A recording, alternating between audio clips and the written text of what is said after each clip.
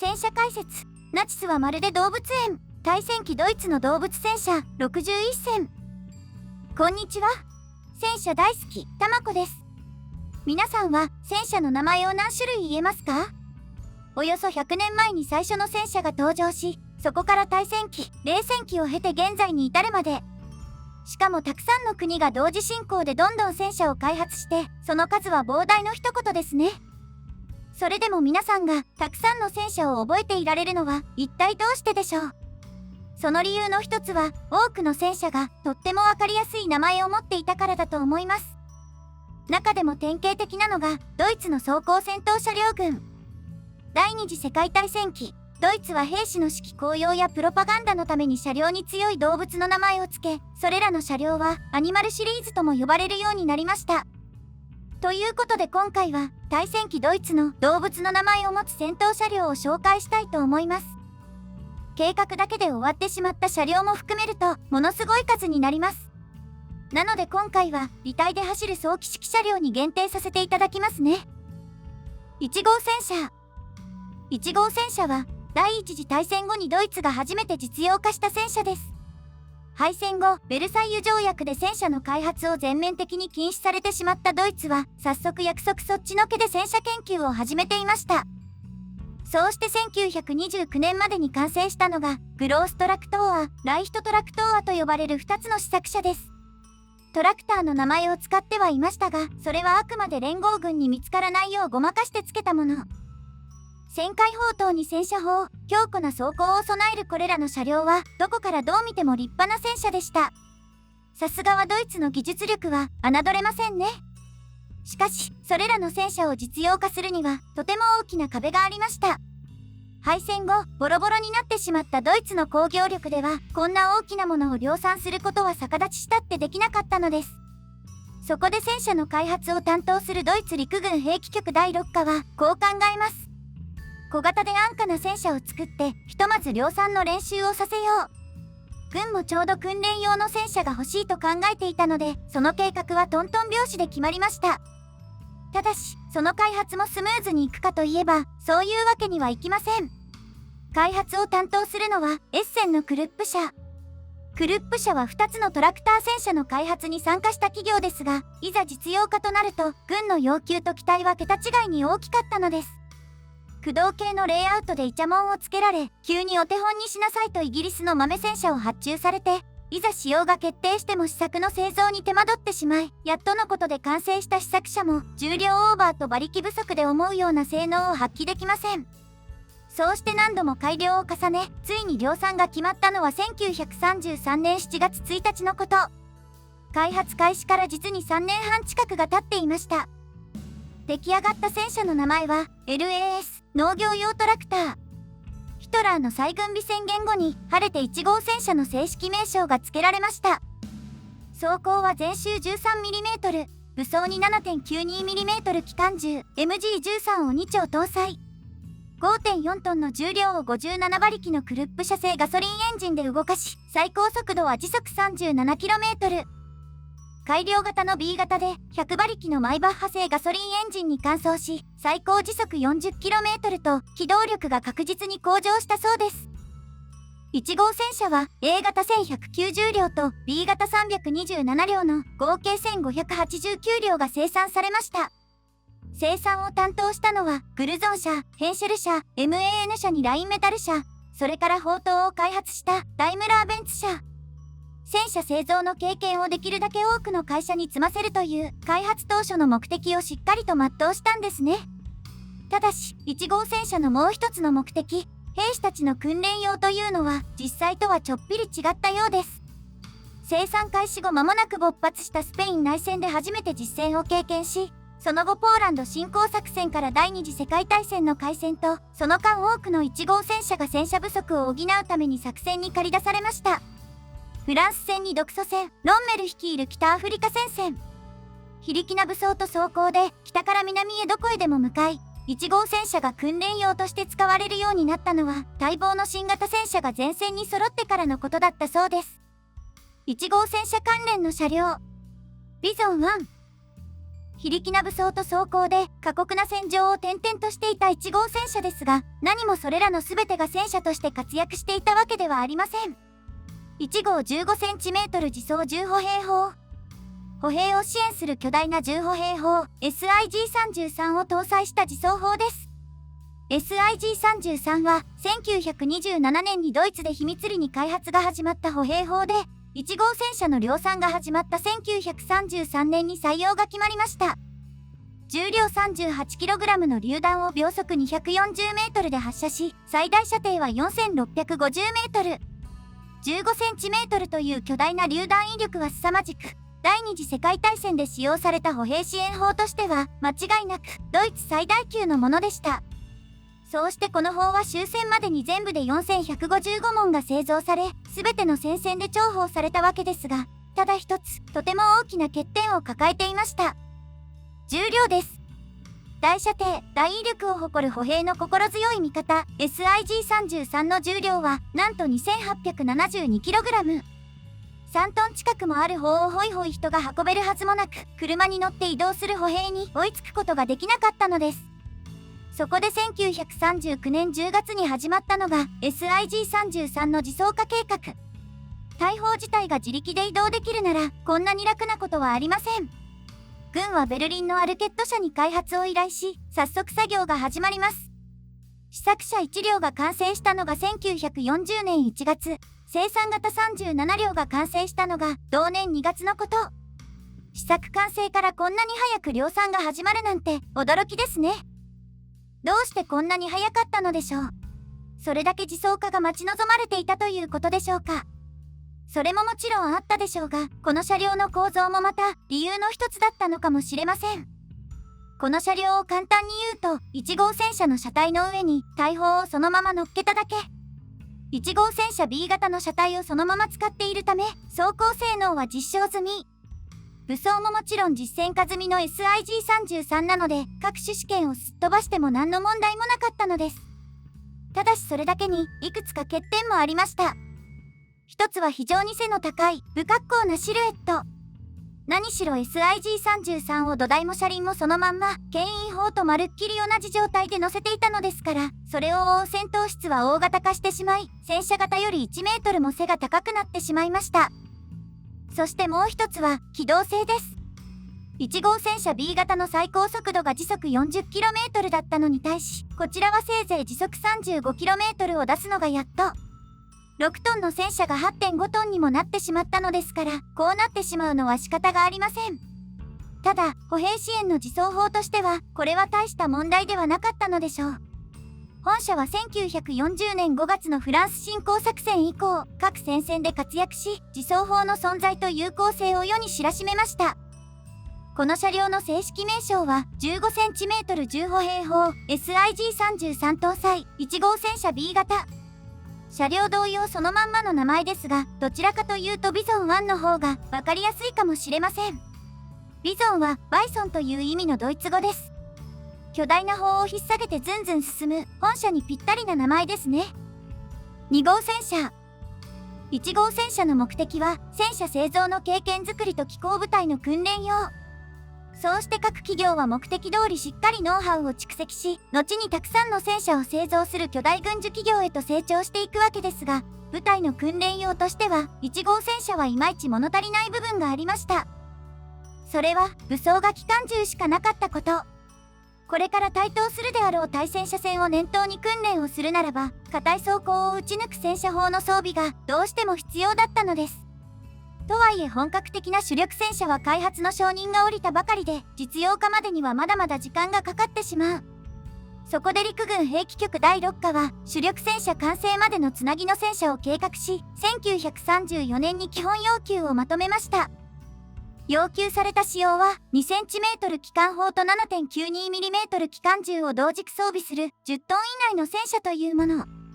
これをもとに同年7月、クルップ社とヘンシェル社、MAN 社3社に対して設計依頼が出されます。検討の結果選ばれたのは、車体が一番大きくて拡張性のある MAN 社。ただしその設計は車体だけで、砲塔はダイムラーベンツ社が開発することになりました。思えば1号戦車の砲塔もダイムラー社製でしたね。兵器局は今回も開発を分担制にすることでできるだけ多くの企業に経験を積んでほしかったようです。開発は順調に進み、1935年末に増加試作車10両が完成します。この試作車は A1 型と呼ばれ、その後 A2 型、A3 型、B 型、C 型と試作と改良を重ねていきました。そうして1937年7月、ついに生産型第1号 A 型の量産が始まります。採用されたこの戦車の名前は LAS100。1号戦車同様、農業用トラクターと呼ばれていましたが、後に2号戦車として正式化されました。2号戦車の走行は、車体砲塔ともに全周 15mm。重量 8.9 トンの車体を140馬力で動かし、最高時速 40km を発揮します。ここだけ見ると、1号戦車とほとんど変わりませんね。しかし、忘れてはいけません。2号戦車の一番の目的はそこではないのです。搭載された車砲 KWK30 は55口径 2cm 機関砲。500m 先から 31mm 圧の走行を撃ち抜けるれっきとした戦車砲です。この手法のおかげで射撃訓練はお手の物。くしくも訓練より実戦がメインになってしまいますが、もちろん1号戦車以上に活躍することになります。2号戦車は1号戦車とともにスペイン内戦で初陣を飾り、1939年9月1日に始まったポーランド侵攻作戦ではドイツ軍の主力として機甲戦力を支えました。この戦いで装甲の薄さが問題になり、以来車体と砲塔前面に 20mm 圧の装甲板を装着することになったそうです。2号戦車の生産数は A 型から C 型まで合わせて1113両。その後も機動性強化を目指した DE 型や装甲を強化した2号戦車 F 型、その他本当にたくさんの発展型が登場したことからも、本命戦車までのつなぎとして本車がいかに重宝されてきたかがわかるんじゃないでしょうか。2号戦車関連の車両。フラミンゴ。フラミンゴは2号戦車を改造して作られた火炎放射戦車です。この車両のベースになったのは2号戦車 DE 型。2号戦車の機動力を上げるべく、新設計の車体を使って開発された高速戦車です。新型履帯と最新鋭のトーションバー式サスペンションを搭載し、片側4つの台形天輪を持つ、これまでとは全く違う足回りを採用。トランスミッションも新型に変更されて、最高時速 55km を叩き出します。しかし、それはあくまでカタログスペックだけのお話。実際に走ってみると不整地ではほとんど使い物にならず、フランス侵攻の直前に部隊から引き上げられてしまったのです。完成した車両の数は1938年5月から翌年8月にかけて全部でたったの43両。いいえ、それが使えない戦車ならその数はむしろ多すぎたのかもしれません。さて、この大量の不良在庫をどうにかして再利用できないものか。そうして検討の末に思いついたのが火炎放射戦車だったのです。実はかねてよりドイツ陸軍は敵の拠点を無力化する火炎放射器搭載の装甲車両が欲しいと考えていました。しかし、そのためだけに新しい車両を作るのはあまりにもコストがかかりすぎる。そうした矢先に目に留まったのが戦車としては使えない新型戦車の存在だったわけですね。1939年1月に MAN 社とベクマン社に開発依頼が出され、2社共同で改造作業が始まります。砲塔を機関銃装備の新型に変更し、車体前方に火炎放射器を装備した小型砲塔を2機搭載。火炎放射器はそれぞれ180度旋回させることができ、車長が遠隔操作できるようになっていました。最大放射距離は35メートル、1発5秒間の放射を80発撃つことができたそうです。採用されたこの車両の名前はフラムパンツァー2、通称フラミンゴ。1940年1月に生産が始まって、1942年3月までに152両が生産されました。あれ？おかしいですね。ベースになった2号戦車 DE 型は43両しかなかったはずなのに、一体どうやって作ったんでしょう。それはもちろん、なければ作るしかありません。試験結果が思いのほか良かったのでしょう。軍は初回でいきなり90両という大型発注を出しており、後になってさらに150両が追加発注されました。のっけから在庫を大きく上回る発注が出されたことで、打ち切られたはずの車体製造を急遽再開することになったのです。しかし、いざ実戦となると、なかなかうまくはいきませんでした。原因は絶望的に低い走行防御力です。フラミンゴの初陣は1941年6月に始まったソ連侵攻作戦バルバロッサ作戦。思いもよらないソ連の抵抗にドイツは多大な苦戦を強いられ、防御力の低いフラミンゴもまた大半が撃破されてしまったのです。そうして最終的に生き残ったフラミンゴは全部で52両。これらの車両は年内に本国へ引き上げられることになり、追加発注分の150両もほとんどがフラミンゴとしては完成しなかったそうです。マルダー2。1941年11月当時、追加発注分のフラミンゴがすでに62両製造されていたそうですが、前線からの引き上げが決まって結局契約はキャンセルされてしまいます。そうしてそこに残ったのは150両にも上る2号戦車 DE 型の車体だけ。戦車としては役に立たないこの車体をドイツは一体どうするつもりなのでしょう。その答えこそがマルダー2、強力な手法を持つ対戦車自走砲です。ソ連との戦いでフラミンゴをはじめとするドイツ車両の防御の低さが露呈してしまったというのは先ほどお話ししましたが、それよりドイツ軍を悩ませたのはむしろ攻撃力の方でした。ソ連軍が投入した見たこともない戦車 T34 と KV1、KV2。これらの戦車の装甲はドイツ軍の攻撃をことごとく跳ね返し、巨大な高射砲の水平射撃でしか対抗できないという信じられない状況だったのです。すぐにでもあれらの戦車に対抗できる対戦車兵器が必要だ。火炎放射戦車なんか作っている場合じゃない。そうしてドイツ軍は 7.5cm 砲を搭載する対戦車自走砲の開発を決定し、1941年12月20日に開発依頼を出したのです。ベース車体に選ばれたのは2号戦車 DE 型。フラミンゴ用に製造された150両の車体をすべて対戦車自走砲に転用し、ラインメタル社製の 7.5cm 対戦車砲 PAK40 を搭載すること。しかし PAK40 は1941年11月に試作が完成したばかり。試験を終えて量産に入るまでまだまだ時間がかかってしまうため、ひとまず代わりに PAK36R を搭載することが決まります。PAK36R はソ連侵攻作戦でドイツが大量に鹵獲したソ連製の大砲で、ドイツが対戦車砲に改造したものです。30度傾斜の装甲板に対する貫徹力は射距離 1000m で 82mm。PAK40 にはちょっぴり劣るものの、それでも十分高い威力を持っていました。こうして使用が決定し、アルケット社で車両の生産が始まったのは1942年初頭のこと。同年5月には初回発注分の150両が全て完成しました。さすがはものすごい速さ。車体も砲も出来合いのものを使っただけありますね。しかし、その後出された60両の追加発注についてはかなりの時間を要しました。なぜならそれらの車両は新規生産ではなく、前線から引き上げられたフラミンゴを回収して作られたからです。戦場から届くのを一つ一つ待って、傷ついた車体をしっかり直してからの改造作業。これはなかなか骨の折れる作業で、全てのフラミンゴが改造作業を終えたのは1943年6月になってからのことだったそうです。そうして納品された本社の数は全部で202両。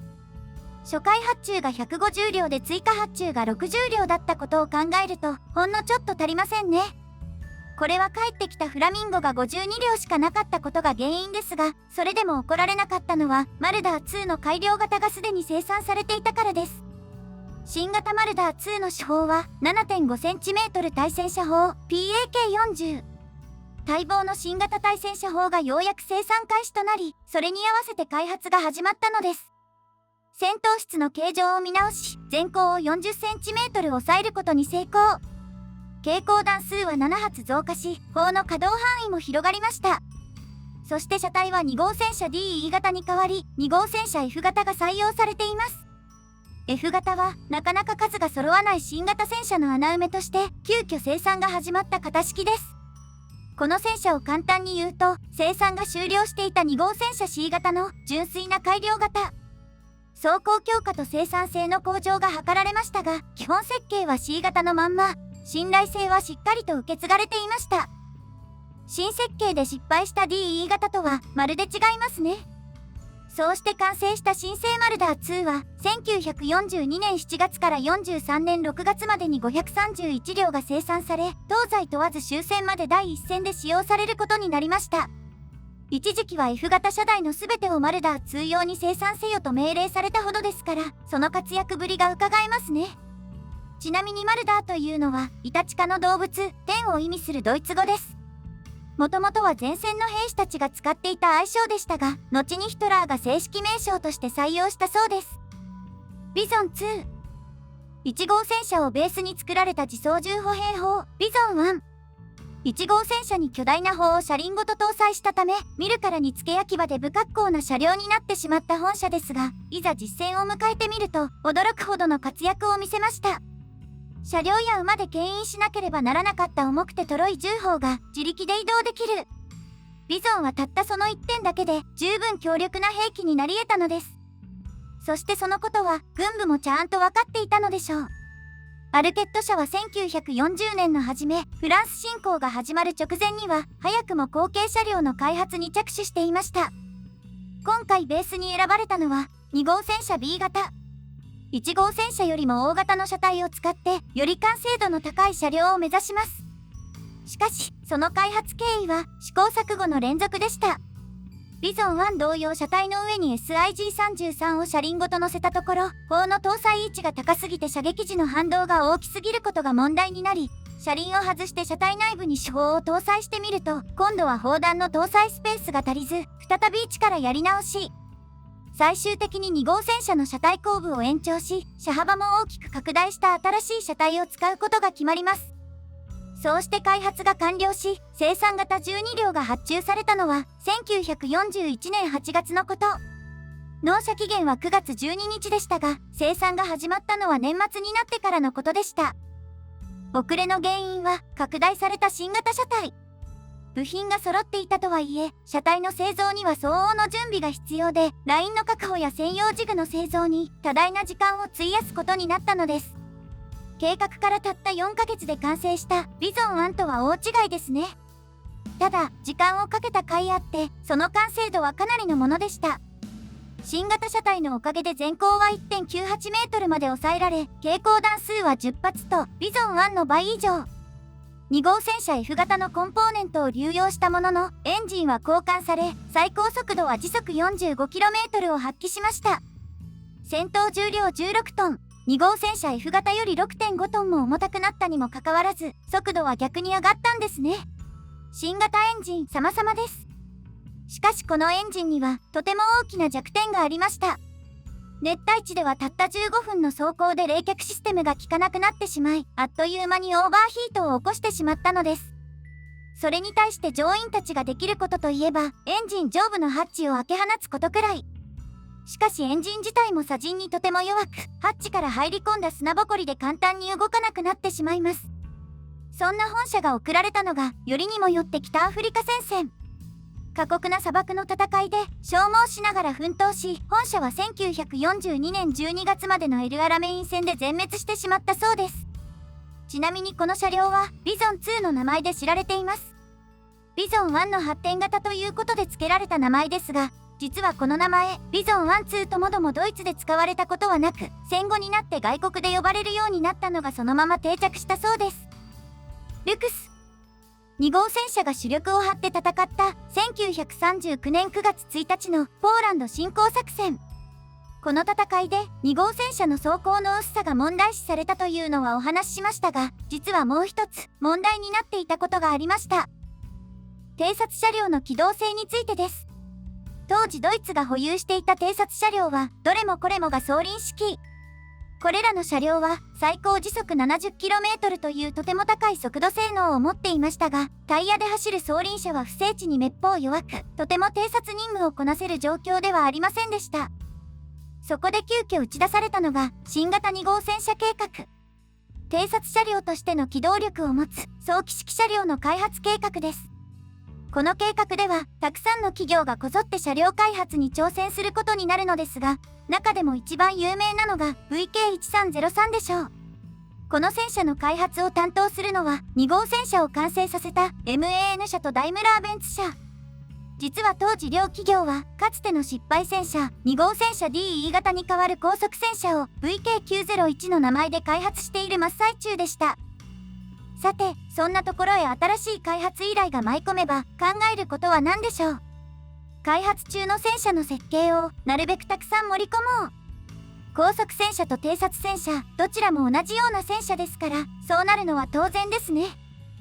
VK901 と同じ150馬力のエンジンを搭載し、トランスミッションも走行装置もまるっきり一緒。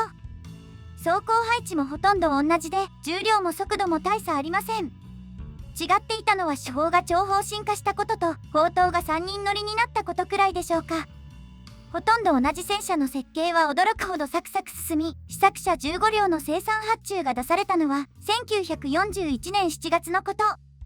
そうして本社は VK1301 として早速試作車の製造が始まりますが、完成した車両は名前がちょっぴり変わっていました。VK1303。製造の途中で機動力の強化を要求されて、試作に盛り込むことになったのです。履帯幅を広げて接地圧を軽減し、エンジンを高出力の新型に変更。そうしてこの戦車は採用が決定し、最初の15両に引き続き、生産を続けることになったのです。この戦車の名前は、新型2号戦車 VK1303。1942年7月には、山猫を意味するルクスの名前が公式に付けられます。総重量 11.8 トンの車体を180馬力のエンジンで動かし、最高速度は時速 60km。従来の2号戦車が最高時速 40km だったことを考えると、ものすごい進化ですね。そしてルクスで進化したのは、機動力だけではありません。搭載された新型砲 2cm 機関砲 KWK38。これは2号戦車に搭載された 2cm 機関砲 KWK30 の改良型で、連射速度が毎分280発から毎分450発と大幅に向上しています。それに合わせて本社では手法が超方進化したという風にお話ししましたね。KWK30 の砲身長が55口径だったのに対し、ルクスの手法は65口径。砲身が長くなればそれだけ初速が速くなり、貫徹力もそれだけ向上するのです。このように大幅な性能強化を実現し、新型2号戦車計画で最も成功したと言われるルクスですが、一体どれほど生産されたでしょうか。その数、ぴったり100両。なんだか随分少なめですね。実のところ、最初の発注では500両、ルクスの名前がついた時点では800両の生産計画が出されていました。しかし、そんな計画とは裏腹に生産は遅れに遅れ、1944年1月に100両目が完成したところで、生産中止が決まってしまいました。遅れの理由は、製造元の MAN 社が主力戦車の生産でてんてこまいだったから。5cm 機関砲を備える8輪式装甲偵察車、プーマの登場もまた、打ち切りの原因の一つだったようです。レオパルト。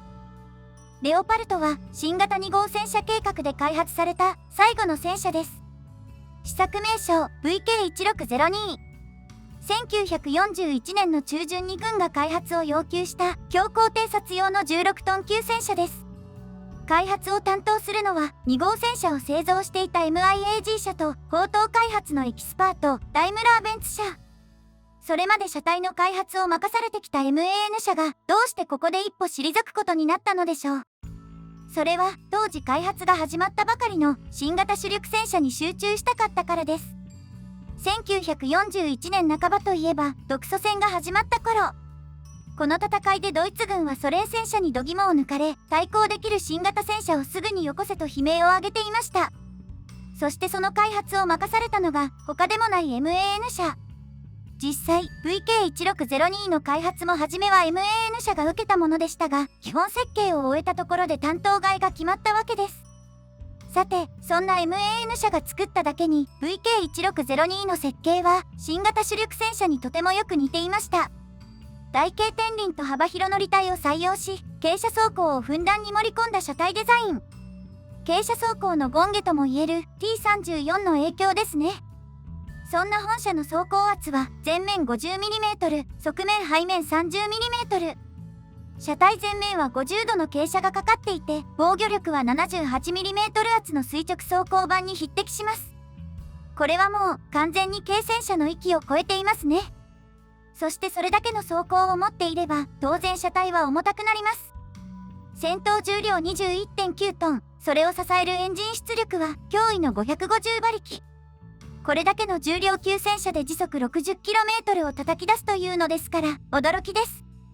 主砲には60口径 5cm 戦車砲 KWK39 の1が搭載され、30度傾斜の装甲板に対する貫徹力は射距離 1000m で 44mm。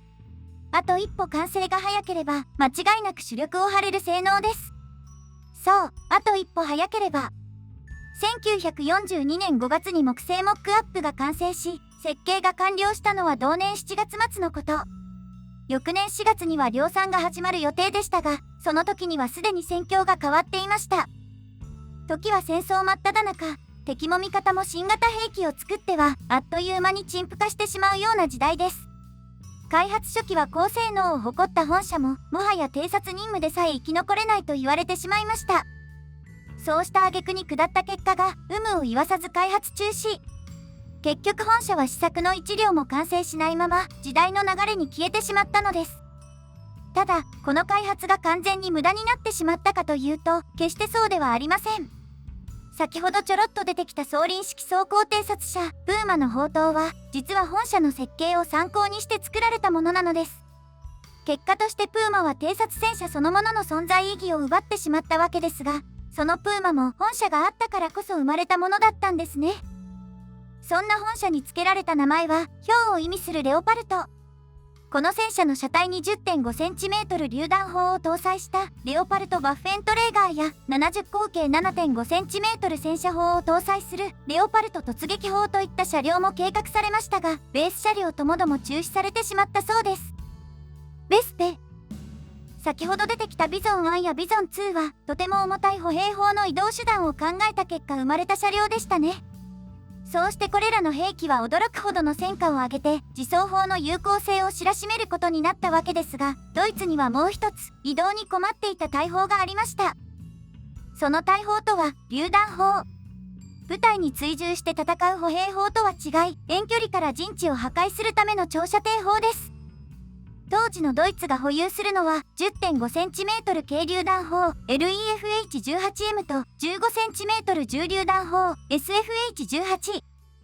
どちらも 12km を超えるとても長い射程距離を持っていましたが、LEFH-18M はおよそ2トン、SFH-18 は5トン以上と非常に重たいものでした。歩兵砲、対戦車砲とくれば、もちろんこれらも自走化したい。軍は1942年1月に対戦車火力支援車計画を立ち上げ、いよいよ榴弾砲の自走化に踏み切ります。ドイツ陸軍兵器局第6課の依頼を受けたのは、ビゾンやマルダーで実績を重ねたアルケット社。ベース車体に2号戦車を選定し、軽榴弾砲 LEFH-18M を搭載する自走砲として、1942年7月に設計を開始しました。計画が始まって半年後って、のんびりしすぎだと思いませんか？いいえ、そんなことはありません。軍が依頼を出したのはこれが初めてのことではなく、すでに複数の企業で開発が始まっていました。砲の開発で有名なクルップ社にラインメタル社、既存車両の改造が得意なアルケット社だって、例に漏れず、すでに複数の自走榴弾砲を並行して開発していたのです。この時開発中だった車両は、なんと全部で6種類。何せ初めての開発ですから、なるべくたくさん作って成功率を上げたかったんですね。しかし初めてということは、それだけ時間がかかるということ。そこで軍はそれまでのつなぎの車両を今回アルケット社に依頼したというわけです。車体後部の機関室を中央部分に移動して、オープントップの戦闘室を車体後部に搭載。作業スペース確保のために車体後部を延長し、重量増加の対策としてサスペンションを強化します。重たい機関室を真ん中に置くと車重のバランスが安定し、戦闘室が後ろにあれば、車体を伸ばすだけで広いスペースを確保できる。実のところアルケット社は以前、2号戦車は車体が小さすぎて榴弾砲の搭載を諦めたことがあったのですが、開発を進めていくうちに、この方法に気づいたのです。この方法は効果てきめん。1942年末に試作車が完成し、戦闘室には重たい榴弾砲と32発もの砲弾を搭載することができました。発射速度は1分間に4から6発、最大射程は 12,325 メートル。既存車体に既存砲を搭載した本車は試験で問題になることもなく、1943年2月に入って量産開始が決定します。そんな本車の生産数は1944年7月までに676両。赤軍に工場が占領されるまで生産は続き、1943年7月のクルスク戦以降、すべての戦線で終戦まで活躍することになりました。あれ、なんだか不思議ですね。この車両はもともとつなぎとして作られたはずなのに、本命だった他の車両は一体どこへ行ったのでしょう。結果は軒並み不採用。実戦に投入してみると本車はびっくりするほど活躍し、早く作れてコストも安い本車こそが 10.5cm 自走榴弾砲の決定版となったのです。どれほど気に入られたかといえば、今後すべての2号戦車を本車用に生産するようヒトラーが命令を下したほど。マルダー2でも同じようなことを聞いたような気がしますが、本社の評価はそれ以上だったということなのかもしれませんね。ただし、彼は本社に付けられた名前だけはお気に召しませんでした。本社の名前はベスペ、スズメバチという意味のドイツ語です。ヒトラーは大の虫嫌いで、虫の名を持つ多くの車両は名前で呼ぶことが禁止されたり、無理やり改名させられたそうです。38T 戦車関連の車両。マルダー3。独ソ戦の開戦早々、苦戦を強いられることになったドイツ軍。ソ連軍の新型戦車を目の当たりにし、慌てて軍は対戦車自走砲の開発を決定します。そうして軍の要求を受けたアルケット社は、たった1ヶ月でマルダー2を完成させたわけですが、その時完成した対戦車車両は、実はそれだけではありませんでした。マルダー3、チェコの BMM 社が作った対戦車自走砲です。既存車体を改造し、最新型の対戦車砲 PAK-40 を限定旋回式に搭載。ただし PAK-40 は完成前のため、ひとまずつなぎとしてソ連の旅客砲 PAK-36R を採用すること。名前もそっくりなら、開発内容もほとんど一緒ですね。違うのは、ベースになった車体くらいじゃないでしょうか。アルケット社のマルダー2が2号戦車 DE 型をベースにしていたのに対し、マルダー3のベースになったのは 38T 戦車。ドイツとの戦いに備えてチェコスロバキア軍が開発したものの、採用が決まった直後に国を失ったちょっと気の毒な軽戦車です。そしてこの戦車を使うことになったのはもちろんドイツ軍。戦車名を LTVZ38 から 38T に、開発企業も CKD から BMM へと改名し、ドイツ機甲部隊の主力として大量生産されることになりました。そんな 38T 戦車をベースに対戦車自走砲を作りたい。BMM 社が開発要求を受けたのは1941年12月22日。翌年1月には試作車が完成し、試験を待たずにそのまま量産が始まります。完成した車両の名前はマルダー 3G 型。ベースになった 38T 戦車の最終生産型 G 型に合わせた型式です。わざわざ型名がついた理由は、マルダー3には次の型式があったからです。自走砲専用の H 型車台をベースにしたマルダー 3H 型。戦闘室の設計を見直し、主砲を46口径 7.5cm 対戦車砲 PAK-40 に変更。マルダー2同様、本命砲が完成したことで作られた改良型ですね。ただし、マルダー3には違う点がありました。それは、マルダー2には存在しない3番目の改良型が登場したことです。実のところ、マルダー 3H 型の生産が始まったのは1942年10月末と、マルダー2の改良型の登場より3ヶ月も後のことでした。その理由は、前の G 型がまだ生産中だったから。多くの車両を同時進行でバンバン作れるアルケット車とは違い、BMM 社はそこまで大きな工場を持っていなかったのです。それにもかかわらず、38T 戦車の車体は自走砲の専用車体として引っ張りだこという状況。対戦車砲の他にも、重歩兵砲、対空機関砲といった各種兵器の自走化が計画され、それに備えて生産要求は増える一方だったのです。そこで BMM 社は考えます。これらのたくさんの自走砲をまるっきり同じ車体で作れたらいいのに。それまでは同じ 38T ベースとは言っても、車種に合わせて色々改造する必要があったんですね。そうして考えた BMM 社は、とある場所へ足を運びました。ベルリンのアルケット社です。ビゾン1にビゾン2、マルダー2やベスペなど、これまで本当にたくさんの自走砲を手掛けていたアルケット社。そんな自走砲の大先輩とも言える会社なら、きっと良いアイデアをくれるに違いありません。そうして1943年2月に車体の設計を終え、2ヶ月後には試作車1両が完成します。新しい型式は、マルダー 3M 型。エンジンを車体中央に、戦闘室を後部に置いたレイアウトは、先ほど出てきたベスペと一緒。重たい手法が後ろになって車重のバランスがすっきり改善。車体後部を延長したことで戦闘室のスペースが広く取れ、ついでに手法の位置が下がって、車高の高さも解消されました。さらにこの車体なら、戦闘室を乗せ替えるだけで、いろんな自走砲に変身できちゃう。アルケット社は、しっかりと期待に応えてくれたんですね。マルダー 3M 型の量産は1943年5月から始まり、生産数は1944年6月までの間に942両。初期型の G 型344両、H 型611両と合わせれば、全部で1897両のマルダー3が完成したことになります。それに対してアルケット社のマルダー2は、新旧合わせて733両。マルダー3と比べると、随分少ない気がします。先ほど私は2号戦車の車体をすべてマルダー2用に、その後すべてをベスペ用に生産するよう命令が変更されたという風にお話ししましたが、その理由はマルダー3があればそれで十分だったからなんですね。実際、軍は 7.5cm 対戦車自走砲をマルダー3に一本化するよう途中で方針を変更したそうです。グリレ。マルダー3の最終形態で使われた自走砲専用の新型車台。生産性が向上し、これ一つでいくつもの自走砲を簡単に作れるようになった BMM 社は、おかげでとっても助かることになったわけですが、この車台の完成までの道のりは、決して簡単なものではありませんでした。それを一番物語るのが、グリレと呼ばれたこの車両でしょう。グリレは 38T 戦車をベースに作られた自走重歩兵砲です。15cm 重歩兵砲を搭載するビゾン1、2の後継車両が欲しい。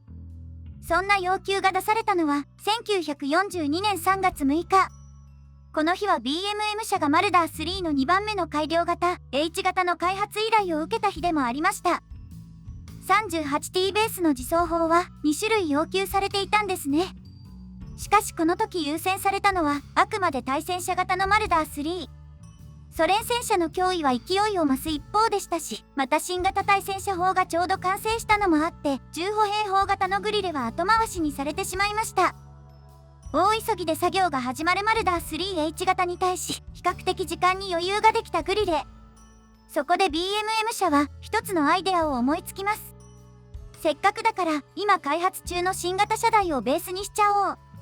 新型車台というのはもちろん自走砲専用車台のこと。つまりこの車台の開発は1942年3月時点ですでに始まっていたんですね。しかし、新型車台の設計が完了するのはそれから1年後の1943年2月のこと。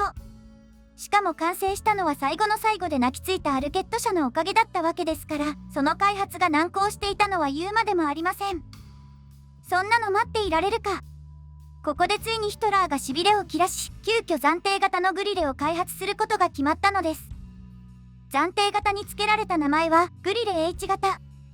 38T 戦車の車体にオープントップの戦闘室を設置し、毎度おなじみの重歩兵砲 SIG-33 を搭載。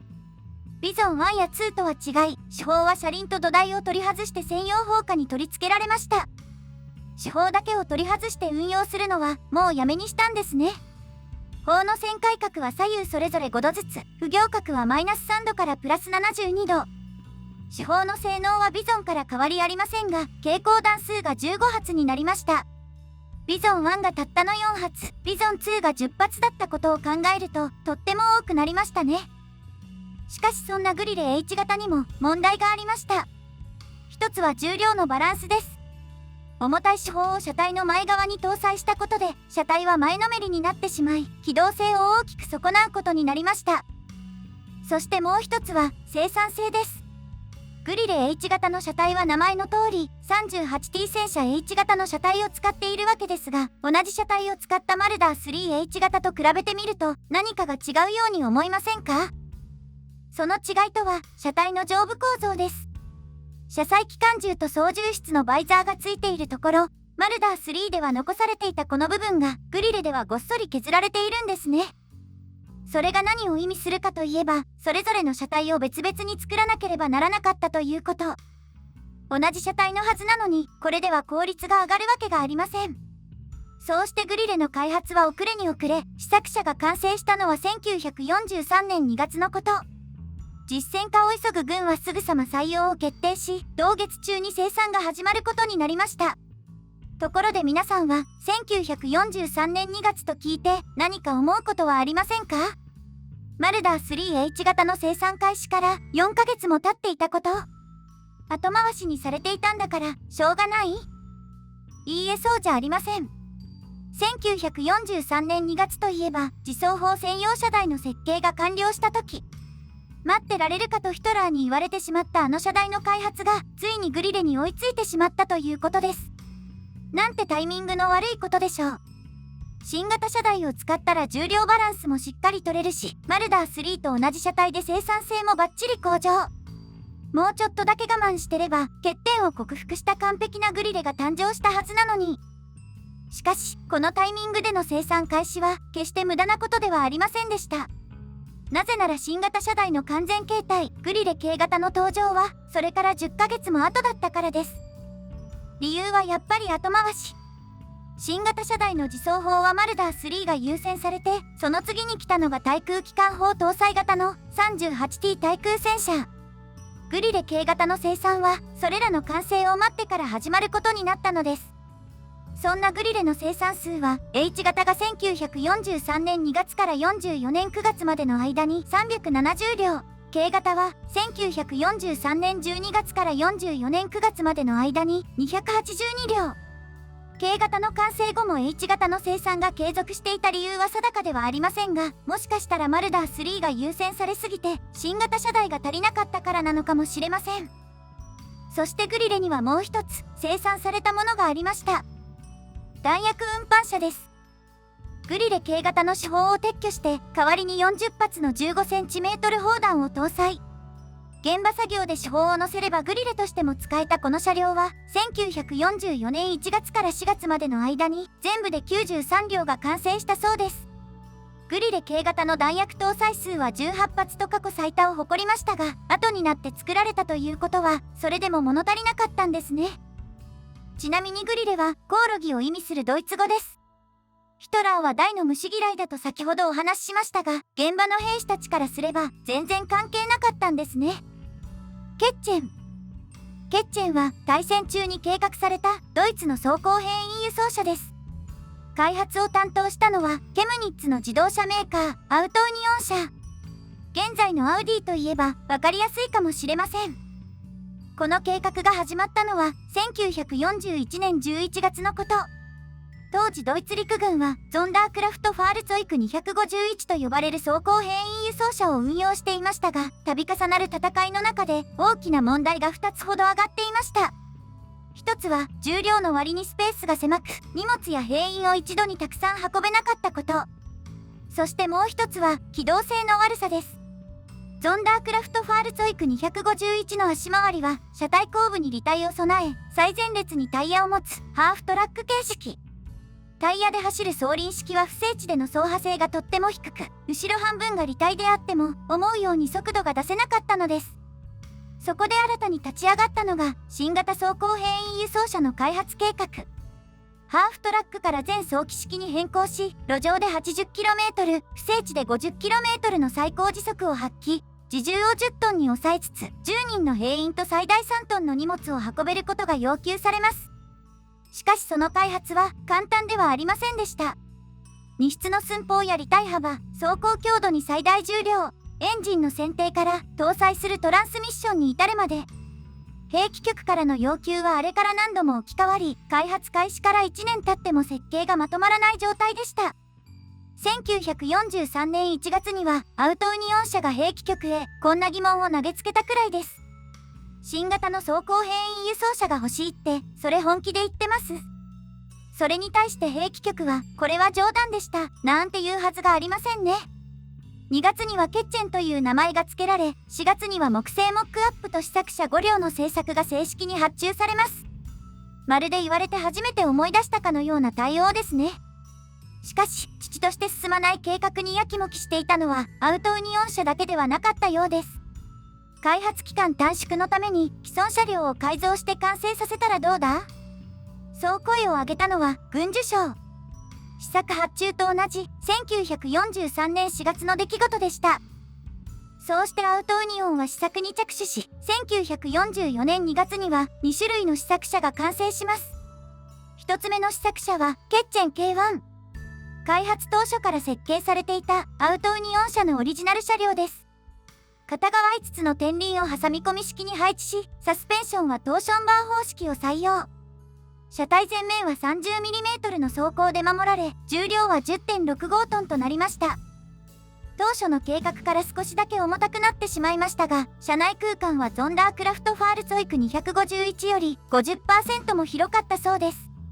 そしてもう一つはケッチェン K2。K1 がオリジナルなら、こちらは既存車両の改造版です。車体前面は 15mm の装甲で守られ、重量は K1 よりだいぶ軽い 8.75 トン。片側4つのゴム付き台形天輪を搭載し、サスペンションはリーフスプリングを採用していました。この足回りを見れば、ベースになった車両が何かはなんとなくわかりますね。38T 戦車。中でも軍需省が最適だと言ったのは、その改造車両、マルダー 3M 型でした。エンジンを車体中央に配置し、延長された車体後部に広い戦闘室を搭載。しかもこの車両は弾薬運搬車としても使われていましたから、物や人を運ぶのだってお手の物だったのです。でも、ちょっと不思議ですね。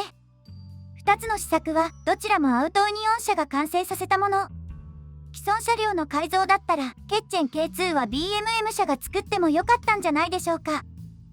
実のところ、軍需省に名指しされた BMM 車も、きちんと試作を作っていました。マルダー 3M 型の戦闘室を装甲板で塞ぎ、後面装甲を追加して観音開きの扉を設置。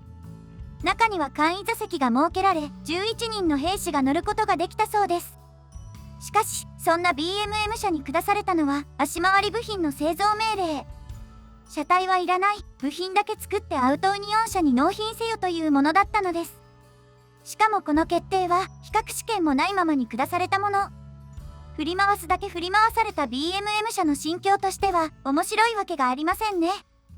この決定でアウトユニオン車はヘッツァーの足回りを注文しましたが、実際に納品されたのは一回り小さいマルダー3の部品だったそうです。これが BMM 車の小さな抵抗だったのか、それとも単なるミスだったのか。その真実は闇の中ですが、受けた仕打ちを考えれば、たとえわざとやったとしても罰は当たらないんじゃないでしょうか。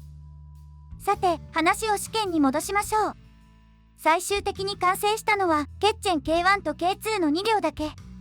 両者の比較試験の結果、マルダー3の足回りを持つ K2 は走破性や高速性能に難があり、トーションバーを使った K1 の方が優れていることが分かりました。しかし、比較で勝ったケッチェン K1 も最終的に量産はなし。1944年末頃には計画そのものがキャンセルされてしまったのです。ちなみにケッチェンは子猫という意味のドイツ語です。多忙極まる大戦末期の業界をお騒がせしたこの車両が本当に子猫だったなら可愛いで済んだのかもしれませんね。3号戦車。ドイツ最初の量産戦車1号戦車は機銃しかなく、訓練のためには戦車砲を搭載する本格的な戦車がどうしても必要でした。しかし、計画された主力戦車は開発が始まったばかりで、実用化にはまだまだ程遠い状況。そこで急遽つなぎの戦車が計画されて、2号戦車が誕生したというのは先ほどお話しした通りですね。それではここで、2号戦車開発のきっかけを作った主力戦車、3号戦車について見ていきましょう。3号戦車の計画が始まったのは、1934年1月11日のこと。ドイツ機構戦術の父、ハインツ・グデーリアンたっての希望で開発が決定しました。彼が一番重視したのは、装甲はともかく、機動性に優れた戦車。複数の戦車が連携を取り合って敵を翻弄し、短期間のうちに一気に決着をつける電撃戦を実現するには機動力が何よりも大切だったのです。厚い皮膚より速い足。つまるところ3号戦車はそれまでとは違い、ガチガチに実戦を見据えた戦術のための戦車だったんですね。そんな本格的な戦車だったからこそ、開発には一切妥協できません。エンジンを前に置くか後ろに置くか、フロントドライブにするか、リアドライブにするべきか。レイアウトの段階でも意見が分かれ、仕様の決定にはかなりの時間を要しました。中でも議論が白熱したのは、手法の後継についてです。新型の 5cm 砲を搭載したいと考えたグデーリアンに対し、兵器局第6課は従来型の 3.7cm 砲を提案。当時の主力砲なら性能はそれで十分だったし、従来のままなら生産も管理も簡単だと主張したわけです。しかし、実戦を見据えた戦車だからこそ、将来的にも長く使える性能にしたい。グデーリアンも断固として譲らず、結局本社の仕様はこのように決まりました。リアエンジンフロントドライブ方式を採用し、重量15トン、最高速度は時速 40km を発揮すること。車体に無線機を標準装備し、3人乗りの砲塔を搭載すること。そして手法は 3.7cm 砲を採用。ただし、将来的には 5cm 砲も搭載できるように設計すること。手法については結局決着がつかず、両者の意見の間を取ることにしたんですね。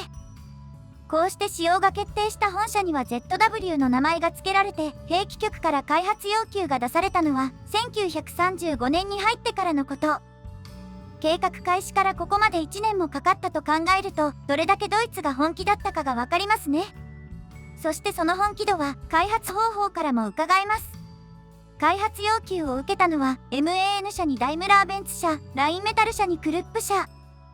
複数の会社に同時に開発依頼を出し、競争をさせることでより良い戦車を作ろうと考えたのです。ただしさっきも言った通り、今回作るのはバリバリの本格戦車。これまでの練習用とは違い、ZW の開発は生半可なものではありませんでした。それがどれほど難しかったかといえば、MAN 社は試作完成まで持っていけず、ラインメタル社は諸事情で計画から離脱してしまうほど。1935年末に試作を完成させたのは、ダイムラーとクルップの2社だけだったのです。そうして翌年に比較試験が行われ、結果ダイムラーベンツ社が採用を勝ち取ることになります。1936年末には生産型5両の製造を受注し、全車両が完成したのは翌年5月のこと。この最初の生産型は 1ZW と呼ばれ、後に3号戦車 A 型の正式名称が付けられました。計画開始からおよそ3年。ついにドイツは本格的な戦車を手に入れることができたのです。と言いたいところですが、ちょっと待ってください。1937年5月に3号戦車 A 型が完成したというお話ですが、それまでのつなぎの戦車2号戦車の完成はいつだったでしょうか。2号戦車 A 型の生産が始まったのは1937年7月。なんとつなぎの戦車よりも3号戦車の方が早く完成してしまったのです。これっておかしくないですか？つなぎの戦車って一体どういう意味でしたっけ？いいえ、何もおかしくありません。なぜなら3号戦車 A 型はまだまだ試作の域を出ておらず、ここから長い改良の日々が続くことになるからです。B 型に続けて C 型、D 型と試作と改良の繰り返し。一番問題だったのはサスペンションの方式でした。A 型のコイルスプリングから B 型でリーフスプリング方式に変更し、そこから何度も向きや配置を見直して改良して、グデーリアンが欲しかったのは何を置いても機動力。サスペンションに問題を抱える3号戦車は時速 40km を目標にしていたにもかかわらず、A 型で時速 32km、B 型以降になっても 35km を出すのが限界というありさまでした。そうして何度も設計を見直してたどり着いたのが最新式のトーションバー式サスペンション。これを搭載したことでようやく満足のいく性能になり、3号戦車は E 型で初めて本格的に量産されることになったのです。そんな3号戦車 E 型の量産開始は1938年12月。つなぎの戦車はやっぱり必要だったんですね。そして3号戦車の改良はそこからまだまだ続きます。F 型でエンジンを改良し、G 型ではグデーリアン待望の42口径 5cm 戦車砲 KWK38 を搭載。H 型では防御力の強化が図られ、J 型の途中からはさらに高火力の60口径 5cm 戦車砲 KWK39 に換装。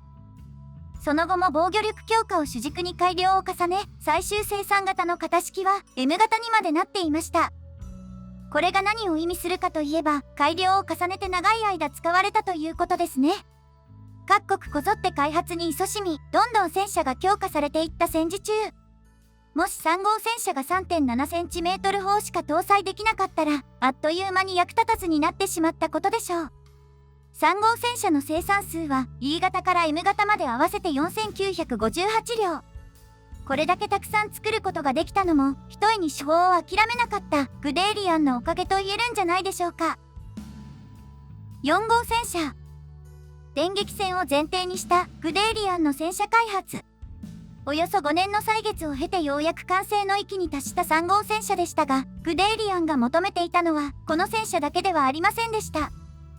電撃戦に必要なのは主力戦車と火力支援車。高機動で敵を翻弄する3号戦車に随行し、その手法ではどうにもならない敵をやっつける高火力の支援戦車が必要だったのです。そしてこの火力支援車の開発計画、実は3号戦車よりも先に始まっていました。開発名称は BW。最大重量は18トンとし、大口径の 7.5cm 砲を搭載すること。使用は早々に決定し、すぐさま各所に開発依頼が出されました。試作発注を受けたのは、ラインメタル社とクルップ社、後から MAN 社も加わって、合計3社での共作となります。コンペで競争させることで、より良い戦車を作り出そう。3号戦車もそうですが、コンペ形式はドイツの常套手段だったんですね。そうして各社で作業が始まり、それぞれの設計が陸軍兵器局に上がってきます。この時上がってきた設計を見ると、クルップ社と MAN 社はトーションバー式サスペンションと挟み込み式天輪を、ラインメタル社はかつて開発していた多砲塔戦車、ノイバウファールツォイクにそっくりな足回りをそれぞれ採用していたそうです。そういえば先ほど、ラインメタル社は事情があって3号戦車の開発から撤退したというお話が出てきましたね。その事情というのは他でもなく、火力支援車 BW の開発計画です。実はラインメタル社は、グデーリアンの上司、オズバルトルッツ将軍の大のお気に入りでした。そのぞっこんぶりときたら、これからの装甲車開発は全てラインメタル社に一任すべしと主張するほど。そうしてラインメタル社は言葉の通り、火力支援車開発に関する独占契約を取り付ける運びとなり、それならそれに専念すべきということで、3号戦車の開発をキャンセルすることにしたのです。しかし、蓋を開けてみればどうでしょう。BW の開発は結局コンペになってしまい、結果採用されたのはクルップ社の設計案。この開発に全力で取り組んだラインメタル社ではなく、3号戦車と掛け持ちしていたクルップ社が採用を勝ち取ることになったのです。いくらグデーリアンの上司とはいえ、彼の一言でどうこうなるほど、ことは甘くなかったんですね。しかも採用されたクルップの設計案は、先ほど言ったのとは全く別のものでした。その戦車にあったのは、リーフスプリングで支えられた片側8個の小径天輪。トーションバーと挟み込み式天輪を持つさっきの設計とは、まるで違います。どうしてこうなったのかというと、採用されたのは今回 BW としてクルップ社が出した設計ではなかったからです。先ほど私はクルップ社は3号戦車のコンペでダイムラーベンツ社に負けてしまったとお話ししましたね。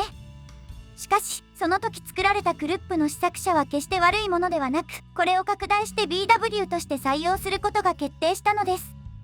3号戦車を捨ててまでして開発に専念した挙句に負けてしまったラインメタル社と、3号戦車を捨てなかったからこそ勝ちを拾えたクルップ社。コンペの結果は本当にわからないものです。さて、こうして開発企業が決まり、試作車の試験が始まったのは1935年末のこと。1936年4月3日には4号戦車の名前で正式採用が決定し、翌年10月には A 型の生産が始まります。ただし、4号戦車も3号戦車と同じく、まだまだ改良が必要でした。B 型で車体前面走行を 30mm に増圧し、C 型では砲塔前面も 30mm に変更。1939年10月に生産が始まった D 型では、車体側面走行も 20mm に強化されました。こうしてみると、4号戦車の改良は、走行強化ばっかりですね。初期型からほとんどデザインが変わらなかったのは3号戦車との大きな違いです。そしてこの D 型が4号戦車初の本格量産型となるわけですが、それから先もどんどん装甲が強化されていくことになります。E 型で車体前面を 50mm に増やし、各所に増加装甲を搭載。F 型では増加装甲を取りやめて一枚板の新型車体に変更されました。これが何を意味するかというと、戦争の激化に伴ってどんどん強い敵戦車が現れたということ。そして4号戦車が軍の主力になりつつあったということです。4号戦車 F 型の生産が始まった1941年4月、この頃主力の3号戦車は42口径 5cm 砲を搭載する J 型が登場していました。そして12月になると3号戦車 J 型は新型の60口径 5cm 砲を搭載して攻撃力が最高値に達しますが、もはやこの時3号戦車はこの手法をもってしても主力を張れる状況ではなかったのです。3号戦車で主力が無理なら一体何を主力にしよう。それはもう4号戦車しかないですよね。そうして1942年3月、ついに4号戦車に大きな転機が訪れます。4号戦車 F 型に搭載されたのは新型戦車砲 KWK40。それまでの単砲新砲から打って変わり43口径というとても長い 7.5cm 砲が搭載されたのです。ちなみにそれまで搭載していた24口径 7.5cm 戦車砲 KWK37 の貫徹力は射距離 1000m で 35mm。それに対して新型砲は同じ条件で 81mm の圧延装甲板を撃ち抜くことができました。手法の換装で攻撃力は倍以上。この改良が行われた4号戦車 F 型は区別のために F2 型と呼ばれ、後に4号戦車 G 型と呼ばれることになりました。北アフリカ戦線でこの戦車と対峙したイギリス軍からは恐れを込めてマーク4スペシャルとも呼ばれたそうです。さて、こうして晴れて大出世した4号戦車は生産数を一気に伸ばしてドイツ軍機甲部隊を支えることになりますが、その改良はとどまることを知りません。G 型からは車体と砲塔にシュルツェンを搭載し、車体前面装甲に 30mm の増加装甲板を装着。1943年3月からはさらに長方針の48口径 7.5cm 戦車砲に換装されます。最終発展型とも呼ばれる H 型では車体前面装甲が 80mm になり、足回りが一新されて機動力が向上しました。そういえば4号戦車の機動力について今まで一度も触れてきませんでしたね。4号戦車 F 型は 22.3 トンの車体を300馬力のエンジンで動かし、最高速度は時速 42km。最終形態の H 型は25トンを同じエンジンで動かし、最高時速は 38km です。超方進化と走行強化で多少下がってしまいましたが、それでも3号戦車と遜色ない速度性能を持っていたんですね。3号戦車と比べ物にならない攻撃力と防御力、それでいて必要十分な機動力を持っていた4号戦車は各地点々終戦まで戦い抜き、生みの親のグデーリオンはその健闘を軍馬の名前で称えたそうです。そんな4号戦車の生産数は増加試作の A から C 型で211両、単方針型の D から F 型で914両、長方針型の F2 型から最終形態の H 型が合計で5636両。そこからさらに生産性を向上させた廉価版の J 型が1758両作られて、全部で合計8519両が生産されました。これは大戦中のドイツ戦車で紛れもなくトップの数字。ドイツ装甲車両の中でも突撃砲に続いて2番目の生産数です。これから先もいろんな戦車が数多く登場しますが、一番頑張った戦車といえばやっぱり4号戦車を置いて他にないんじゃないでしょうか。3号戦車、4号戦車関連の車両。フンメル。1942年1月に始まったドイツの対戦車火力支援車計画。その中で2号戦車の車体に 10.5cm 軽榴弾砲 LEFH-18M を搭載する自走榴弾砲ベスペが完成したというのは先ほどお話ししましたが、実はベスペの誕生経緯は紆余曲折、一度は開発中止の寸前まで追い込まれていました。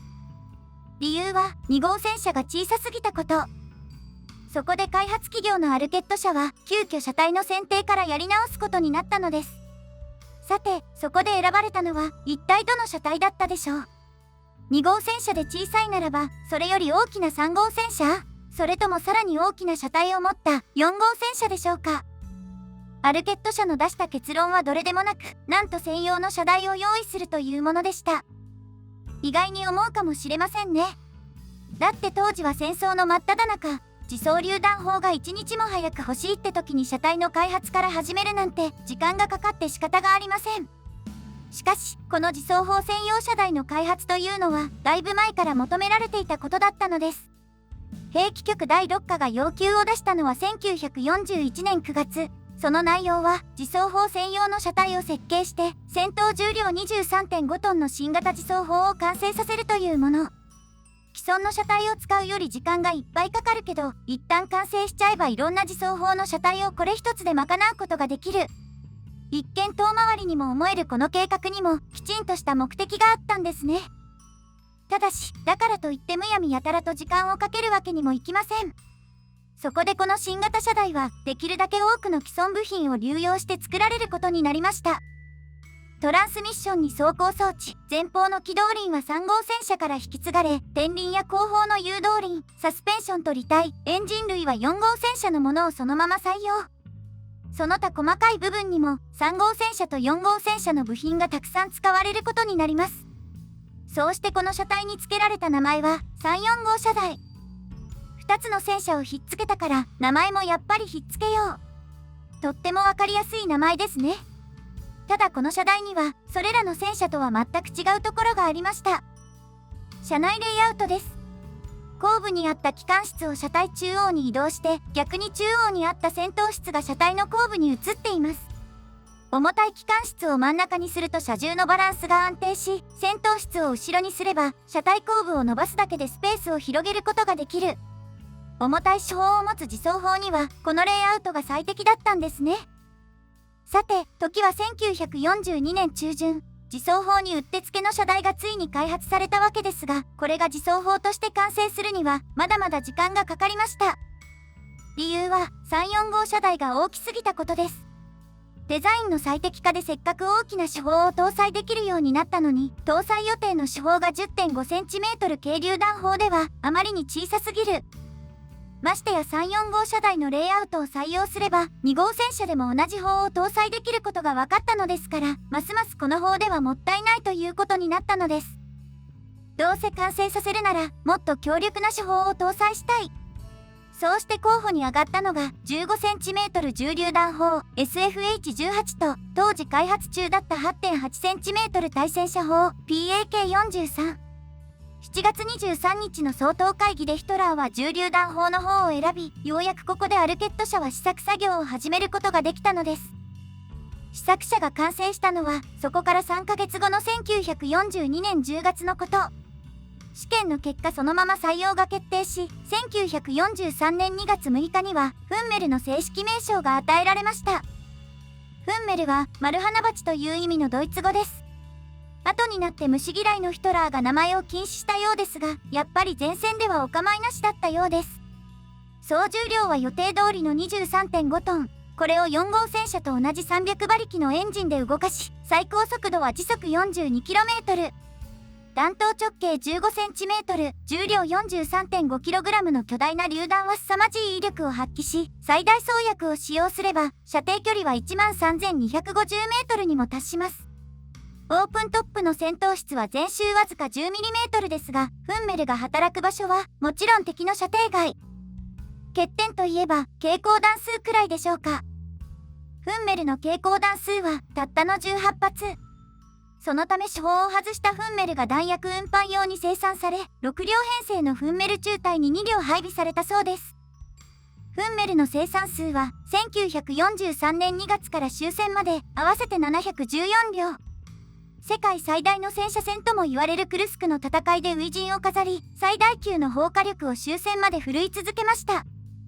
ちなみにフンメルには小さすぎてお役御免になってしまった 10.5cm 軽榴弾砲 LEFH18M ですが、実はこれを搭載したフンメルの写真が1枚だけ確認されています。この車両が生まれたきっかけはベスペの生産中止。1944年6月にベスペの生産工場が占拠されてしまい、穴埋めのためにフンメルの車体を使うことが決まったのです。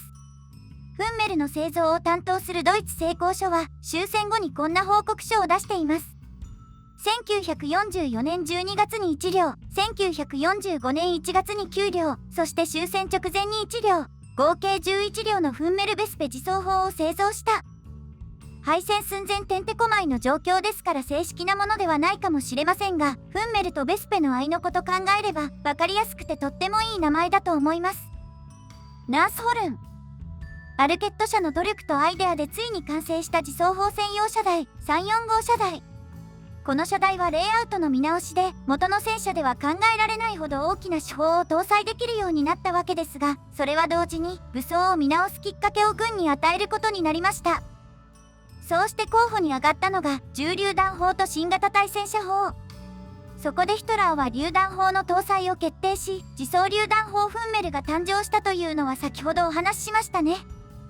ただし、それは1942年7月の総統会議の時点でのお話。3ヶ月後にフンメルの試作車が出来上がってみると、ヒトラーの考えはまるっと変わっていました。やっぱり対戦車砲も搭載したい。そこで兵器局第6課は当初予定していたフンメルの発注数を200両から100両に減らし、残り半分を対戦車自走砲として生産することを決定したのです。きっかけはやっぱり敵戦車の存在でしょう。1年前に出くわしたソ連の T34 に KV-1、そして北アフリカで目の当たりにしたイギリス戦車マチルダ2。これらの戦車の装甲は鉄壁の一言。3号戦車や4号戦車ではまるで歯が立たず、高射砲を使わなければ撃ち抜くことができない状況だったのです。戦車に対して高射砲を使うなんて卑怯じゃないか。いやいや、高射砲を使わなきゃ抜けない戦車を持ってくる方が卑怯でしょう。捕虜になったイギリス兵とドイツ兵との間でそんなやり取りがあったそうですが、とにかく当時のドイツは火力不足が深刻だったんですね。そうして搭載が決まったのがクルップ社製の対戦車砲 PAK43。71口径というとても長い砲身を持つ高射砲由来の 8.8cm 砲です。鉄鋼弾を使った場合の砲口初速は秒速 1000m、30度傾斜の装甲板に対する貫徹力は射距離 1000m で 165mm、射距離 2000m で 132mm。マルダーにも搭載された当時の主力対戦車砲 PAK40 の貫徹力が射距離 1000m で 85mm 程度だったそうですから、比べ物になりませんね。この砲があれば KV もマチルダも怖くない。今後に控える戦車戦だって断然優位に戦える。ただし PAK43 には問題がありました。この砲が正式化されたのは1943年に入ってからのことで、計画された時にはまだ完成していなかったのです。原因は十字型砲火の開発に手こずったこと。方針はすでに完成していたものの、それを乗っける土台の製作に時間がかかってしまったのです。このままだと新型自走砲の完成期限に間に合わない。そこで開発企業のクルップ社は同業のラインメタル社に助けを求め、間に合わせの暫定砲が開発されることになりました。PAK40 用の発射装置を拡大し、LEFH18 の砲脚と SFH18 の車輪を完成済みの砲身に合体。既存の部品を組み合わせて、とにかく早く完成させたかったんですね。こうして完成した暫定砲の名前は、牽引式の PAK43 の41と、車載型の PAK43 の1。どうにかこうにか間に合わせ、1942年10月末に試作車が完成しました。採用が決まったのはフンメルと同じ日。付けられた名前はスズメバチを意味するホルニッセ。フンメルも8だしホルニッセも8。同じ車体で同じ日に採用された双子の自走砲としてはお似合いな名前ですね。ただし何度も言うように、ヒトラーは虫が大嫌い。そのため1944年1月27日付で、サイを意味するナースホルンに改名されたそうです。さて、こうして完成したナースホルンですが、実際の戦果はどうだったでしょう。ナースホルンはフンメルと同じくクルスク戦で初陣を飾り、その後も東部戦線を中心に戦歴を重ねます。その中で放たれる砲弾はまさに最強。一方的な遠距離射撃で敵戦車をバッタバッタとやっつけました。T34 を 4.2km 先からやっつけたとか、たった1両の損失で12両の KV-1 と4両の T34 を撃破したなど、残された記録は輝かしいものばかり。中でも有名なのはアルバート・エルンストの戦績でしょう。1943年12月19日、第519重戦車駆逐大隊に所属するエルンストは、たった1両で8両の T34 を破壊し、同月末には、わずか21発の砲弾で14両の T34 を撃破しました。彼の乗るナースホルン・リュッフェル号が倒した戦車は、なんと全部で80両。この功績で彼は勲章を授与されることになり、最強のナースホルンエースと呼ばれたそうです。ただし、忘れてはいけません。あくまでアルバート・エルンストがすごかったのであって、決してナースホルンが完璧だったわけではないのです。本社の抱える欠点は、どうしようもないほどの防御の低さ。ナースホルンはフンメルと同じ車体を使っていたと先ほどお話ししましたが、実は戦闘室も全く同じものが使われていました。その走行圧は全周たったの 10mm。しかも巨大な主砲を搭載するため戦闘室もかなり大柄になり、敵からとても見つかりやすい車両になってしまいました。それに加えて問題だったのが、車体前面のトラベリングクランプ。これは移動時に照準が狂わないよう主砲を固定しておくためのものですが、これもフンメルと同じもので、外すためには危険な車外に出なければなりませんでした。あれ？でもこれってフンメルと同じでしょ？フンメルでは問題なかったじゃん。そう思う方もいらっしゃるかもしれませんが、そもそもフンメルとナースホルンでは用途も配置も全然違うのです。フンメルの射程が最大 13km なのに対し、ナースホルンの交戦距離は通常 2km 程度。4.2km 先から撃ったというお話はありますが、それでもナースホルンの方が圧倒的に前線に近いのです。前線近くにいればいるほど敵から見つかりやすくなるし、大きいからそれだけ狙われやすい。しかも目標に合わせて頻繁に車体を動かす必要があったため、機関系の故障も多かったようです。そんなナースホルンの生産数は、1943年2月から45年3月までに全部で494両。フンメルよりも少ないのは、これから強力な対戦車車両がどんどん登場するからでしょう。実際ナースホルンの扱いといえば、はっきり言って暫定車両。フンメルと比べても改良点はとても少なく、主だったものはトラベリングクランプを車内操作式に変更したくらいだったようです。ホイシュレッケ10。フンメルにナースホルン、暫定から本命車両に上り詰めた2号自走榴弾砲、ベスペ。対戦車火力支援車計画では本当にたくさんの車両が生まれたわけですが、実はこの計画で動いていたのは兵器局第6課だけではありませんでした。ドイツ陸軍兵器局第4課、車両を扱う6課に対し、こちらは砲の開発を担当するグループです。今までに開発したとっても重たい大砲をもっと迅速に運用できるようにしたい。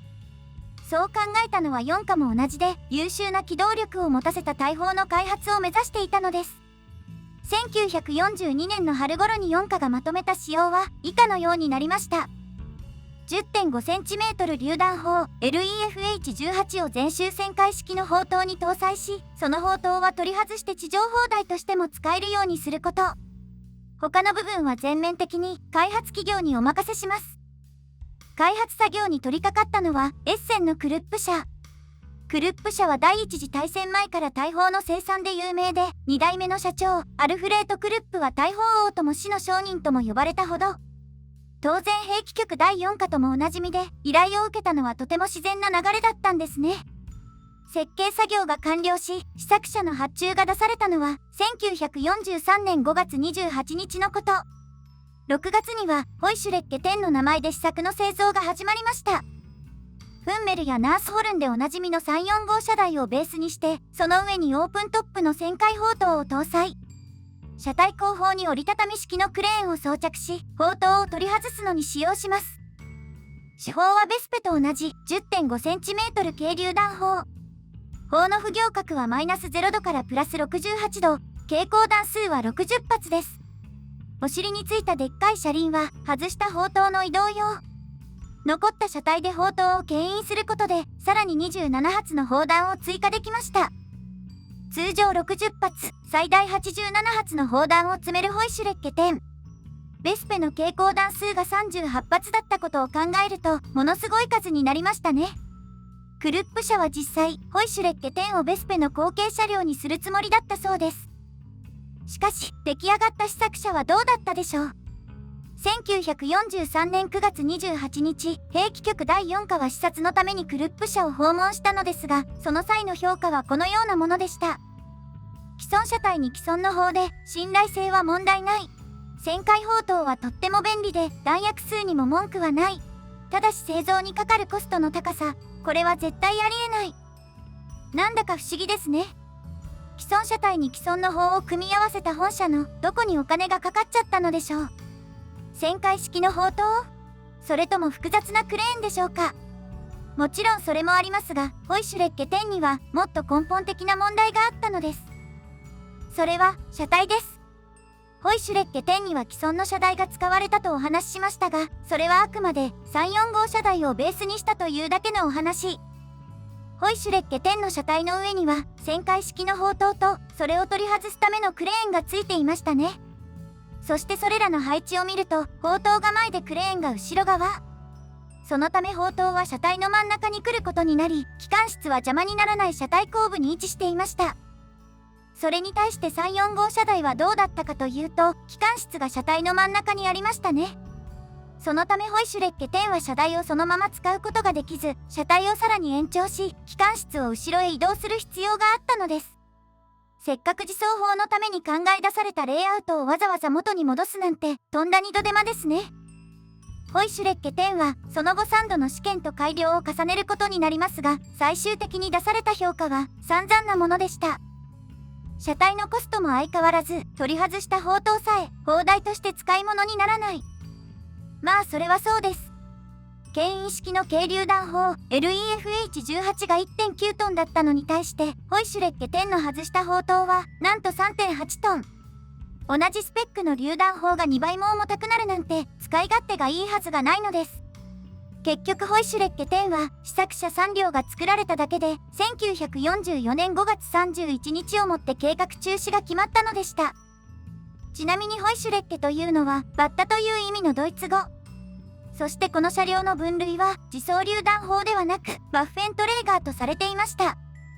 ワッフェントレーガーを日本語にすると武器運搬車といったところでしょうか。4課にとって車両は砲を運ぶもの、メインはあくまで大砲ということで、手法を外して使うスタイルは4課としては当たり前の発想だったんですね。その証拠に兵器局第4課は本社とは別にもう一つの車両を計画していました。開発依頼を受けたのはデュッセルドルフのラインメタル社。クルップ社同様、大砲で有名な軍需企業です。そうして1944年3月に完成した試作車はパッと見ホイシュレッケ10とウリ2つ。違っていたのはクレーンがないことと、砲塔はそのまま手法だけを取り外すことくらいでした。方式は違えど、手法を外して使うスタイルは変わらなかったんですね。それに、このスタイルのバッフェントレーガー計画は、この先もたくさん登場します。それらの開発企業は、やっぱりクルップ社とラインメタル社。これらの車両が一体どんな運命をたどるのか、果たしてどんな名前が付けられるのか。ちょっぴり楽しみですね。グリレ10。ドイツの装甲車両を見てみると、そっくりな名前が本当にたくさん登場します。中でもひときわ多かったのが、何を隠そうこのグリレ。38T 戦車ベースの自走銃歩兵砲も同じ名前を使っていましたが、それよりも前からグリレの名前で開発されていた車両がありました。グリレ10、別名4号 C 型装甲自走砲です。この車両の開発が始まったのは1940年初めのこと。クルップ社は兵器局第6課からこんな要請を受けていました。マジノ線攻略のための強力な自走砲を開発せよ。フランスがドイツとの国境に敷いた難攻不落の要塞線。これをどのようにして破るかは、フランス侵攻作戦を控えるドイツ軍にとってとても大きな課題でした。そうして要請を受けたクルップ社は、56口径 8.8cm 高射砲 FLAK-18 通称アハトアハトを搭載する自走砲の開発を開始します。しかし、当作戦の決行予定は1940年5月。新しい車両を開発するのに5ヶ月というのはあまりに短すぎました。作戦が開始された頃にはまだまだ試作も未完成。フランス戦が長引けばそのうち完成したかもしれませんが、あろうことか軍はたった6週間でフランスを降伏させてしまったのです。どうしてこんなに早かったのでしょう。それはドイツ軍がマジノ線をぐるっと迂回したからです。難攻不落というんだったらわざわざ付き合うこともない。そしてそこから仕掛けたのがグデーリアンの電撃戦。完全に不意打ちを食らったフランス軍はドイツの快進撃に手も足も出ませんでした。グリレ10は効か不効か間に合う必要もなかったんですね。こうして未完成のままお役御免となってしまったグリレ10ですが、これで終わってしまったかというと決してそうではありませんでした。1941年に兵器局から言い渡されたのはグリレ10の開発続行。ただしその役割は対要塞戦ではなく対戦車車両として完成させること。本社に搭載を予定していた FLAK-18 はもともと航空機を撃ち落とすための高射砲で、その任務上とても速い速度で弾を撃ち出す必要がありました。砲弾の速さは装甲貫徹力の高さに直結します。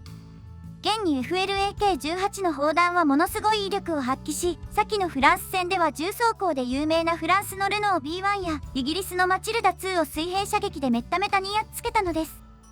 そんな手法を搭載するグリレ10はきっとものすごい対戦車車両になる。そうしてクルップ社はより一層開発に力を入れたわけですが、時間が進むにつれて次第に不安が大きくなっていきました。グリレ10の開発続行が決まったのは大波乱の1941年。6月のソ連侵攻をきっかけに対戦車車両の開発が急加速した年ですね。翌年初めにはマルダー2、マルダー3が完成し、それからほどなくして画期的な自走砲専用車台3-4号車台が誕生。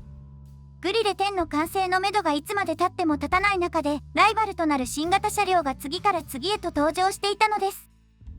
手法は確かに強力だけれど、いつ完成するかわからない。しかも完成したとして設計の古いグリレ10が新型車両についていけるとは到底思えない。そこで1942年6月、クルップ社は悩んだ末にこんなことを思いつきます。グリレ10を対空車両にしよう。すでに数が出揃っている対戦車砲に持っていくより全然足りない対空車両の方が活躍の目はきっとある。さらに手法を新型に換装すれば時代遅れの車両が一転、強力な新型車両に早変わりというわけです。それに対する兵器局はもちろん OK。車両の名前を VFW に変更し、グリレ10は新型対空車両として開発されることになったのです。それにしてもとても変わった車両だと思いませんか？要塞対策として始まった車両が対戦車車両に変更されて、最後の最後に落ち着いたのが飛行機を狙う対空車両。手法がもともと高射砲だったわけですから、巡り巡って結局本来の目的に先祖返りしてしまったんですね。こんなに面白い経歴の車両はなかなかないんじゃないかなって私は思います。話を元に戻しましょう。ようやく用途が固まって試作1号車が完成したのは1943年4月のこと。名前の変更から10ヶ月、開発開始から3年以上が経っていました。どうしてこんなに時間がかかったのかといえば、それは本社の構造を見ればわかるかもしれません。本社のベースになったのは4号 C 型の名前の通り4号戦車と言いたいところですが、これ本当に4号戦車なんでしょうか？挟み込み式の天輪を持ち、サスペンションはトーションバー。エンジンも別のものが使われているし、走行装置もトランスミッションも全然違います。かろうじて似ていたのは車体の形状くらいでしょうか。とにかくベースというのは名ばかりで、本社はほとんど一から作られたものだったんですね。これじゃあ時間がかかるわけです。しかしそれとは裏腹に、本社の姿は特艦兵器としか呼べないようなものでした。高射砲を車体の真ん中に搭載し、その周りを4枚の装甲板で覆っただけ。まるでレトロなトースターのようですね。でも待ってください。悪かったのは見た目だけで、性能は割としっかりしていたのです。まずは機動力を見てみましょう。重量 26.5 トンの車体を360馬力のエンジンで動かし、最高速度は路上で時速 50km。当時の戦車が時速 40km 程度しか出せなかったことを考えると、もったいないほどの速度性能です。そして次に攻撃力。本社が対空車両に転身した時、クルップ社は手法を変更する計画を立てました。その手法とは、ラインメタル射程 8.8cm 高射砲 FLAK-41。74口径というとても長い砲身は秒速 980m という凄まじい方向初速を叩き出し、もしこれを戦車に向ければ、射距離 1000m で 152mm、2000m で 128mm の走行を撃ち抜きます。ちなみにこの数字は、ナースホルンの PAK43 の1よりもちょっぴり低い数値ですが、忘れちゃいけないのはこれが高射砲だということ。すごいのはその砲撃速度で、1分間に最大25発もの砲弾を発射できたそうです。このように、特徴的な開発経緯となかなかすごい性能を持つ個性的な本車ですが、実はこの車両の最後については、あんまりよくわかっていません。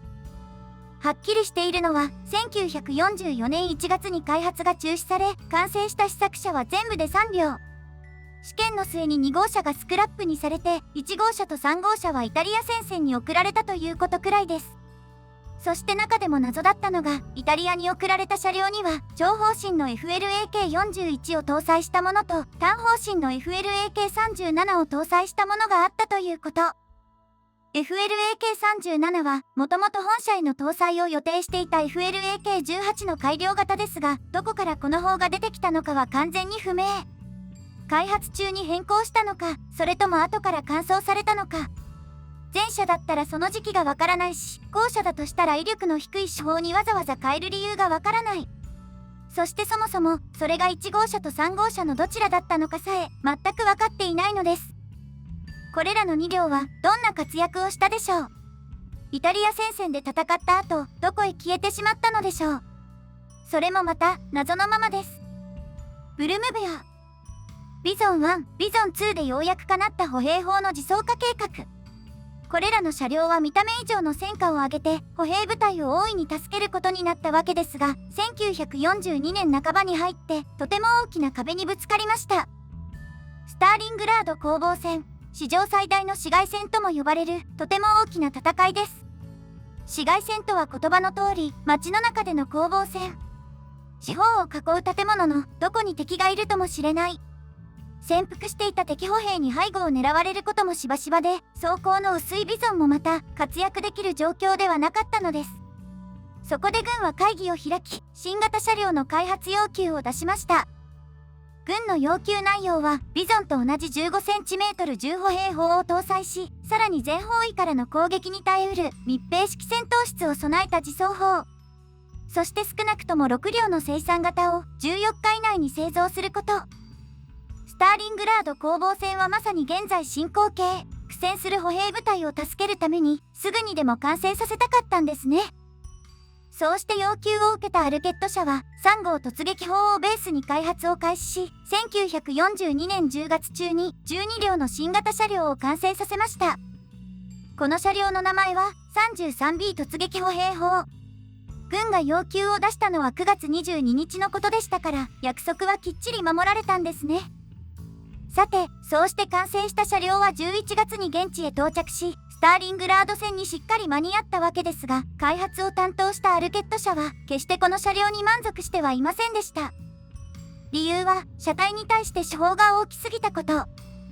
本車に搭載された重歩兵砲 SIG-33 は1号戦車や2号戦車の車体にも搭載されていましたが、密閉式戦闘室となると、3号戦車ベースでも窮屈で仕方がなかったのです。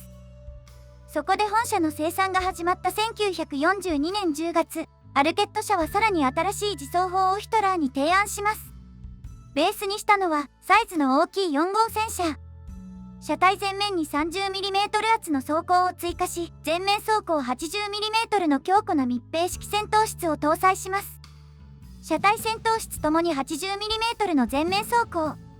厚みこそ 33B 突撃歩兵砲と同じですが、傾斜がきつくなった分、防御力は格段に上がっています。最高時速は前作が 20km だったのに対し、こちらは倍の 40km。さらに車内空間も広々として使いやすく、8発も多くの砲弾を積めるようになりました。そして手法は SIG-33 を発展させた12口径 15cm 突撃榴弾砲 STUH-43。砲弾は同じもので攻撃力も変わりませんが、不行角は-8度から+30度、旋回角は左右それぞれ20度ずつと、砲の可動範囲がとても広くなっています。これだけ性能が向上すれば、採用しない手はありませんね。もちろんヒトラーも大満足、すぐさま生産を開始せよとの命令を下しました。そうしてアルケット社は大急ぎで開発を進め、量産が始まったのは6ヶ月後の1943年4月のこと。この時出来上がった車両は計画とは違うところがありました。一つ目は走行です。先頭室の前面走行が 100mm に増圧されて、それに合わせて車体前面走行も合計 100mm 圧になっていました。そしてもう一つは片側8つの天輪です。計画では4号戦車のゴム付き天輪をそのまま使う予定でしたが、前側の天輪がいくつか別のものに交換されました。理由は走行を強化したせいで車体が重たくなったからです。25トンに収めるはずが、蓋を開ければ 28.2 トン。3.2 トンもの増量に従来型の天輪ではとても耐えられず、高強度のゴム内蔵式高性天輪に変えざるを得なかったのです。でも本当を言うとアルケット社はもっといろいろ考えていました。重量が増加したならエンジンをパワーアップしたいし、重さに敏感なトランスミッションだって新型に変更したい。しかしそれは許されませんでした。1943年5月に予定されていたチタデル作戦。後に史上最大の戦車戦に発展するこの作戦に本社を投入したいと考えたヒトラーが、とにかく早く作りなさいとアルケット社をせっついたのです。全くわがままなものですね。そもそもの走行強化はヒトラーが言い出したことなのに、その対策を打とうとしたらそれはダメって言うんですから。実際、7月にずれ込んだ当作戦に本社は参加したものの、足回りやトランスミッションの故障が多発してしまったそうです。ただし、それはあくまで初期型のお話。この車両はその後、中期型、後期型と生産が進むにつれてちょっとずつ改良が施され、欠点も徐々に改善されていきました。操縦室の防御を固め、手法を軽量化し、最終型の後期型では先頭室の設計を大幅に変更。先ほどお話しした天輪も少しずつ高性天輪の割合を増やしていって、最後には全ての天輪が高性天輪になりました。そうして完成した本社の数は1945年3月までに全部で306両。欠点を克服した本社はその高い防御力と火力を買われ、激戦地を中心に各戦線を戦ったそうです。そんな本社に付けられた名前は4号突撃戦車ブルムベア。ブルムベアは直訳するとぐるぐるとうなる熊で、転じて気難しやとか不平不満を言う人という意味になるそうです。この名前は連合軍が付けたもので、当時のドイツで呼ばれたことは一度もなかったそうですが、今ではそれで通じるあたり、わかりやすい名前が一番なのかもしれませんね。パンター。1941年6月にドイツ軍が遭遇したソ連の戦車 T34。後に T34 ショックと呼ばれるこの出来事をきっかけに、ドイツは大慌てで開発を始めました。そうして完成したのが T34 をやっつけるための対戦車自走砲、マルダー2やマルダー3。それらの元になったのは既存車体に既存の砲、姿も見るからに特艦兵器といった感じで、ドイツ軍の慌てっぷりがとってもよくわかりますよね。でも、ちょっと待ってください。戦車は？自走砲は完成したけれど、戦車はこのままでいいのでしょうか？いいえ、そんなはずがありません。ソ連戦車の恐ろしさが一番身に染みていたのは、むしろドイツの戦車部隊。T34 の装甲は、3号戦車の 5cm 砲をまるで意に介さず、火力支援役の4号戦車の手法さえ全く受け付けなかったのです。そうして最初に立ち上がったのが、ドイツ機甲部隊の父、ハインツ・グデーリアン将軍です。彼はこの時、機甲部隊の司令官として東部戦線を指揮しており、10月6日の戦いで T34 と直接遭遇していました。彼の一声で調査団が派遣され、鹵獲した T34 を4日間かけて徹底調査。かねてより進められていた新型戦車 VK2001 計画を大幅に見直して、調査結果を盛り込んだ戦車の開発が始まります。計画名称 VK3002。開発依頼を受けたのはダイムラーベンツ社と MAN 社。手法と砲塔をラインメタル社が担当し、車体は2社のコンペとなります。開発依頼が出されたのは1941年11月末で、両社のモックアップが完成したのが翌年1月23日のこと。たった2ヶ月足らずでここまで来るなんて、よっぽど急いでいたんですね。出来上がった2社の車体はそれぞれ全く違う特徴を持っていました。まずは MAN 社の戦車 VK3002M を見てみましょう。車体の後ろにガソリンエンジン、前側にトランスミッションを置く前輪駆動を採用し、片側8つの大きな天輪を挟み込み式に配置して、サスペンションはトーションバー。車体前面が傾斜走行になっていた点は T34 の影響が伺えますが、その他を見ると以前のドイツ戦車とほとんど変わりありません。そっくりな戦車といえば同じサスペンションの3号戦車。いえ、一番似ていたのはレオパルト系戦車でしょうか。それもそのはず、MAN 社は本社と一緒に偵察戦車バージョンの開発も請け負っており、そこで設計されたのが VK1602 レオパルトだったのです。この戦車の開発はその後別会社に引き継いでしまいましたが、似ているのは偶然じゃなかったんですね。次にダイムラーベンツ社の戦車 VK3002D を見てみましょう。こっちがそっくりだったのはそっくりそのまま T34。後輪駆動を採用していてエンジンだってディーゼルエンジン。車体全周が傾斜走行で覆われて、砲塔が前のめりなのもとってもよく似ていますね。違っていたのは足回りくらいでしょうか。挟み込み式に配置された片側8つの台形天輪。これは MAN 社と同じですが、サスペンションは旧式のリーフスプリング方式が採用されています。トーションバーの3号戦車を作ったのはダイムラーベンツ社だったのに、なんだかちょっぴり不思議ですね。さて、こうして出揃った2つの戦車のコンペはどうだったかというと、VK3002D ダイムラーの戦車の方が圧倒的に優勢でした。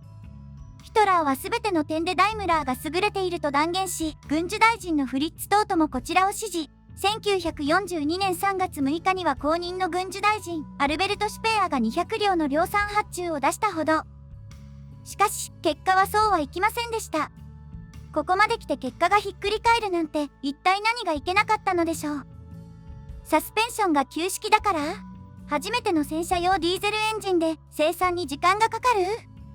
もちろんそれもあったかもしれませんが、一番の原因は何より砲塔の製造が納期に間に合わなかったことでした。先ほど私は砲塔はラインメタル社が開発したというふうにお話ししましたね。そしてその砲塔はダイムラーと MAN 両試作車とも共通のもののはずだったのですが、実はダイムラーベンツ社は自社専用の砲塔を独自に設計し、それを搭載する前提で車体を作っていたのです。悪かったのは、そんな車体の砲塔リングが MAN 社より小さかったこと。そのためラインメタルの砲塔を仮に搭載することさえできず、ダイムラーの試作車は未完成のまま終わってしまいました。誰もがこっちを選ぶほど、とっても素敵な戦車なら、完成するまでちょっとくらい待ってくれてもよかったですか？でも、それはダメ。だってこの時は1942年5月、T34 ショックからすでに1年が経とうとしているのに、そんな悠長なことを言ってる場合じゃなかったのですから。そうして5月11日に決定したのが MAN 社の正式採用。正式名称は VK3002M 改め5号戦車パンターになりました。パンターは豹を意味するドイツ語です。先ほど出てきたレオパルトも豹ですが、そっちはいわゆる豹柄の豹で、パンターは黒豹を指すんだそうです。さて、オリジナリティにこだわりすぎて自分の首を絞めてしまったライバルに対し、堅実な設計で採用を勝ち取った MAN 社。そんな同社の新型戦車、パンターの性能はどんなものだったでしょう。まずは攻撃力を見てみましょう。パンターの手法は、ラインメタル射程 7.5cm 戦車砲 KWK42。7.5cm と聞くと変わり映えしないように思えますが、とても長い砲身を持っていたのが特徴です。その砲身長はなんとびっくり70口径。4号戦車は F2 型の超砲身化で攻撃力が格段にアップしましたが、パンターはそこからさらに 1.5 倍も長い砲身を持っていたのです。そんなパンターの攻撃力が低いはずがありませんよね。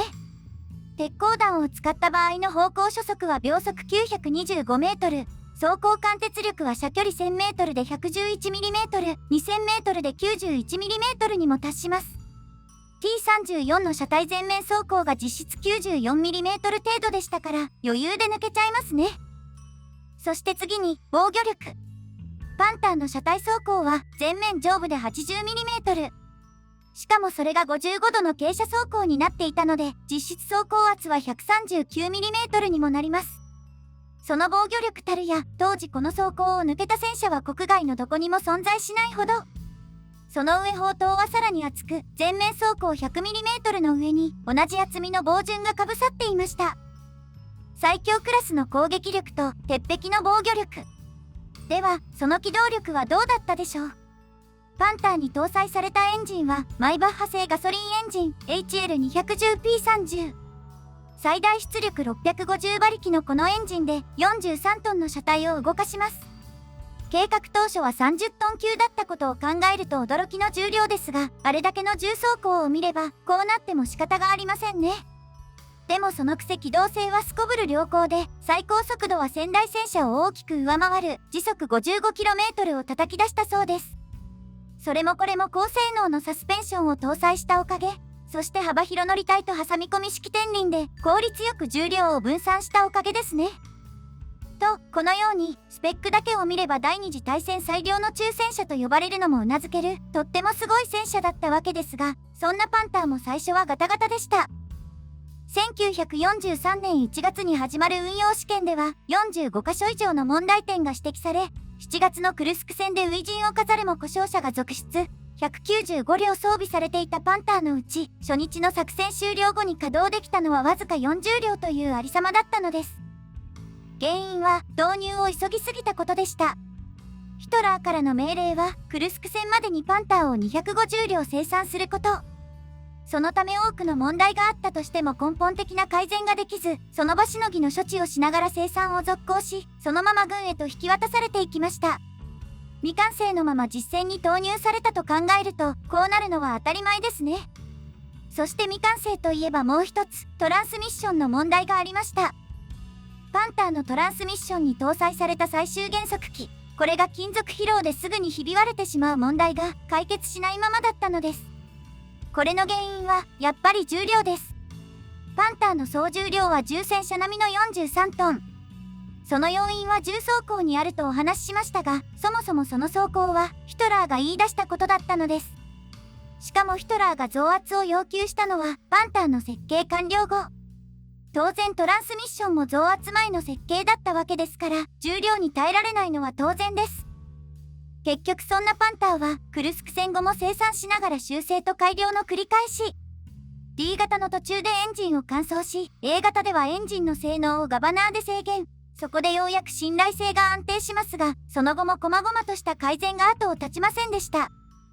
そうして作られたパンターの生産数は D 型842両に A 型2200両、車体設計を一新した G 型が2953両で合計5995両。これだけ多く作られたということは A 型の改善以降でしっかり本領を発揮したということですね。問題さえ解決すればパンターはやっぱり最良の中戦車。ドイツ軍の戦車部隊はおかげで格段にパワーアップし、連合軍を大いに脅かしたのです。ところでパンターの型式を見るとなんだか違和感がありますよね。初期型が D 型で、次に作られた型式が A 型、そしてその後生産された新型車体のパンターが G 型って、どう考えても順番がめちゃくちゃです。実のところ、その真相は分かっていません。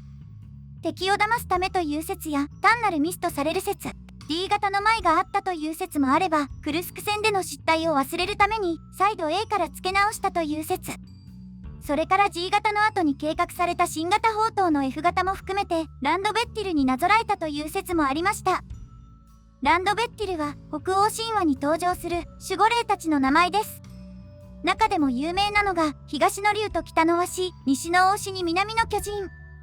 それぞれの名前をドイツ語に直すと、ドラッヘン、アドラー、グリウングル、フェルスリーズで、頭文字が DAGF になるというわけですね。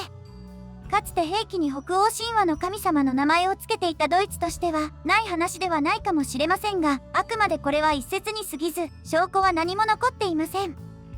パンター関連の車両。パンター2。優れた機動力と最強クラスの攻撃力、そして重戦車顔負けの全面防御力を実現したパンターですが、実はこの戦車、生産が始まる前からその性能を疑問視する声がありました。その問題って一体何でしょう。確かにパンターは登場以来しばらくの間故障の多さに悩まされてきましたが、それはまた別のお話。問題視されていたのは車体側面走行です。パンターの側面走行はたったの 40mm。前面こそ鉄壁を誇ったパンターも一旦横を向いてしまえばどんな戦車にも撃破されちゃうんですね。そしてそれより怖かったのは対戦車ライフルです。当時ソ連が採用していた 14.5mm 対戦車ライフルは射距離 100m で 40mm の装甲板を撃ち抜くほど。相手が戦車ならそこまで近づかせることはないでしょうが、潜伏歩兵が相手となると全然話が違ってくるのです。3号戦車や4号戦車がこれまでどれほど痛い目に遭わされてきたことか。もっと装甲を厚くしないとダメだ。そうして1943年1月、装甲強化型パンターの開発が始まります。車体の設計を一新し、前面上部を 100mm、側面上部を 60mm に増圧。天輪をゴム巻き天輪からゴム内蔵型構成天輪に変更し、大きさが変わって数も一つ減らされました。そしてその上に取り付けられたのは、新設計の専用砲塔。シュマールトゥルムと呼ばれるこの砲塔は、正面からだととても小さく見える設計で、防御面でとっても有利に働いたそうです。さて、このようにかなり大幅な改良が加えられたパンターですが、ちょっと不思議ですよね。側面装甲が問題だっただけなのに、どうしてここまで大掛かりな改造をしなければならなかったのでしょう。それは元のパンターがまだ実戦を経験していなかったからです。装甲がどれだけ足りてないのか、果たして本当に強化しなければならないのかもわからない。そんな状態で装甲だけを強化したら、必要がなくなった場合に全てが無駄になってしまいます。だったら何をするべきか。そこで MAN 社が考えたのが、他の戦車との部品の共通化でした。部品を一つ作ってしまえば、他の戦車にも転用できる。改良の計画に天輪の変更があったのは、生産性を考慮してのことだったんですね。この戦車に付けられた名前は、パンター2。1943年4月には、パンター2に表記が改められました。さて、こうして名前が決まった本社は試作車1両と生産型の製造開始が言い渡されることになったのですが、そこから1ヶ月も経たないうちに状況がガラリと変わります。4月29日の会議で議題に上がったのは、パンターの生産続行とパンター2の計画中止。どうしてそんなことになったのかというと、原因はとある装備にありました。シュルツェンです。シュルツェンは簡単に言うと、装甲の上に空間を空けて装着する、とっても薄い鉄板のこと。軟鋼でできたシュルツェンは、弾が当たると簡単に変形し、弾道をそらしてたちまち無効化してしまうのです。その効果たるや、実用試験で対戦車ライフルを撃ったところ、本装甲には傷一つつかなかったと言われるほど。パンター2の目的は、元を正せば対戦車ライフル対策でしたね。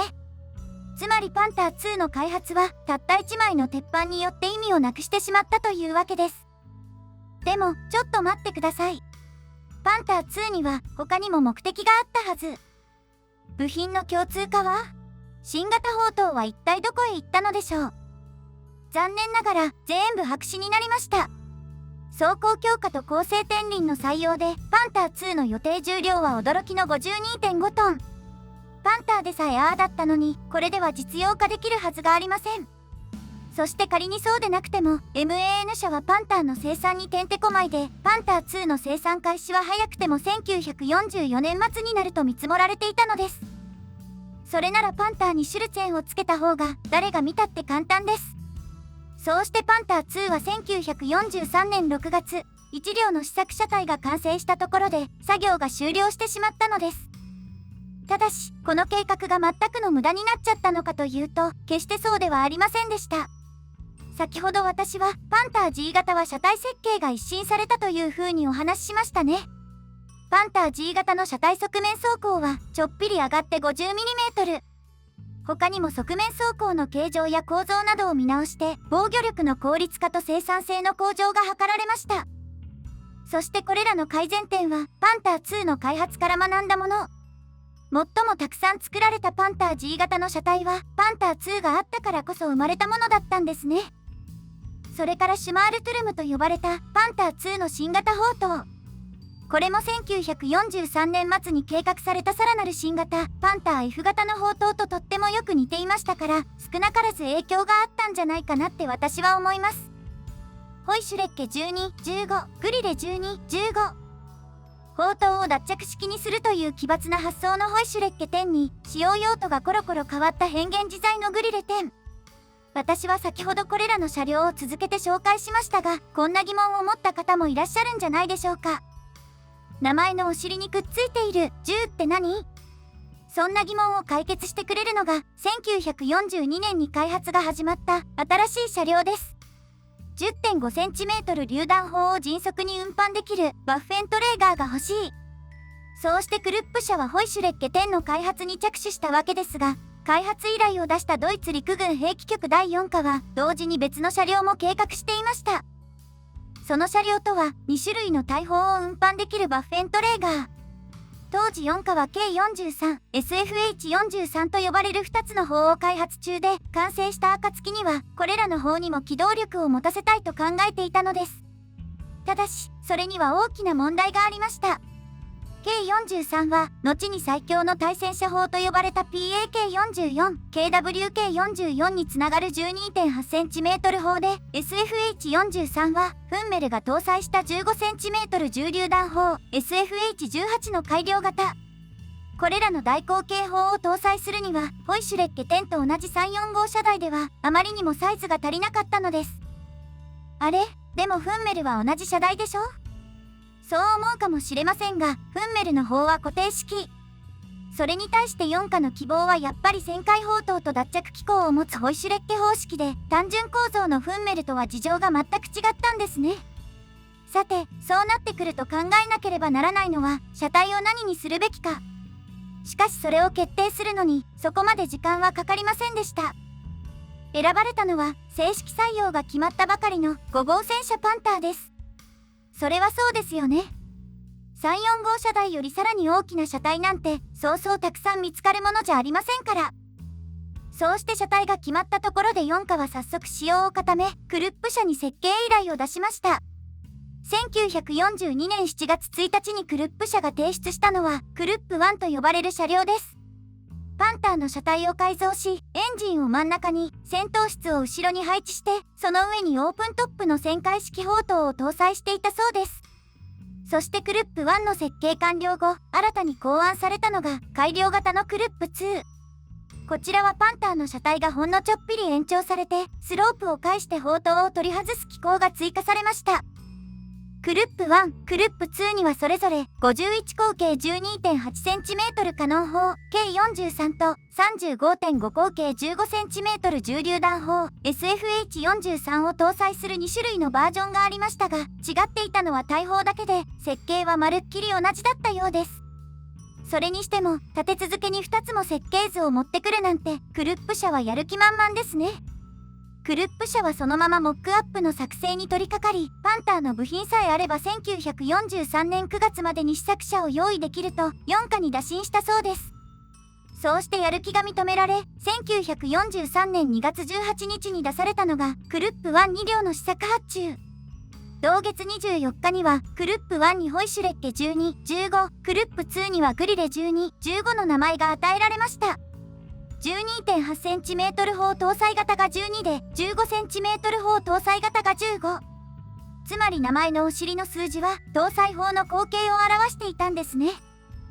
さて、このように順風満帆に見えたクルップ社の開発でしたが、残念ながらそこから先はだんだん雲行きが怪しくなっていきます。新型重榴弾砲 SFH43 の生産が間に合わないことが分かり、急遽旧式の SFH18 を搭載することになったのが3月11日のこと。しかし4月20日には SFH18 では搭載が難しいことが判明し、代わりに2つの砲を組み合わせた暫定砲を搭載する方向でなんとか落ち着きますが、変更はこれだけじゃありません。4月3日に兵器局第6課がクルップ社を訪れて、突然こんな要求をしてきたのです。クルップ2、グリレの方を作りなさい。どうしてここで関係のない6課が出てきたのかは分かりませんが、元になったパンター戦車はもともと6課の管轄車両。依頼元の4課だってその要求を無下にもできず、クルップ社は振り回されることになってしまったのです。そうしてその後も変更はとどまらず、12.8cm 砲が K43 から改良型の K44 に切り替わったり、15cm 砲 SFH43 の開発が中止されてしまったり、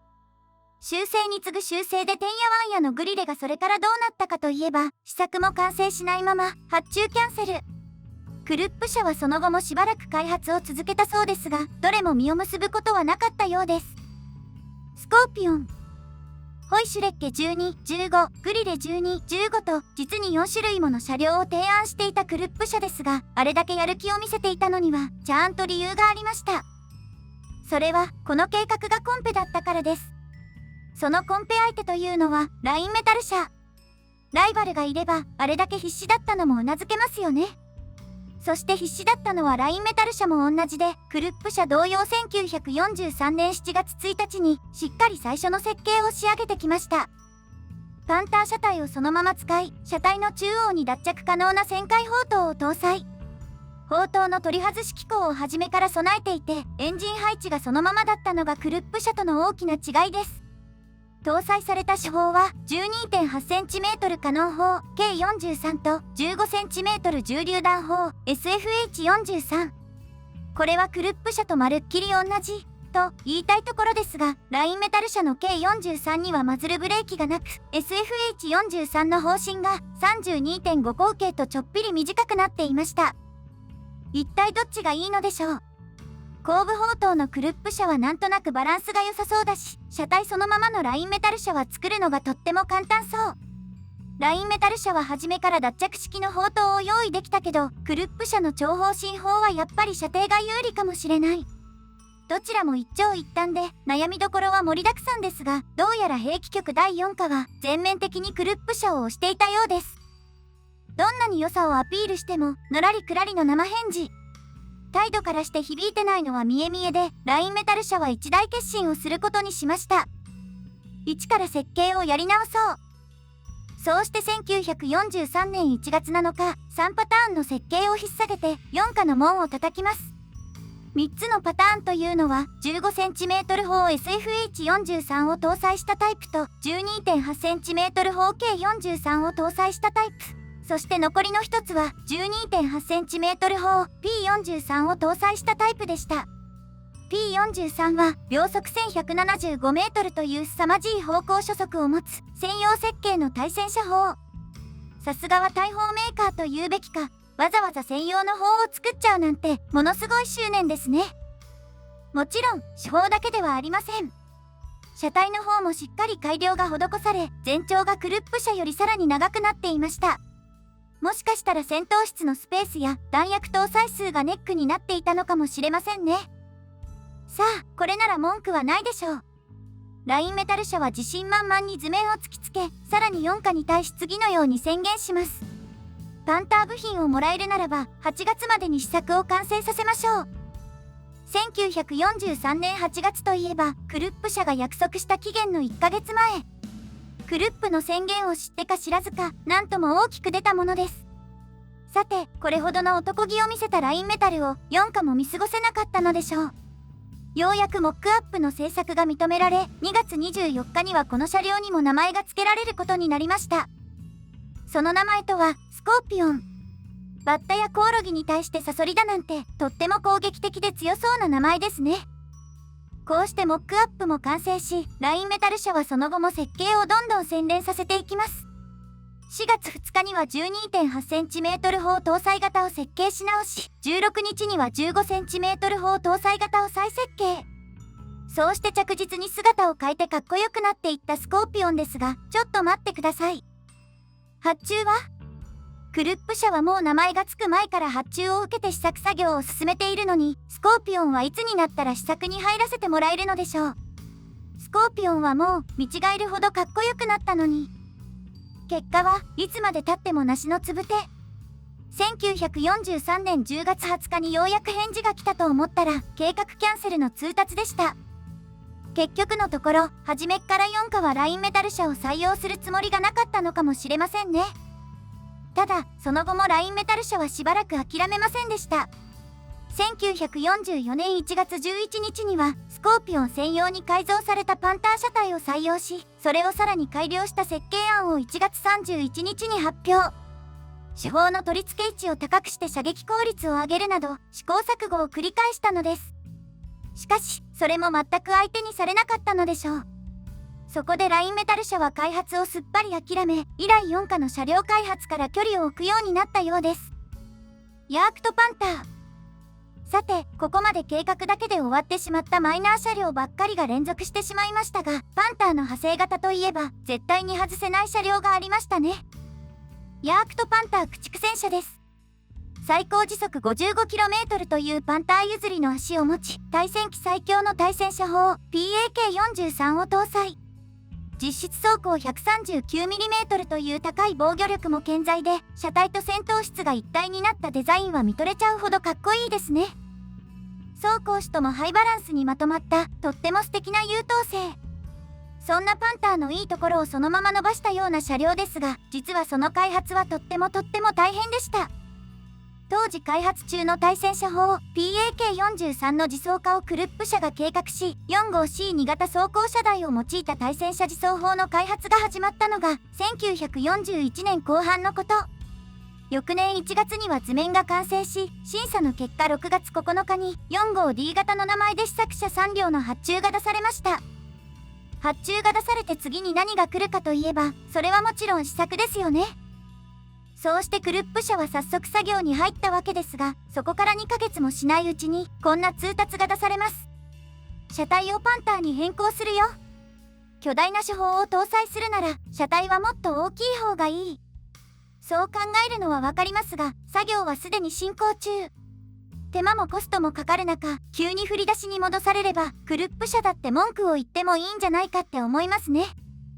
そうして仕方なく作業を止めて本業を進めつつ次の指示をおとなしく待っていたクルップ社ですが、2ヶ月後に届いた通知は開発企業を変更するというもの。これはもう怒ってもいいですよね。でもそれは仕方のないことでした。なんせこの時は1942年中旬。当時は4号戦車が超砲進化を果たし、主力戦車への昇格を機に大量発注が行われた時期なのですから。多忙のクルップ社に代わって本社の開発を任されたのはダイムラーベンツ社。主力戦車の役目を終えた3号戦車の開発企業です。翌年1月に基本デザインが決定し、ダイムラーベンツ社の手で開発作業が再開します。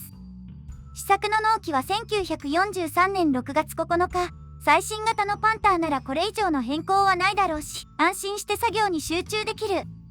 あとは順調に進んで、期日までに無事試作が完成するだろうと思われましたが、残念、ことはそう甘くはありませんでした。車体をパンター2に変更するよ。試作作業を続ける中、そんな通達が6課から突然送られてきたのです。パンター2はダイムラー社の作業開始とほぼ同時に開発が始まった新型戦車。完成後はパンターの生産が終了する予定だったため、ベース車体を切り替えざるを得なかったのです。さて、それを受けてダイムラー社が取った行動はというと、開発作業の他社への委託です。変更に次ぐ変更で付き合っていられない。そう思ったかどうかは分かりませんが、何より試作作業が想像以上に難航していたのと、車内スペースが足りなくて作業どころじゃなかったのが理由でした。そうして作業を引き継いだのはブラウンシュバイクの MIAG 社。パンター2の進行を見ながら元の図面に手を加え、重量増加を抑えるために走行圧を調整します。そうして図面の書き起こしを終えたのが1943年6月9日、くしくも6課から指定された試作納期と同じ日のことでした。遅れに遅れた開発計画。この遅れを取り戻そうと早速試作の準備を始めた MIAG 社でしたが、そんなところへやってきたのが再び6課の通達です。車体をパンターに戻すよ。しょうがないです。1943年6月といえばパンター2の開発中止が決まった時期。ないものをベースにしたって生まれるものは何もないのですから。そうしてパンター A 型をベースに再度設計をやり直し、試作が完成したのが1943年12月16日。先んじて10月20日にモックアップがヒトラーにお披露目されて、そのまま正式採用が決まったそうです。その時のヒトラーの評価は、同時に展示された新型戦車の中でも最高の出来だというもの。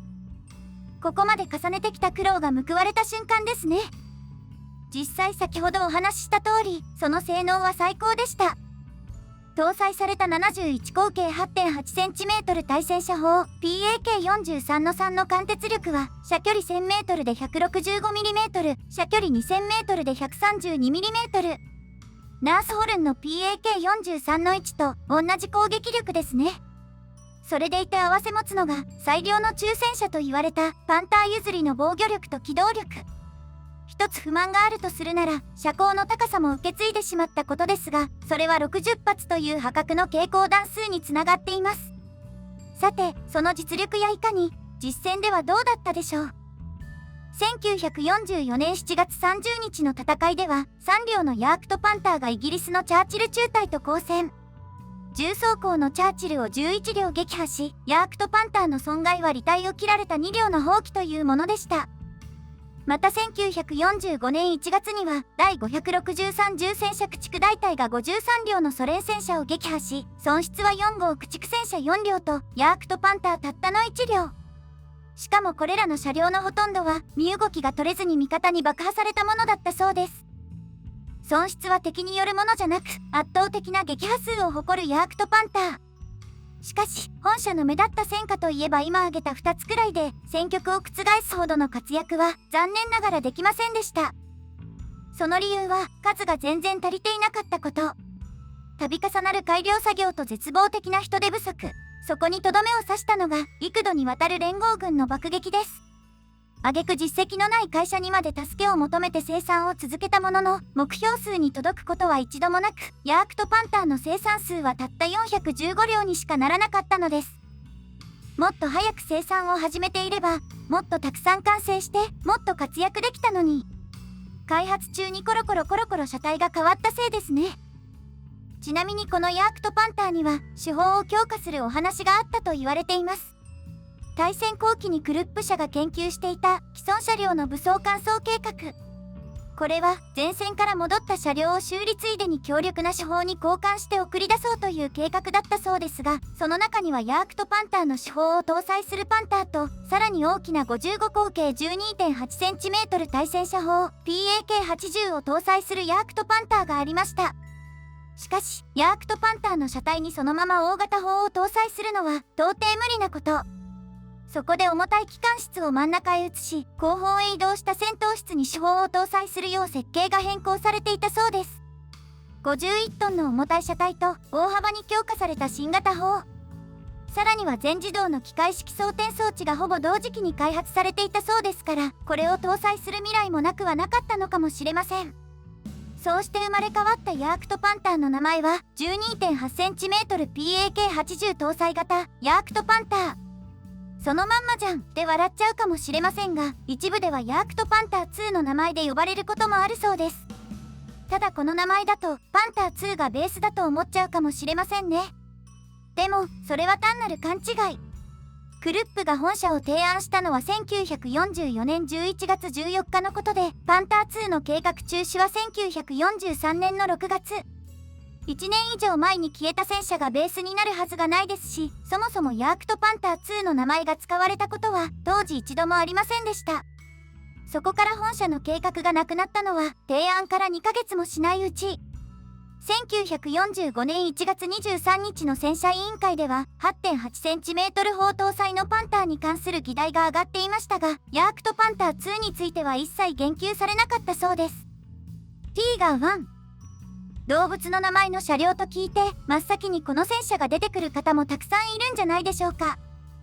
ティーガー1、ドイツで最も有名でとっても強力な重戦車です。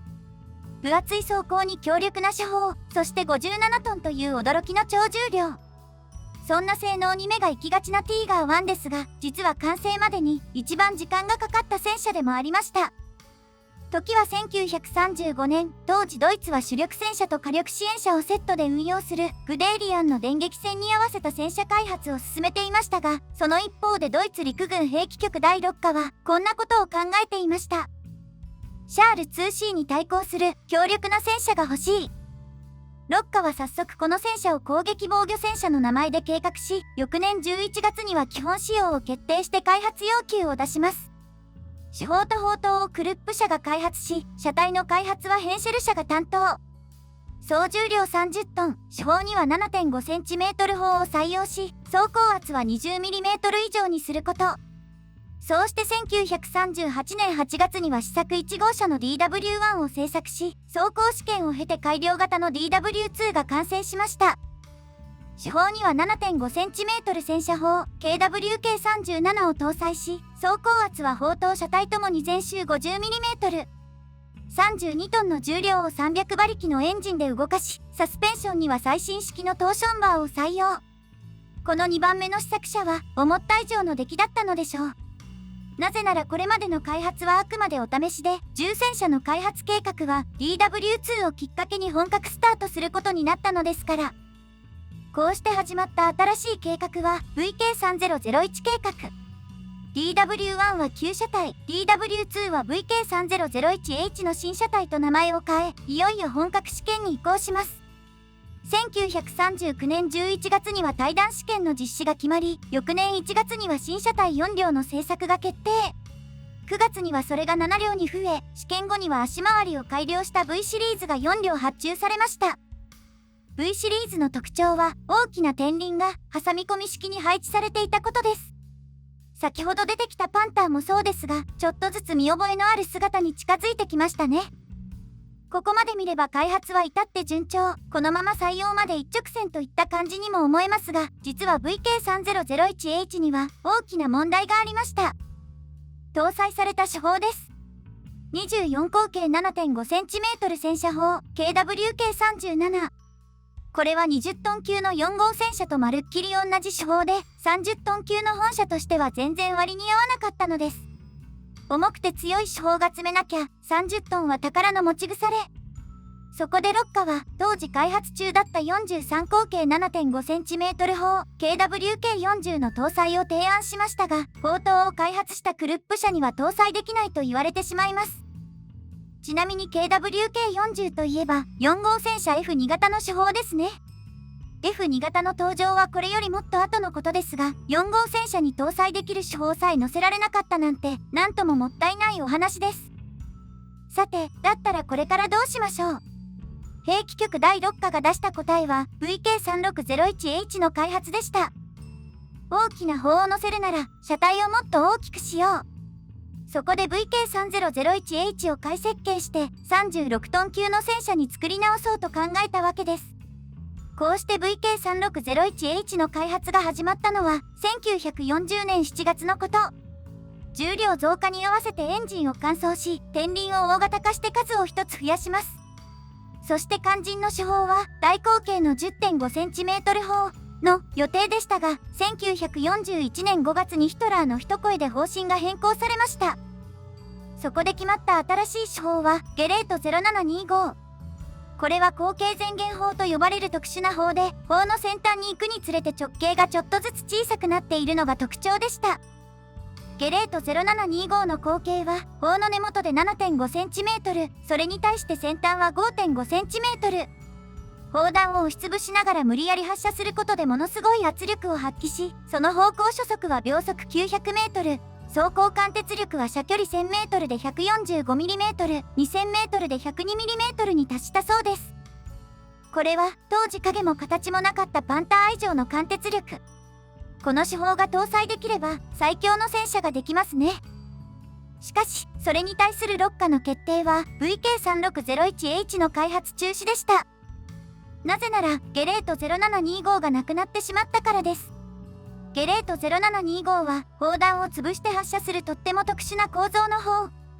そのため使う砲弾も普通ではなく、細くて硬い芯に潰れるほど柔らかい金属をかぶせた特殊なものが使われます。そしてその硬い芯が問題でした。芯を作るにはタングステンという重金属が必要で、その供給を輸入に頼っていたドイツは、弾をたくさん用意することができなかったのです。どんなに強い手法でも弾がなければふぬけも同然。そこで1941年9月27日に砲の開発が中止されてしまい、VK3601H はその巻き添えでなくなってしまったんですね。そしてとばっちりを受けたのは VK3601H だけではありません。ゲレート0725の搭載が決まった5月の会議で、実はヒトラーはもう一つ開発要求を出していました。その開発とは VK4501H、防御力強化をふんだんに盛り込んだ45トン級の戦車開発です。そうしてヘンシェル社は VK3601H と並行してこの戦車の開発を行うことになったわけですが、それについてはとっても簡単。前と同じく今の戦車を拡大すればいいだけなので、ヘンシェル社は特に焦ることは何にもありませんでした。じゃあ、何が問題だったの？ VK4501H もまた、ゲレート0725の搭載を予定していたのです。あれだけ強い手法なら、45トンはもったいないなんて誰も言っては来ないはず。しかしそんな矢先に手法自体がなくなってしまったわけで、それはもう大変でした。手法探しに奔走し、ようやく見つけたのが高射砲由来の戦車砲 KWK36。しかしそれを搭載するには砲塔のサイズが合わず、別の砲塔はすぐに見つかったものの、それが今度は車体に合わない。仕方なく車体の設計を修正することになってしまい、デモンストレーションに間に合わせるためてんてこまいの大忙し。重量に合わせてエンジン強化も計画していましたが、結局ありもので間に合わせるしかありませんでした。デモンストレーションというのは、簡単に言えばヒトラーへのお披露目会です。1942年4月20日、ヒトラーの誕生日に合わせて行われたこの会で、本社はしっかり能力を見せつけ、その後の性能試験でも特に問題を起こすことはなかったそうです。そうして同年10月に決まったのが VK4501H の正式採用。正式呼称は6号戦車もしくはティーガー H1 型。それがその後ティーガー E 型に変わって、おなじみのティーガー1と呼ばれるようになったのは、採用から1年後の1943年3月になってからのことだそうです。最初の開発開始から実に丸6年、長い道のりを経て完成したティーガー1の性能は、まさに最強の一言でした。車体砲塔ともに前面 100mm、側面後面 80mm の分厚い装甲に覆われ、砲塔前面にはさらに 120mm 厚の巨大な防潤を装備。本社が登場した1942年当時、その分厚い前面装甲を突破できる戦車は連合軍に存在しませんでした。攻撃力もまた圧巻です。本社に搭載された56口径 8.8cm 戦車砲 KWK36 は射距離 1000m で 100mm、2000m で 84mm の装甲板を撃ち抜くことができたそうです。この手法で抜けない戦車は連合軍のどこにもなく、その装甲を抜ける戦車も当時はどこにも存在しない。そんな怪物のような重戦車が最高時速 40km で迫ってくるなんて考えただけでもちびっちゃいそうですよね。そしてその無敵の性能は実戦でも大いに発揮されました。1943年の攻勢ではソ連軍戦車の損失の実に4分の1がティーガー1によるものだったと言われるほど。この戦いでザベル中尉のティーガー1は計252発もの命中弾を受けてなお 60km 先の基地まで自力で走破したそうです。そして本社の名を轟かせたのは、実力はもとより戦車エースの存在が大きいでしょう。クルト・クニスペルにヨハネス・ベルター、ミハエル・ビットマンにオットー・カリウス。他にも1両のティーガー1で100両以上の敵戦車を撃破した戦車エースがたくさん登場し、ティーガー1の実力を次々に証明していったのです。そんな本社の戦果を見て敵国が恐れないはずがありません。連合軍の兵士たちはティーガー1を見かけただけで一気に戦意を喪失し、シュルツェンをつけた4号戦車を本社と誤認して逃げ出してしまうほど。アメリカではティーガー1 1両に対してシャーマン5両で立ち向かうよう指示を出していたそうです。ちなみにティーガー1の生産数は1944年8月までに全部で1346両。これだけ少ない数なのに世界一有名な戦車になるなんてどれほど素敵な戦車だったかがわかりますね。さて、こうして名実ともに最強を誇ったドイツの重戦車ティーガー1。この戦車はティーガー1になる前にたくさんの呼び名があったわけですが、それらの名前を見てちょっぴり不思議に思う方もいらっしゃるんじゃないでしょうか。まずは6号戦車という名前。5号戦車パンターより先に計画が始まって完成も早かったはずなのに、どうしてこちらが6号戦車だったのでしょう。それはパンターの方が先に採用が決まったというのもありますが、それ以上にパンターの概要が敵にバレないようにするためでもありました。パンターは傾斜走行をふんだんに取り入れた T34 対策の中戦車。先に登場した6号戦車が垂直走行のゴンゲとも言える戦車だったわけですから、それより前の番号を持つパンターが傾斜走行だなんて誰も予想しないですよね。次にティーガー H1 型という名前です。H1 型があるなら H2 型もあるんじゃないかって思うのが普通ですが、実は H2 型は本当にありました。それはティーガー1の車体にパンターの砲塔と主砲を搭載した戦車。兵器局は101両目以降のティーガーを H2 型で生産する計画を立てていたそうですが、結局砲塔の生産が追いつかず、パンターの方が優先されてしまったそうです。ティーガーがパンターより性能の低い手法を搭載していたのは、そんな事情があってのことだったんですね。そして最後に、ティーガー E 型という名前について、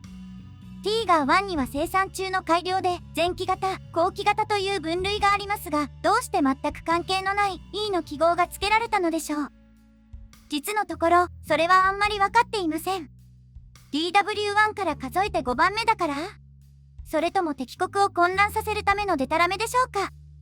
本社の主任設計者、エルヴィン・アーダースさんの名前も怪しいですし、単にティーガー1の1がドイツ語でアインスだからなのかもしれません。他にも色々憶測するとキリがありませんが、やっぱりこの戦車はティーガー1。わかりやすい名前が一番ですね。ティーガー1関連の車両。シュトゥルムティーガー。一番有名な戦車といったら、ティーガー1が真っ先に思いつく。私は先ほどそのように言いましたが、それをベースにした車両もまた、一度見たら絶対に忘れられません。シュトゥルムティーガー。とんでもびっくり 38cm 砲を搭載した突撃戦車です。突撃戦車といえば4号戦車をベースにしたブルムベアがありましたね。本社の計画が始まったのはそのブルムベアの開発が始まってすぐ1943年の初頭のことでした。ブルムベアよりももっと強い突撃戦車を作りたい。間に合わせの特艦戦車を強化する方向で始まったブルムベアでしたが、兵器局第6課はそれでも全然満足してはいなかったんですね。そうして始まったこの計画ですが、その開発はなかなか無理やりなものでした。まずは手法探しから始まって、既存の 21cm 砲が候補に上がるもあえなく断念。そこで海軍が開発していた新型沿岸砲、ゲレート562が完成間近であることを聞きつけて、ゴリ押しで管轄権を横取りします。手法が決まって次に来るのは、それを乗っける車体です。実のところそれについては選択肢がありませんでした。なぜならゲレート562の射撃の反動はおよそ40トン。もしこれを25トンの4号戦車に搭載しようものなら、弾の代わりに車体の方が飛んでいってしまいそうです。そうして1943年3月5日、ゲレート562をティーガー1に乗せた車両がヒトラーに提示されたわけですが、OK すぐに生産せよとはさすがになりませんでした。何せベースになったのは最強戦車ティーガー1。一目見れば敵が逃げてくとても貴重な戦力を犠牲にするなんてありえないとグデーリアンが猛反対したのです。しかし、それでもヒトラーはめげません。拒絶するグデーリアンをあの手この手で説得し、試作の製作を無理やり決めてアルケット社に発注します。ただし発注数は1両だけ、しかも前線から戻ってきた故障車を利用すること。説得にこそ応じたものの、グデーリアンもしっかり自分の意見を通したんですね。そうして試作は急ピッチで進められ、完成した試作車がヒトラーにお披露目されたのは1943年10月20日のこと。試作の発注が8月だったことを考えるとどれほど急いでいたかが伺えますが、それに反して生産はとてもゆっくりとしたものでした。量産が始まったのは1944年4月12日で、生産型1号車が完成したのは5ヶ月後の9月15日。21日までに7両が軍に引き渡されて、12月の生産終了までに全部で18両が完成しています。どうしてこんなにゆっくりで、しかも数も少なかったのかといえば、もちろんグデーリアンが目を光らせていたからですね。結局シュトゥルムティーガーは最後まで新車で作られることはなく、前線から戻ってきたティーガー1を修理しながら生産されていったのです。さて、こうして見るとシュトゥルムティーガーはちょっぴり残念な扱いだったわけですが、その性能はというと、それはもう驚きでいっぱいでした。車体装甲はティーガー1をそのまま、その上に巨大な戦闘室が搭載されて、装甲圧は側面後面 80mm、前面はなんと 150mm。しかも45度の傾斜走行になっていたため、実質走行圧は 212mm にもなります。ティーガー1の無敵の走行が、シュトゥルムティーガーはその2倍。恐ろしいほどの防御力ですね。そして攻撃力は、さらに輪をかけて恐ろしいものでした。シュトゥルムティーガーの手法は RW61。これはドイツ海軍とラインメタル社が共同開発したゲレート562の改造版で、もともとは沿岸から潜水艦や戦艦を撃沈するための大砲でした。その一番の特徴といえば、人でも入れそうな巨大な砲口と、そこから飛び出る砲弾でしょう。直径 38cm、弾頭重量 345kg。まるで単位を間違えたかのような規格外の砲弾は凄まじい威力を発揮し、最大 2.5 メートル圧の鉄筋コンクリートを貫通。その爆風は一発で周囲一帯の戦車を戦闘不能に陥らせたと言われています。そんな砲弾が 6km 先から時速 900km で飛んでくる。敵兵はティーガー1を見て一目散に逃げ出しましたが、こっちはもはや逃げようがありませんね。さて、これほど恐ろしい防御力と攻撃力を持つシュトゥルムティーガー。実戦ではさぞ猛威を振るったことでしょう。ブルムベアと同じく市街戦のために誕生し、市街戦で敵軍を大いに震え上がらせたことでしょう。そう、市街戦があればのお話です。シュトゥルムティーガーが登場した時、スターリングラード戦はとっくの昔に終結していて、以来市街戦といえばどこもかしこも防衛戦ばかり。攻撃の機会を失ったドイツ軍は結局本社を突撃戦車ではなく、陣地突破用の榴弾砲として扱うことになります。そしてそれが運の尽きでした。シュトゥルムティーガーの重装甲はまるで意味をなさなくなり、70トンという重量だけが機動性の低さとしてのしかかります。そして唯一残されたのが砲弾一発の破壊力。ただし、本社の射程距離は榴弾砲としてはあまりにも短く、巨大な砲弾は一発装填するのに10分間もかかる始末。おまけに砲弾も14発しか搭載できなかったため、ほとんど役に立つことはありませんでした。盛り込まれた性能は何から何まで裏返し。結局シュトゥルムティーガーはゴリ押しの結果、無駄な兵器になってしまったんですね。グデーリアンの言うことはきちんと聞くべきだったようです。ポルシェティーガー。非常に高い性能と存分にそれを生かした驚きの活躍っぷり。そんな知名度ナンバーワンの重戦車ティーガー1について先ほど紹介しましたが、私は一つ大事なことをお話ししていませんでした。それはティーガー1にもライバルがいたことです。ヘンシェル社の地道な努力で本格化した重戦車の開発計画。1939年10月、VK3001 計画と名前を変えて、ヘンシェル社はそのまま開発を続けるわけですが、兵器局はこれを機に開発をコンペにすることを決定しました。そうしてヘンシェル社と競うことになったのは、スポーツカーで有名なあのポルシェ社です。そういえばポルシェ社は、1号戦車から4号戦車、そしてそれらの派生型でも全く名前が出てきませんでしたね。これまで戦車の開発にも生産にも関わらなかった新参者。それだけにポルシェ社の設計はとても斬新なものでした。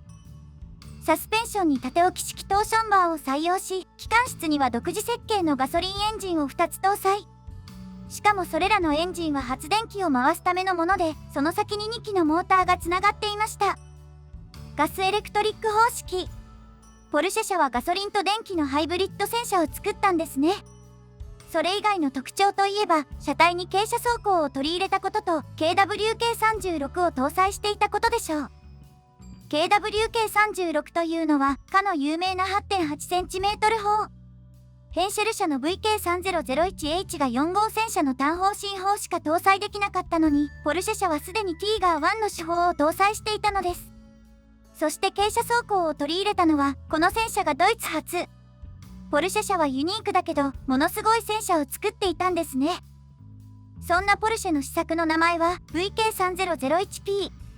社内ではタイプ100、もしくはレオパルトの名前で呼ばれていたそうです。さて、そんなすごいポルシェの戦車 VK3001P の実力はどうだったでしょう。本社の試作車2両が完成したのは1941年1月のこと。その後の走行試験で最高時速 60km という高速っぷりを見せますが、それもつかの間、機関系のトラブル続きで使い物にならなかったそうです。VK3001P は残念ながらこれにて終了。しかしポルシェ社の開発はこれで終わりじゃありません。そうですよね。VK3001 の次は VK4501 計画。ヘンシェル社がそうして車体を大きくしながら開発を続けていったように、ポルシェ社もまた同じ道をたどることになったのです。車内故障タイプ101、計画名は VK4501P。ポルシェ社は VK3001P を拡大する形で本社の試作に取り組みます。車体前面走行を 100mm に増圧し、側背面の走行もそれに合わせて大幅強化。59トンの大重量に対応するため、発電用エンジンを新型に変更しました。発電用エンジン？そうです。ポルシェといえばモーター駆動と縦置き式のトーションバー。前回の失敗はこれらの独自性に技術が追いついていなかったのが原因でしたが、ポルシェ社は今回も諦めずにこの方式を採用したのです。なぜかというと、それが戦車にとっていいことずくめだったからです。エンジンで動く戦車にとって必ずあるのがトランスミッション。トランスミッションはエンジンの回転数を変えることで速度やトルクを制御する大事な装置ですが、重量が増えるほど故障しやすいのがとっても大きな弱点でした。パンターが初期に苦しんだのも多くはそれが原因でしたね。しかし、それがモーターだったらどうでしょう。回転数を変えるには電気の量を変えるだけ。歯車だらけの複雑な機械が不要のモーター方式は、それだけで戦車の故障を大幅に減らすことができるのです。そして縦置き式のトーションバーサスペンションもやっぱり戦車の故障に関わるものでした。トーションバーと聞くとティーガー1のサスペンションも同じですが、強いて言うならあちらは横置き式。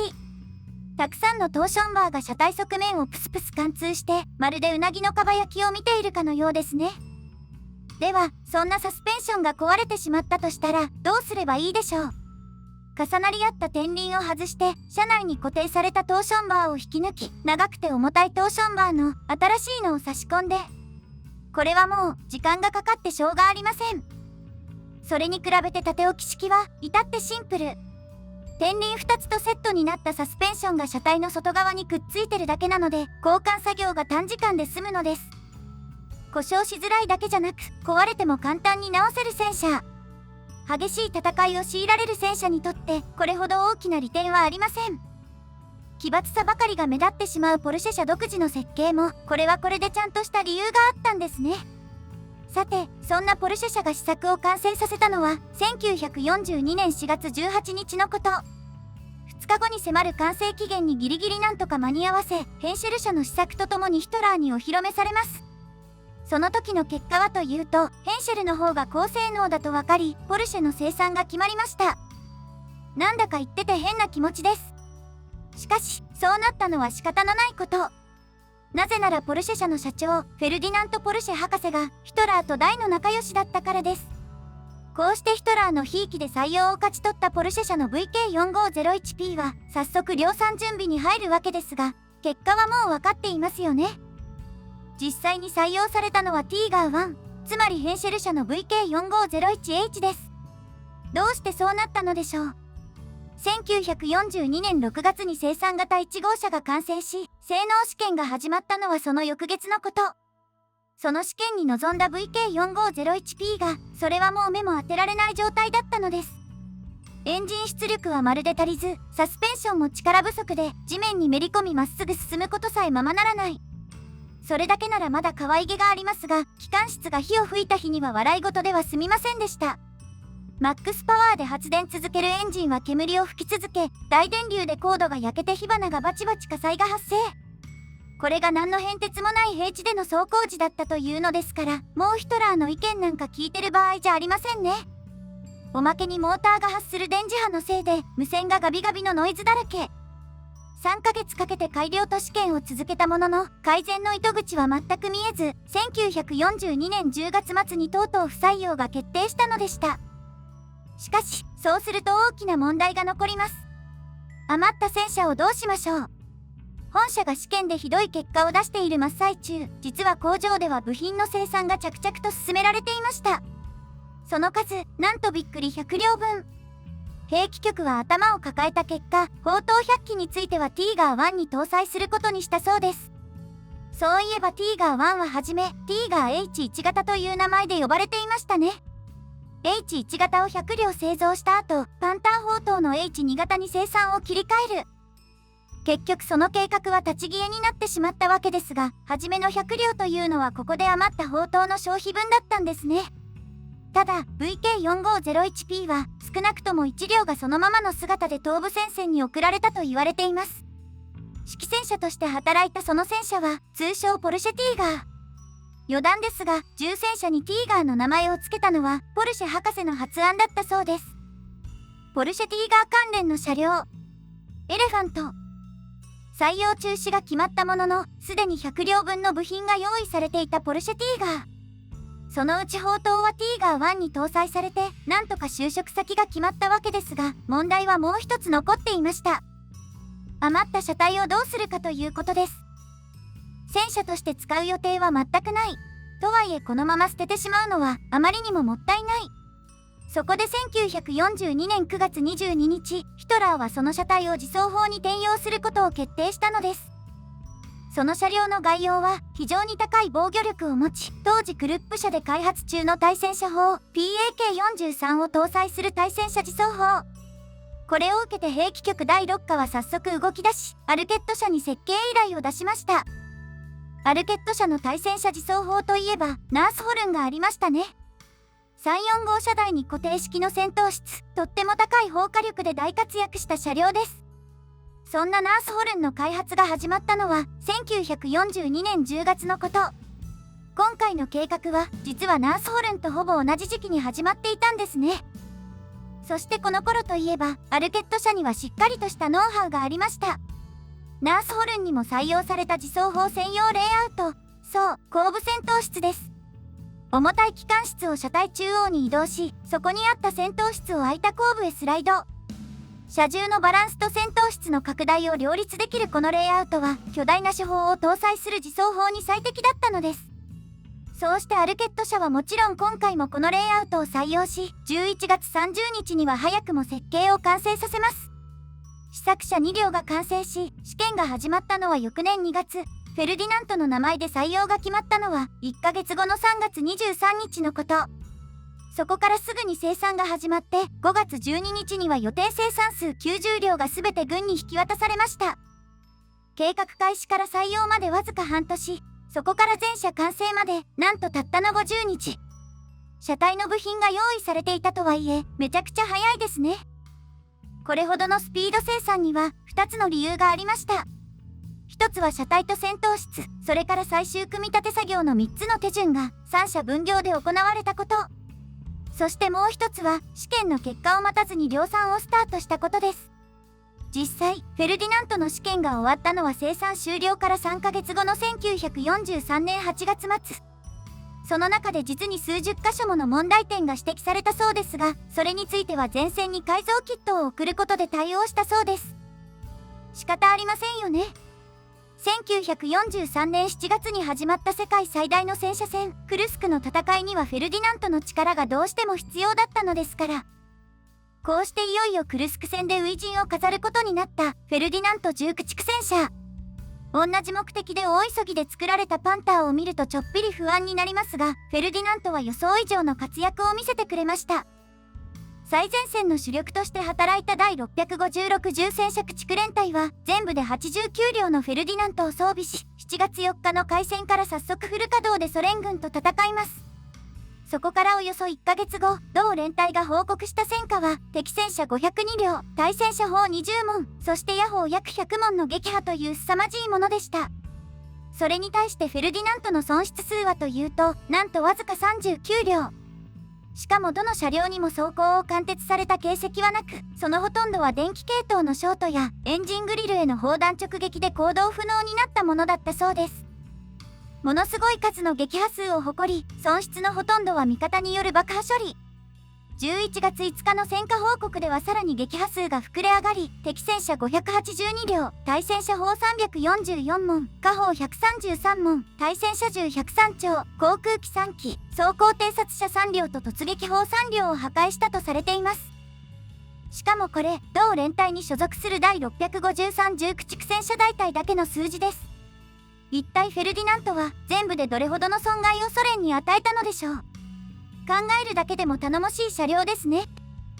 さて、このように誰もが認めるほどの大戦果を上げたフェルディナントでしたが、その性能はどのようなものだったでしょうか。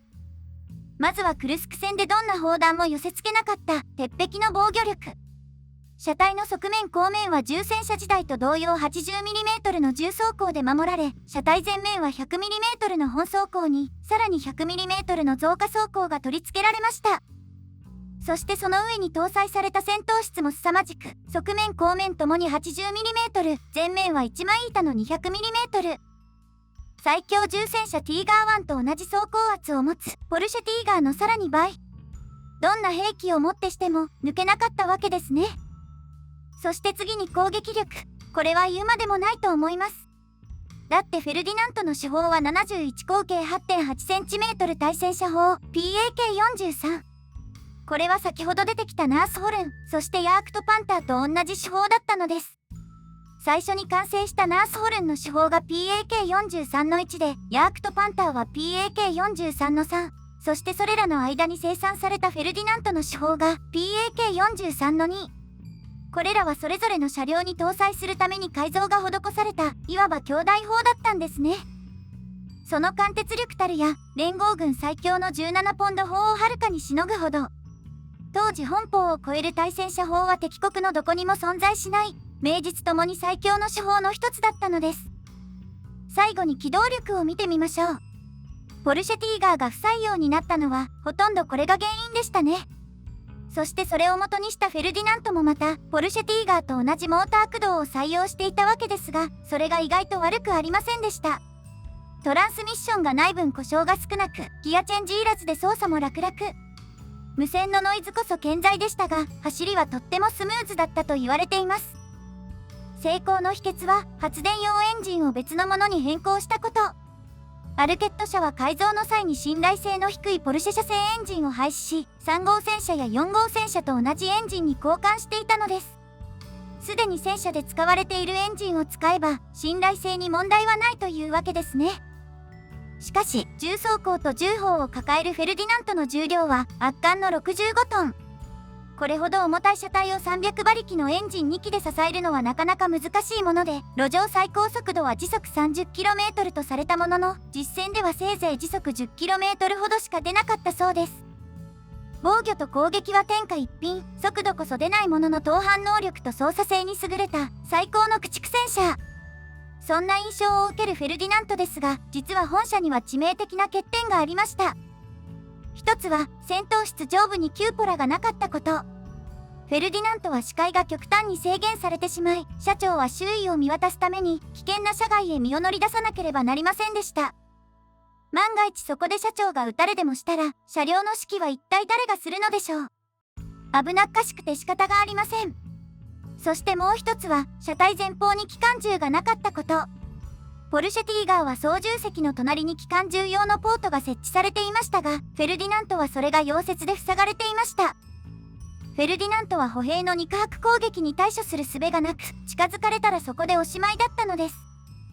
問題はそれだけではありません。手法の玉詰まりが多いことや、接地圧が高すぎて車体が地面に埋もれてしまう問題、サスペンション性能の低さや無線機のノイズの問題など、1943年9月に前線から送られてきた改善要望の項目は実に31件にも上りました。そうして1943年11月29日に決定したのが本社のオーバーホールと改造計画。キューポラと車体前方機銃を新設し、機動力向上のために幅広の履帯に新調。車体前面下部に 30mm 圧の増加装甲を装着し、ノイズの激しい無線機も新型に交換されました。改良ついでに装弾数も40発から55発に増量したそうです。こうして多くの改善が施された新製フェルディナントの登場は1944年2月。そしてそれは本社に新しい名前がついた時期でもありました。ヒトラーの考えた新しい名前は象を意味するエレファント。長いお鼻と重たい重量を持つ本社にとってこれほどぴったりな名前はないんじゃないでしょうか。部隊に復帰したエレファントはその後イタリア戦線、東部戦線を転々とし、1945年4月には国内防衛戦にも参加。その効果力と防御力で自利品のドイツを最後の最後まで支えたそうです。それにしても面白いお話ですよね。コンペで勝ったティーガー1がシュトゥルムティーガーで何の役にも立たなかったのに対し、コンペで負けたポルシェティーガーは本社になって大活躍。ソ連は以降、ドイツの自走砲を何でもかんでもフェルジナントと呼ぶようになったそうですから、これほどすごい逆転劇もないんじゃないかなって私は思います。ところで、本社にはゴム内蔵式の高性天輪が採用されていますが、それまでのドイツ戦車は全てゴム巻き天輪が使われていました。採用の理由は天輪を長持ちさせるためと貴重なゴムを節約するため。この方式はその後多くのドイツ車両に採用されることになりますが、実はこの構成天輪の発案者はポルシェ博士で、初めて採用した車両が本車であり、元になったポルシェティーガーだったそうです。ラムティーガー。100両余ったポルシェティーガー、そのうち1両が指揮戦車として働いて、3両が戦車回収車に改造、そして90両がエレファントに転身しクルスク戦で大戦果を挙げたわけですが、実はポルシェティーガーにはもう一つ使い道がありました。ラムティーガー、手法を持たずに目標を破壊する、とってもユニークな体当たり戦車です。この車両が考案されたのは1942年中頃のこと。この時ドイツ軍は、とある戦いに苦しんでいました。スターリングラード攻防戦、史上最大の市街戦です。周囲を取り巻く建物に潜伏した敵歩兵、四方八方だけでなく、情報からも狙われる恐怖の戦場。榴弾砲で建物を吹き飛ばしても瓦礫の山が邪魔をして、ドイツは陣地の構築はおろか、進軍さえままなりません。だったら、瓦礫を歩兵砲で吹き飛ばせばいいじゃない。しかし当時ドイツの歩兵砲といったら 15cm 砲搭載のビゾン1か単砲進砲搭載の3号突撃砲くらい。建物を破壊するには 7.5cm 砲ではあまりにも力不足で、オープントップの自走砲は2階から手榴弾でも投げられれば一巻の終わりだったのです。このままでは歩兵は一歩も進めない。なんとかしてあの瓦礫の山をどかす術はないものか。そうしてドイツが打ち出したのがラムパンツァーの開発計画でした。ラムパンツァーとは直訳すると昇格戦車。つまり体当たりで建物を破壊し邪魔な瓦礫を押しのけるための戦車のことです。ピラミッド型の装甲で覆われた亀のような特殊車両。コンクリートを突き破るため前方にくさび型の張り出しがあり、落ちてきた瓦礫が積もらないよう全周が傾斜装甲で覆われていました。建物を破壊するだけなら普通の戦車でもできますが、落ちてきた瓦礫で砲塔や主砲、エンジンなどが損傷してしまうかもしれない。専用設計の装甲は、そんな無茶な操縦で車体が壊れないためのものでもあったんですね。そして車体に選ばれたのは、あまりに余ったポルシェティーガー。最高速度は時速 35km とティーガー1より劣りますが、60トンの車体がドカンと建物に突っ込むのですから、速度はさして問題になりません。ちなみに装甲の前に開いた穴は操縦手の視界確保用。唯一の武装である車載機関銃もその穴を通して射撃できたようです。そんなラムティーガーの設計が完了し、リンツのオーバードーナウ製鋼所で3両分の装甲部品が完成したのが1943年5月のこと。その後ニーベルンゲン製作所で組み立て作業が行われ、8月には3両のラムティーガーが完成したとされています。が、実はそれは一説に過ぎず、本社の行く末については全くと言っていいほど分かっていません。理由は、そのまま計画が中止されてしまったからです。何せスターリングラード攻防戦の終結は、半年前の1943年2月2日。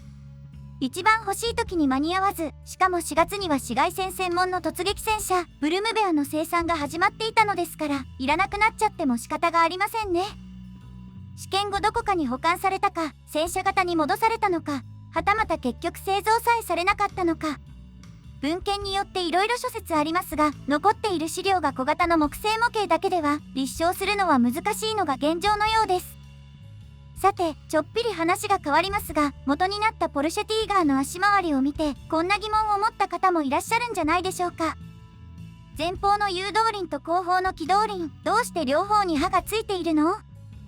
確かに他の戦車を見れば、履帯を引っ掛けるための刃があるのは、動力を伝える機動輪だけ。反対側の誘導輪は履帯の張り具合を調整するだけなので、本来刃なんていらないはずですよね。ポルシェティーガーの誘導輪に刃がある理由、それは履帯の脱落を防ぐためです。普通の戦車の機関室にあるのはエンジン一つだけですが、ポルシェティーガーは独創的なガスエレクトリック方式。機関室にはエンジン2つとモーター2つ、そしてそれらをつなぐ発電機とたくさんの機器が詰まっており、そのため車体がとっても長くなってしまいました。それに加えてポルシェティーガーには上部支持輪が存在せず、履帯が常にダルダルの状態。おかげで走行時に履帯がとっても外れやすくなってしまい、対策のために誘導輪にも刃をつけて前後で履帯を引っ掛けたのです。ティーガー2。ここまで私はポルシェティーガー関連と言いつつ、元になったポルシェティーガーのことばっかり喋ってきてしまいましたね。でもごめんなさい。あと一つだけポルシェティーガーについてお話ししなければなりません。時は1941年6月21日、兵器局第6課はポルシェ社に対し、こんな話を持ちかけました。ポルシェティーガーの手法を FLAK41 に変更できないだろうか。この日はバルバロッサ作戦開始の1日前、これから始まる独ソ戦で大戦の激化が見込まれる中、ポルシェティーガーの KWK36 では力不足だとヒトラーが突然言い出したのです。しかし、それに対するポルシェ博士はあんまりいい顔をしませんでした。KWK36 を前提に作られた砲塔に巨大な降射砲を乗せるなんて到底無茶。仮に搭載できたとしても、射銃のバランスが大きく崩れて使い物にならなくなってしまいます。それはそうですよね。FLAK41 はグリレ10にも搭載された 8.8cm 降射砲。その方針は KWK36 より 1.6m も長く、重量だって3トンも重たくなってしまうのです。こんなものを乗せようなんて、いくら仲のいいヒトラーの要望でも聞けるもんじゃないですよね。そうして9月10日にポルシェ社が出した報告書は次のようなものでした。その降射砲を搭載するなら、専用設計の新しい戦車を作った方が手っ取り早い。それでいいならお任せあれ、当社は喜んで協力しますよ。こうして早速ロッカは動き出し、1941年10月に新型重戦車の開発計画が打ち立てられます。この戦車の概要は、防御力、攻撃力ともにティーガー1を凌駕する戦車。当時開発中だったパンターのように傾斜走行で防御力を底上げし、FLAK41 と専用砲塔で攻撃力を最大化すること。これを受けてポルシェ社は、計画名称 VK4502P、タイプ180の車内故障で設計を開始しました。走行圧は側面後面 80mm、前面走行も 80mm と同じですが、45度の傾斜走行になっていたので実質走行圧は 113mm になりました。そして足回りはポルシェ社独自の縦置き式トーションバーを採用し、駆動方式もおなじみのガスエレクトリック方式です。発電用エンジンを新型に切り替えて、最大出力は 300×2 機の600馬力。これで65トンの車体を動かし、路上最高速度は時速 35km になる計算です。さて、ここまでの性能を聞いて、皆さんはどのように思いますか？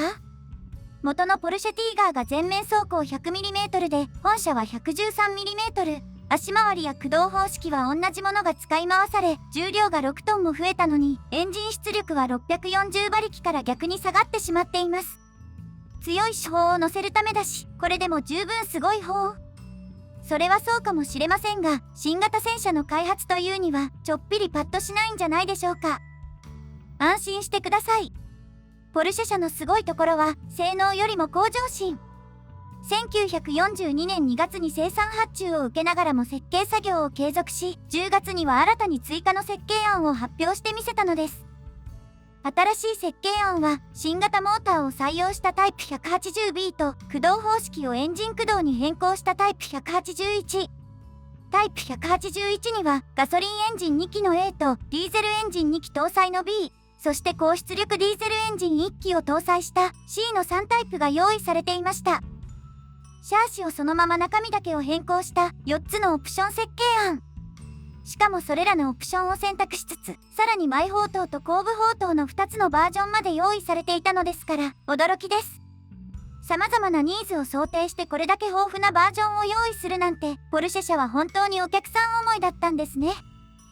さて、そんなポルシェのお客さん、ドイツ陸軍兵器局は一体どれを選んだでしょう？答えは VK4503H。兵器局は10種類もあったポルシェ案を全て却下し、なんと発注契約を白紙にしてヘンシェル社に乗り換えてしまったのです。理由はやっぱり、ポルシェティーガーの失態でしょう。奇抜なアイデアを詰め込んだ挙句に試験で散々な結果を残したポルシェティーガーに対し、堅実な設計で安定した性能を発揮したヘンシェル社のティーガー1。VK4502P の設計却下とポルシェティーガーの不採用が同時に決まったことを考えれば、無関係とは考えられないんじゃないでしょうか。ごめんなさい、忘れてました。今回の新型重戦車計画も、ポルシェ社とヘンシェル社のコンペ形式。1942年4月からはヘンシェル社も計画に参加し、ポルシェ社より半年遅れで設計に着手していました。生産発注までしておきながら後から他社にも参加させるっていうのはなんだか変な感じですが、とにかくポルシェ社はこうしてトンビに採用をかっさらわれてしまったわけですね。さて、そんなトンビのヘンシェル社は1942年10月に試作車3両と生産型176両の発注を受け、翌月には350両の追加発注を受けることになったわけですが、そのまま順調にいったかというと、決してそうではありませんでした。きっかけはやっぱりヒトラーのわがまま。1943年1月3日に装甲の強化を要求されて、車体全面装甲を 100mm から 150mm に増圧。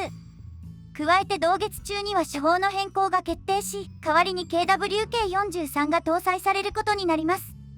そうしてヘンシェル社はつどつど設計を見直すことになり、本社の重量は当初の予定より 1.7 トンも増加してしまったわけですが、そんなものはまだまだ可愛い方です。1943年1月といったら、一体何があったでしょう。そう、パンター2の開発開始です。パンター2の目的は、パンターの側面防御力の強化と、他の戦車との部品の共通化。その共通化の対象に本社も当てはまることになり、VK4503H はほとんど一から設計し直すことになってしまったのです。エンジンを共通化し、天輪を共通化し、さらにはパンター2の履帯を鉄道輸送用の履帯として使うことになり、でも皆さん分かっていますよね。パンター2は結局4月に開発中止、振り出しに戻った設計は結局実を結ぶことはなく、ヘンシェル社は単に時間を浪費しただけだったのです。そうして試作が完成したのは1943年11月、生産型1号車が軍に引き渡されたのは翌年1月のこと。1943年3月にはティーガー2の名前が与えられ、6月にはティーガー B 型とも呼ばれるようになりました。しかし、ティーガー2の登場の遅れは本当に悔やまれます。その性能はまさに最強の重戦車。砲塔全面 180mm、車体全面 150mm の装甲は対戦中に抜かれた記録が一つもなく、その手法はナースホルンやエレファント、そして本社と同じ理由で遅れてしまったヤークとパンターと同じもの。エンジンはパンターと同じ700馬力で機動力こそ最大の弱点ではありますが、間違いなくティーガー1以上の重戦車でした。そんなティーガー2なのに、ティーガー1以上の活躍ができなかったのはどうしてでしょう。それはもちろん数が少なすぎたから。ティーガー2の生産数は1945年3月までにたったの489両。本来ドイツは月あたり50両、最終的に1500両のティーガー2を生産する予定でしたが、戦況の悪化による資源不足や人手不足、そして連合軍による工場の爆撃で何度も生産が中断されてしまったのです。ノルマンディーを皮切りに連合軍を恐怖のどん底に陥れた最強戦車が戦局を覆すほどの戦車にはなれなかった。手遅れになる前に生産が始められていたらと思うと悔しくて涙が出てきますね。さて、ここで話は変わりますが、最後にティーガー2についてのお話を2つほど紹介したいと思います。1つは2種類の砲塔についてです。ティーガー2は最初の50両とそれ以降では全く別の砲塔が搭載されていました。はじめの砲塔は丸っこい砲塔で、後のはとてもカクカクした砲塔。これらの砲塔は通称ポルシェ砲塔、ヘンシェル砲塔と呼ばれていますが、その名の通り丸っこいのはポルシェ社の戦車 VK4502P 用に設計されたものでした。あれ？試作車も作られなかったのに、どうしてポルシェの砲塔があるの？お忘れではありませんか？ポルシェ社は1942年2月、ヘンシェル社が計画に参入する前に、すでに兵器局の生産発注を受けていました。早々に発注が出された理由は、生産が始まるまでにとっても時間がかかるから。そうして砲塔の生産は先行して始まることになり、VK4502P の開発中止が決まった時には、すでに50機分の部品が用意されていたのです。でも、VK4502P は、この先作られることはない。とはいえこのまま捨ててしまうのはあまりにももったいない。そこで兵器局は決断し、それらの50機を完成させて生産初期のティーガー2に転用することになったのです。なんだかどこかで聞いたようなお話ですね。でも実際それができたのはメーカーが同じで砲塔に互換性があったおかげ。ポルシェ砲塔、ヘンシェル砲塔なんて呼び方があるので誤解されるかもしれませんが、何を隠そうこれらの砲塔はどちらもクルップ社が設計したものだったのです。もう一つのお話はティーガー2の名前についてです。本社はティーガー2またはティーガー B 型という名前が一般的ですが、他にも異名がありましたね。中でもよく聞く名前といえばロイヤルタイガーやキングタイガー。これらの由来は1945年1月に軍事大臣のアルベルト・シュペアが使った非公式の名前で決算報告書の中でケーニヒスティーガーと記載していたのが始まりだそうです。ケーニヒスティーガーというのは虎の王様ベンガルトラを指すドイツ語で、それがいつしか翻訳されてイギリス軍ではロイヤルタイガー、米軍ではキングタイガーと呼ぶようになったんですね。それからもう一つ、もしかしたらこんな名前を聞いたことがある方もいらっしゃるんじゃないでしょうか。ティーガー3。こう聞くとティーガー2の後継戦車かと思ってしまいますが、実はこれはヘンシェル社の試作車 VK4503H に付けられた仮の名前です。そういえば VK4502P と VK4503H、2社の設計案で番号が違っていたのはなぜでしょう。それは先ほどお話ししませんでしたが、ヘンシェル社は参入当初 VK4502H の名前で別の戦車を設計していたからです。そのデザインはまさにティーガー1とティーガー2の中間のような戦車。車体前面は傾斜しつつも段差があり、お尻の形はティーガー1そのもの。車体の長さもティーガー2よりずっと短く、車体側面は垂直じゃなくてわずかに傾斜していたそうです。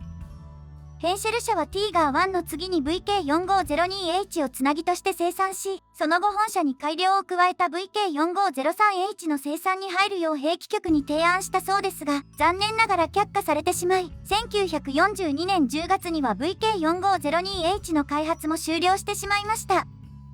そんな中間の戦車 VK4502H に付けられた呼び名がティーガー2。そして同時に VK4503H がティーガー3と呼ばれることになったそうです。それから一転 VK4503H がティーガー2になったのは1943年3月3日のこと。中間戦車の中止から5ヶ月も間が空いてしまった理由は分かりませんが、ティーガー1からティーガー2、ヘンシェル社の設計が突然ガラッと変わったわけじゃなかったことがよくわかるお話ですね。ティーガー2関連の車両。ヤークトティーガー。駆逐戦車や対戦車自走砲。これらの車両は砲塔がない分重量を主砲と走行に回すことができ、既存の車体を使うことで開発期間を大幅に短縮できる。姿勢に回った対戦後半、そんな時こそ大きな効果を発揮したこれらの車両は戦車不足に苦しむドイツ軍を大いに助けることになり、ドイツは次第に新型戦車ができたそばから車体の転用を考えるようになっていきます。そんなところへやってきたのが最強の重戦車ティーガー2。もちろん本社も例に漏れず、1943年2月にそれを元にした駆逐戦車の開発命令が出されました。はい、1943年の2月です。この頃といえば、ヘンシェル社がパンター2との共通化のため図面の引き直しを始めた頃。まだ図面すらできていないティーガー2を早くも転用しようだなんて、ドイツがどれほど急いでいたかが伺えますね。そんなドイツが要求したのは、前線で歩兵の支援を行いつつ、3km 先から敵戦車を破壊する最強の駆逐戦車。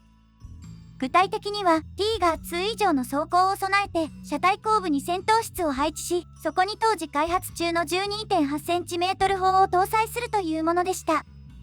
ヘンシェル社はティーガー2の作り直しと並行して、駆逐戦車の設計も行うことになったのです。そうしてヘンシェル社が設計案をまとめたのは、2ヶ月後の1943年4月12日のこと。兵器局に出された設計案には、2つの種類がありました。1つ目は兵器局の指示通り、車体後部に戦闘室を設置した設計案。そして2つ目は、戦闘室を車体の真ん中に配置する案です。でも、どうして2つ目が必要だったのでしょう。後部戦闘室のメリットといえば、車重のバランスが良くなることと、戦闘室を大きくできること。ベスペやナースホルン、エレファントを見てもわかる通り、巨大な砲を搭載するにはうってつけのレイアウトのはずですよね。しかし今回はそれをやると、とっても大きなデメリットが出てしまったのです。中でも主だった欠点を挙げると、車体が大きすぎることと、主砲の負荷が取れないこと、それから主砲が邪魔をして、エンジンメンテができないこと。2つ目の設計で完全に解消できるかというとそうとも言えなかったようですが、結局兵器局は2つ目の案を選ぶことになりました。大きな改造をしない分、生産も簡単ですもんね。こうして設計が固まって、翌月には本格的な開発とモックアップの制作が発注されたわけですが、その進捗はなかなかスムーズとはいきませんでした。なぜなら、肝心の手法の設計が7月まで終わらなかったから。開発元のクルップ社ではやり直しに次ぐやり直し、それに合わせてヘンシェル社も設計の修正を繰り返すことになり、木製モックアップの完成までに5ヶ月もかかってしまいました。ちなみにこの実物大モックアップが完成し、東プロイセンのアリス演習場でヒトラーにお披露目されたのは1943年10月20日のこと。この時ティーガー2とシュトゥルムティーガー、ヤークトパンターのモックアップも一緒に並べられており、ヒトラーはヤークトパンターのかっこよさに釘付けだったそうです。しかし、だからといって本社がダメだったわけでは決してありません。ヒトラーはその時展示されていた4両すべての採用を決め、本社も無事試作車2両と生産型の発注を受けることになったのです。付けられた名前は狩りをする虎、ヤークトティーガー。最強戦車を元にしただけあって、その性能はものすごいことになりました。車体前面走行 150mm、側面走行は 80mm とティーガー2同様で、その上に搭載された戦闘室の前面は、なんと走行 250mm。ティーガー2の走行でさえ一度も抜かれたことがないのですから、むしろやりすぎなくらいですね。そして手法の破壊力は、まさに凶悪の一言でした。ヤークトティーガーの手法は、55口径 12.8cm 対戦車砲 PAK44。通常の鉄鋼弾を使った場合の方向初速は秒速 920m。30度傾斜の走行板に対する貫徹力は、射距離 1000m で 189mm、2000m で 166mm、3000m で 147mm。これのどこがすごいかと言ったら、3000m という距離そのものがティーガーやパンター、そしてティーガー2の手法でさえ有効射程外だったということです。40発という携行弾数の少なさや、毎分3発という射撃速度の遅さなど気にならないほどものすごい破壊力。ヤークトティーガー開発の途中で70口径の超砲新砲に換装する計画もありましたが、明らかに無用の長物で、ものの1ヶ月で消滅したそうです。そして最後に、機動力。最高時速は路上で 38km、不整地で 17km 程度と、これはまあ 71.7 トンの重量を考えれば何の不思議もありませんが、そんなことよりヤークトティーガーには、とっても大きな特徴がありました。それは、全く別の足回りを持つ2種類の車体が存在したことです。一つは、挟み込み式天輪とトーションバーで構成されたティーガー2と全く同じ足回り。そしてもう一つは、天輪2つと縦置き式トーションバーがセットになったエレファントそっくりの足回りです。後者を提案したのはもちろん、ヒトラーと仲良しポルシェ博士。ティーガー2の足回りは高性能な反面、生産するにもメンテするにも非常に手間のかかる代物で、実際それが一因となってヤークトティーガーの試作作業はなかなか思うように進みませんでした。そんな様子をふと見た彼が、ポルシェと仲良しヒトラー総統にこんな話を持ちかけます。うちのサスペンションなら安くて簡単、車体も断然軽くなるし、おまけに車内スペースも広くできますよ。それを聞いたヒトラーは説得に応じ、2両の試作のうち最初の1両をこのポルシェ式サスペンションで完成させることになりました。早くて安く作れればそれだけたくさん作れるし、広くなる分砲弾をいっぱい積むことができる。現場も女将もニッコニコ、こんなにいいことはありませんね。そう、性能にさえ目をつぶればのお話です。2両の試作車が走行試験を受けたのが1944年2月。この試験の結果、ポルシェ車のサスペンションが明らかに性能不足で実用に耐えないことが判明したのです。そうして生産性と性能とを天秤にかけた会議が始まり、ポルシェ式の採用中止が決まったのが同年9月のこと。その頃すでに生産型10両目がポルシェ式で完成していたため、それ以降の車両がヘンシェル式を採用したというわけですね。ちなみに本社のエンジンはティーガー2とまるっきり同じもの。元を正せば43トンのパンターと同じエンジンを使っていたことになるわけで、出力不足は否めません。いずれは SLA16 と呼ばれる800馬力の X 型エンジンを搭載する計画もあったようですが、結局実現はしなかったようです。さて、最大の攻撃力と最高の防御力を実現し、最強の名にふさわしい駆逐戦車がこうして完成したわけですが、そんなヤークトティーガーの生産が遅々として進まなかったのはティーガー2と変わりありません。人手不足に資源不足、手法の不足に工場爆撃、おまけに足回りの変更なんかを行ったせいで製造現場は混乱し、とても作業に集中できる状態ではありませんでした。結局完成したヤークトティーガーは1945年4月までに全部で82両から100両程度。戦争末期の混乱でろくに記録も取れなかったようですが、少ないということだけはわかるんじゃないでしょうか。そして数が少なければ活躍の程度もおのずと分かってしまうものです。どんなに強い兵器であっても数がなければ意味がない。これはティーガー2を見ていれば誰だってそう思うことかもしれませんが、実はヤークトティーガーは少なさ以上に深刻な問題を抱えていました。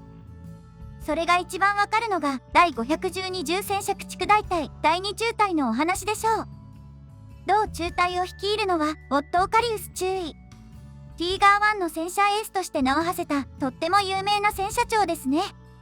そんな彼は1945年2月6日にヤークトティーガー10両を率いる中隊長として防衛戦に参加しますが、栄光も虚しく、その戦果はひどいものでした。完璧に隠れたはずの2両のヤークトティーガーが遠くに見つけたシャーマンに慌て、無理な操作で行動不能。米軍戦車の迎撃に出た1両のヤークトティーガーが射撃できずに旋回をして側面撃たれて大炎上。その後も同中隊は戦いとも呼べないような行動を続け、4月15日の投降までに残した戦果は M4 シャーマンたったの1両だけ。それに対する損害の内訳は、1両が米軍による悲劇波で、8両が故障による放棄と爆破処分、そして残りの1両は、ヤークトティーガーの存在を知らないドイツ国民突撃隊によるフレンドリーファイアというものでした。これに対してカリウスは自身の著書、泥まみれの虎でこう語っています。どんなに強い兵器であっても、連度がなければ意味がない。ヤークトティーガーの一番の問題は、兵士の連度の低さにあったんですね。実際、彼の指揮する10両のうち、実戦経験のある戦車長はたったの3人。しかもその3人についても、彼を含めて戦車での経験しか持ち合わせていなかったのです。ああ、せめてヤークトティーガーに砲塔があったらよかったのに。泥まみれの虎というタイトルには、戦車エースとしての彼の顔に泥を塗られたという意味も込められていたのかもしれませんね。でも、忘れてはいけません。兵器とは、生かすも殺すも使い手次第。乗り手が変われば本社には、大化けする可能性が十分すぎるほどあったのです。カリウスが所属していた第512重戦車駆逐大隊。この大隊には、彼とは別の中隊がありました。第1中隊です。同中隊はカリウスと同じく10両のヤークトティーガーを指揮し、その戦果は11両の戦車と30両を超える軽装甲車両の破壊。加えて降伏の前日にはシャーマン5両を相手取り、なんと4000メートルという長距離射撃でそれら全てを破壊してみせたのです。そんな第1中隊を率いたのはアルバート・エルンスト中尉。彼はかつて80両ものソ連戦車を撃破した有名なナースホルンエースで、砲塔のない戦車の扱いはお手の物だったんですね。しかし、最終的にはその程度。対局を見ればそれらの戦果は些細なものに過ぎませんが、それもこれも生まれた時期が悪かったせい。いいえ、ヤークトティーガーはこういう時だからこそ生まれた車両。こうなるのはむしろ必然だったのかもしれません。グリレ17、21、30。これまで何度もお話ししてきた対戦車火力支援車計画。1942年1月以降、ドイツ軍は既存の大砲を片っ端から自走化し、本当にたくさんの自走砲が生まれることになりました。兵器局第6課で生まれたベスペ、フンメル、ナースホルン。そして4課が便乗したのが、レオパルト・バッフェントレーガーにホイシュレッケ10、グリレ12にグリレ15、そして同じ砲を自走化したラインメタル社のスコーピオン。こうして見ると4課の計画はどんどん砲が大きくなって火力をぐんぐんエスカレートさせていった印象ですが、実はその進化はまだまだ終わってはいませんでした。さすがは砲を管轄する第4課、自走化したい砲といったらキリがないほどいっぱいあったんですね。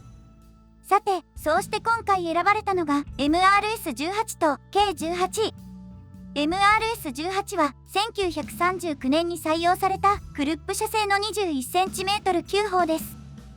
そういえば、シュトゥルムティーガーが初めは 21cm 砲の搭載を考えていたという風に先ほどちょろっとお話ししましたが、それがまさにこの砲だったのです。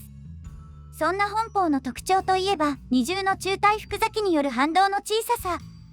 それは射撃精度に影響するのはもちろんのこと、さらには旋回板と呼ばれる特殊な台座で放課ごと360度旋回させることができる優れものでした。しかし、これもお話ししましたね。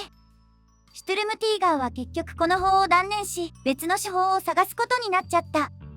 この砲は射程の短さが大きなネックで、1942年には生産終了が決まっていたのです。そうして代わりに生産が始まったのが、もう一つの砲である K18。これは先代の MRS-18 と同じ機構を採用した 17cm カノン砲で、その利点をそのままに射程を大幅に伸ばすことに成功しました。砲弾こそ 21cm から 17cm にサイズダウンしましたが、破壊力の差はそこまで問題にならなかったそうです。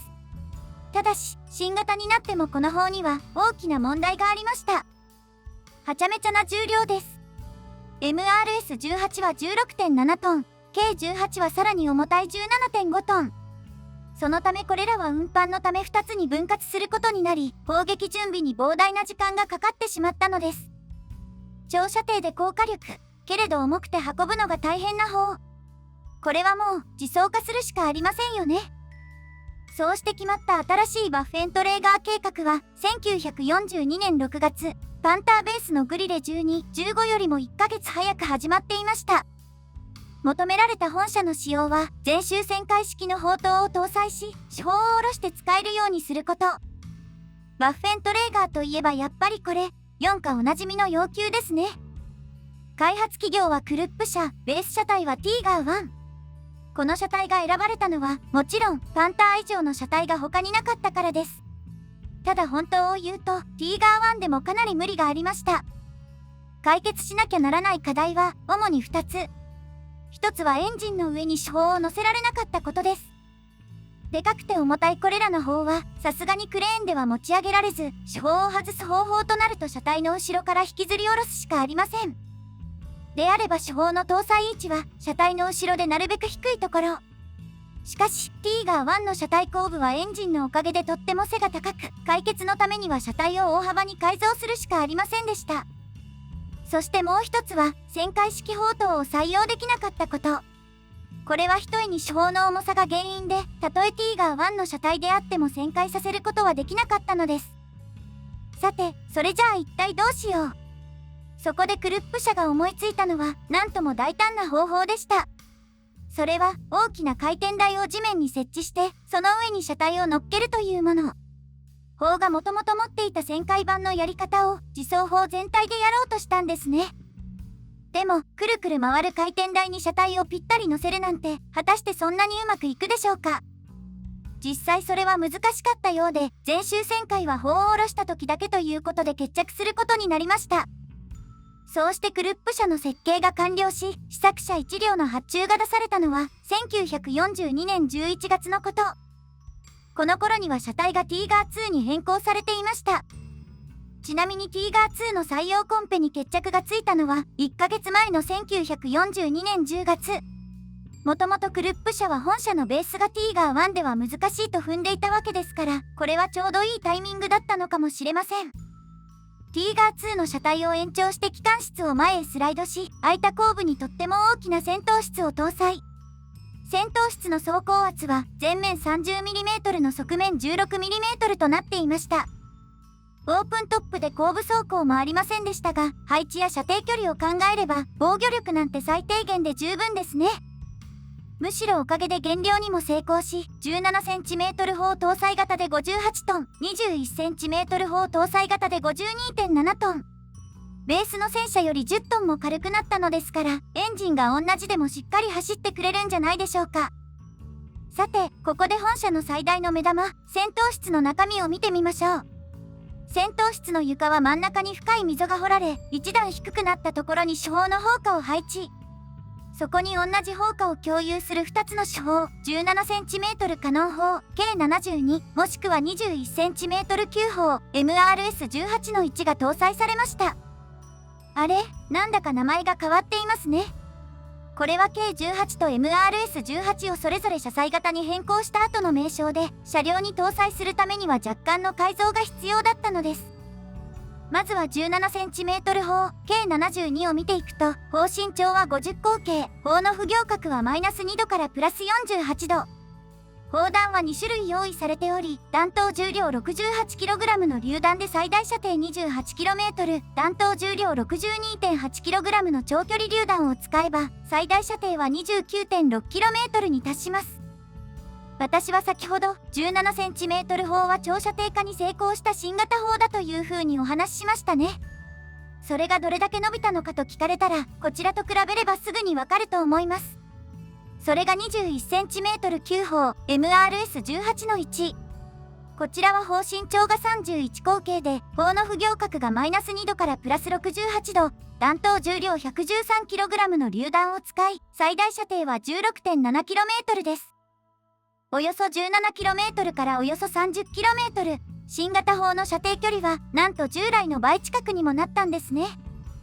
ところで戦闘室のお話に戻ると、そのお尻には装甲がない代わりに大きな円盤がくっついていました。これの正体はというと、これが先ほどお話しした旋回板。車体後部から引きずり出した手法は放課後とこの円盤に置かれることになり、それによって全周旋回が可能になったんですね。ちなみに車体に乗せた状態だと砲の旋回角は左右それぞれ5度ずつしかなく、お世辞にも使い勝手のいいものではなかったそうです。そしてこれらの2つの手法、威力や射程距離こそなかなかのものですが、使い勝手の悪い点がもう一つだけありました。携行弾数です。17cm 砲弾は2種類合わせて全部で5発、21cm 砲に至っては、なんとびっくりたったの3発。手法と弾の大きさを考えれば仕方のないお話ですが、本社は1両ではほとんど使い物にならなかったんですね。本社の車体はティーガー2から2メートル以上延長されたそうですが、そこまでやってもこのありさま。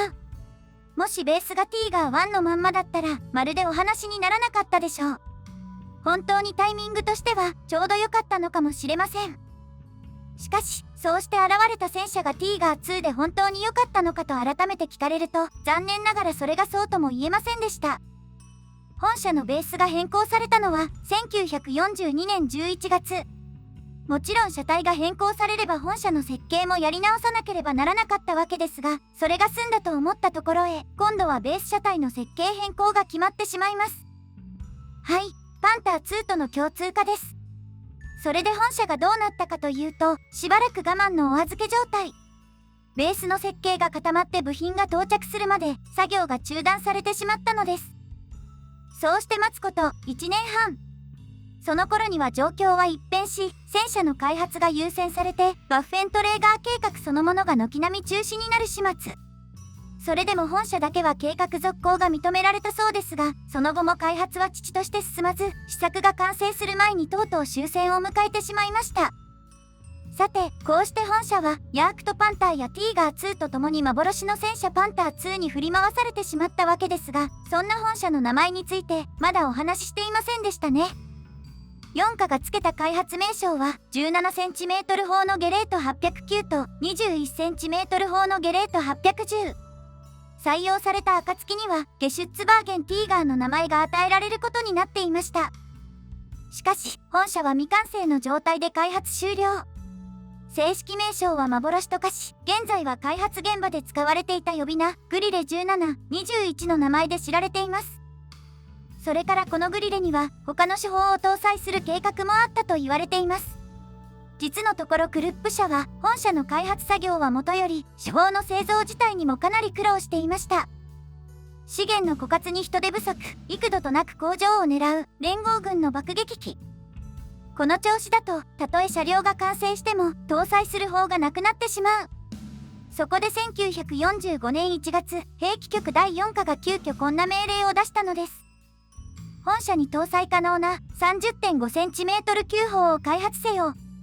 そうして命令を受けたチェコのシコダ社は早速作業に入り、たった20日で設計を完了。3ヶ月後には早くも試作砲1門を完成させました。この砲の名前は 30.5cm 滑降迫撃砲。そしてこの砲を搭載する車両はグリレ30の名前で呼ばれたそうです。ベア。もっと強力な突撃戦車が欲しい。1943年前半以来、ドイツは取り憑かれたように開発に没頭し、突撃戦車は短期間のうちにぐんぐん性能を高めていきました。もっと分厚い装甲を、もっと大きな手法はないか？そうやって始まった市街戦専用の突撃戦車は、1年間で実に3種類。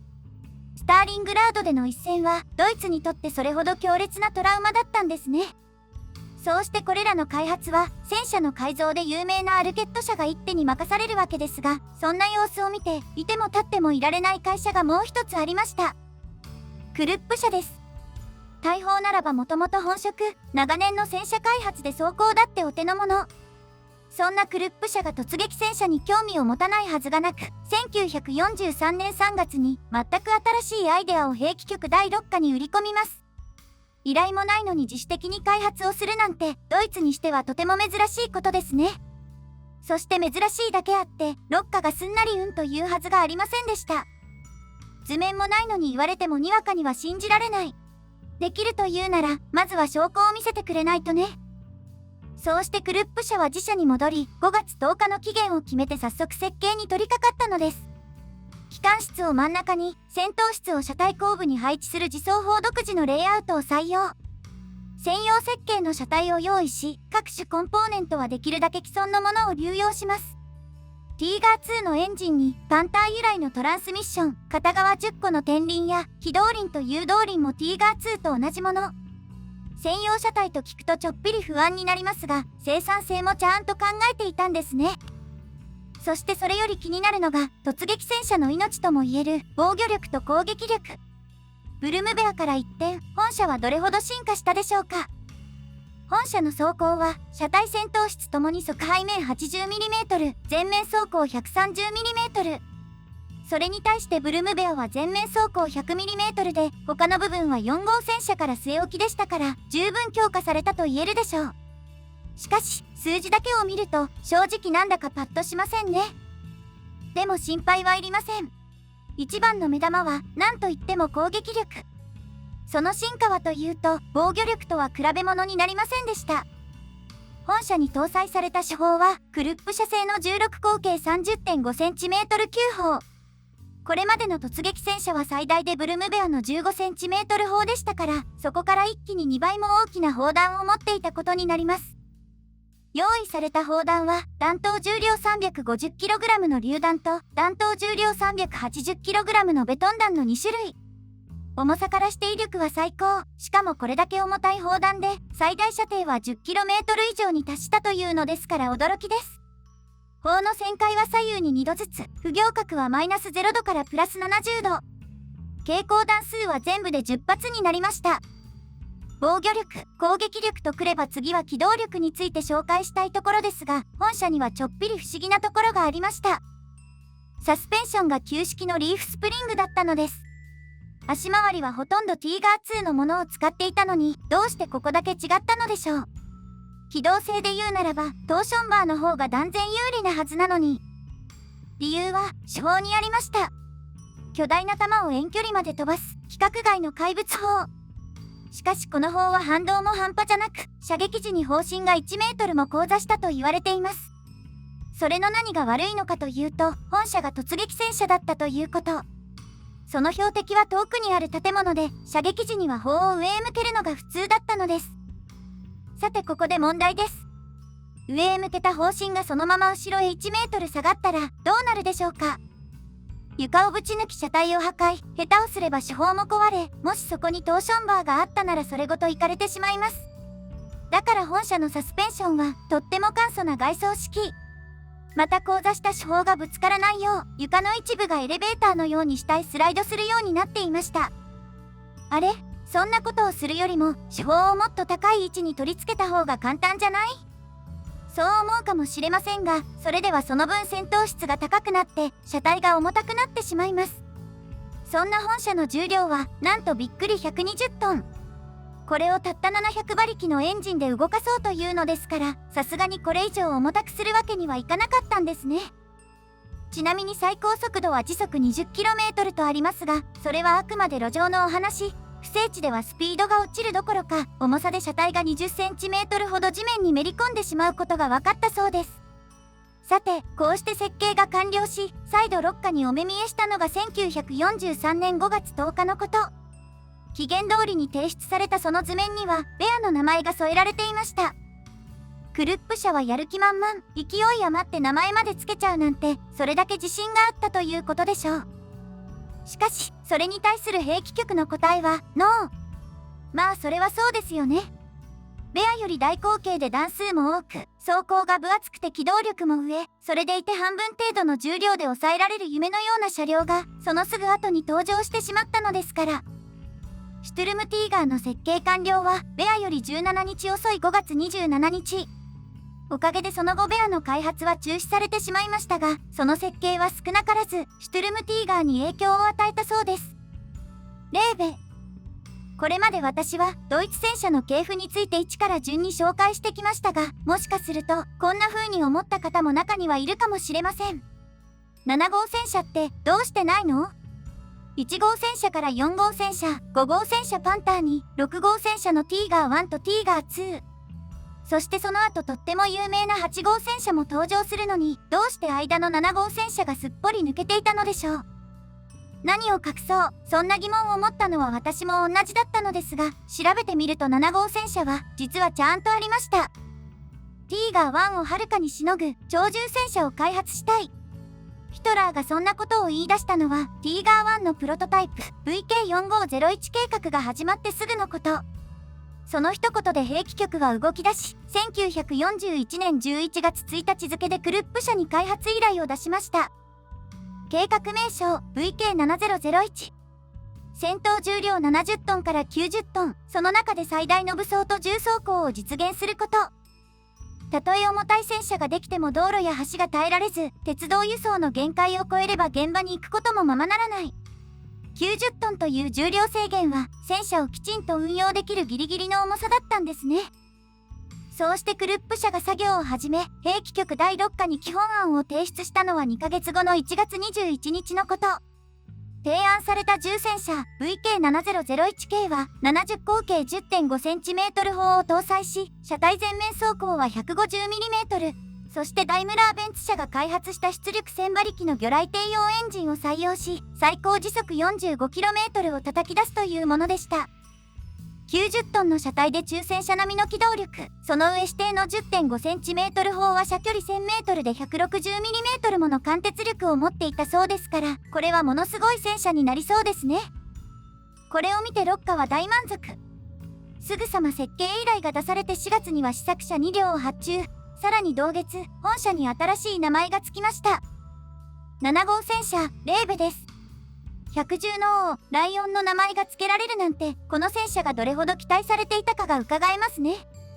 さて、そんなレーベの実力のほどが気になるところではありますが、その前にもう一つだけ紹介したいお話があります。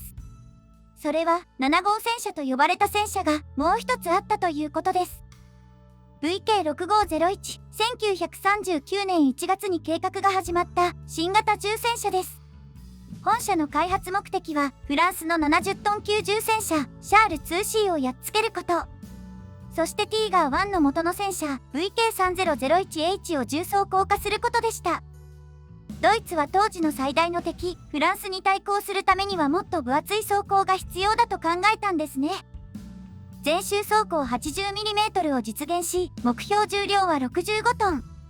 武装には40口径 7.5cm 砲か20口径 10.5cm 砲を採用し、車体前面の副砲塔には最大2丁の機関銃が装備されました。エンジン出力600馬力、最高速度は時速 26km。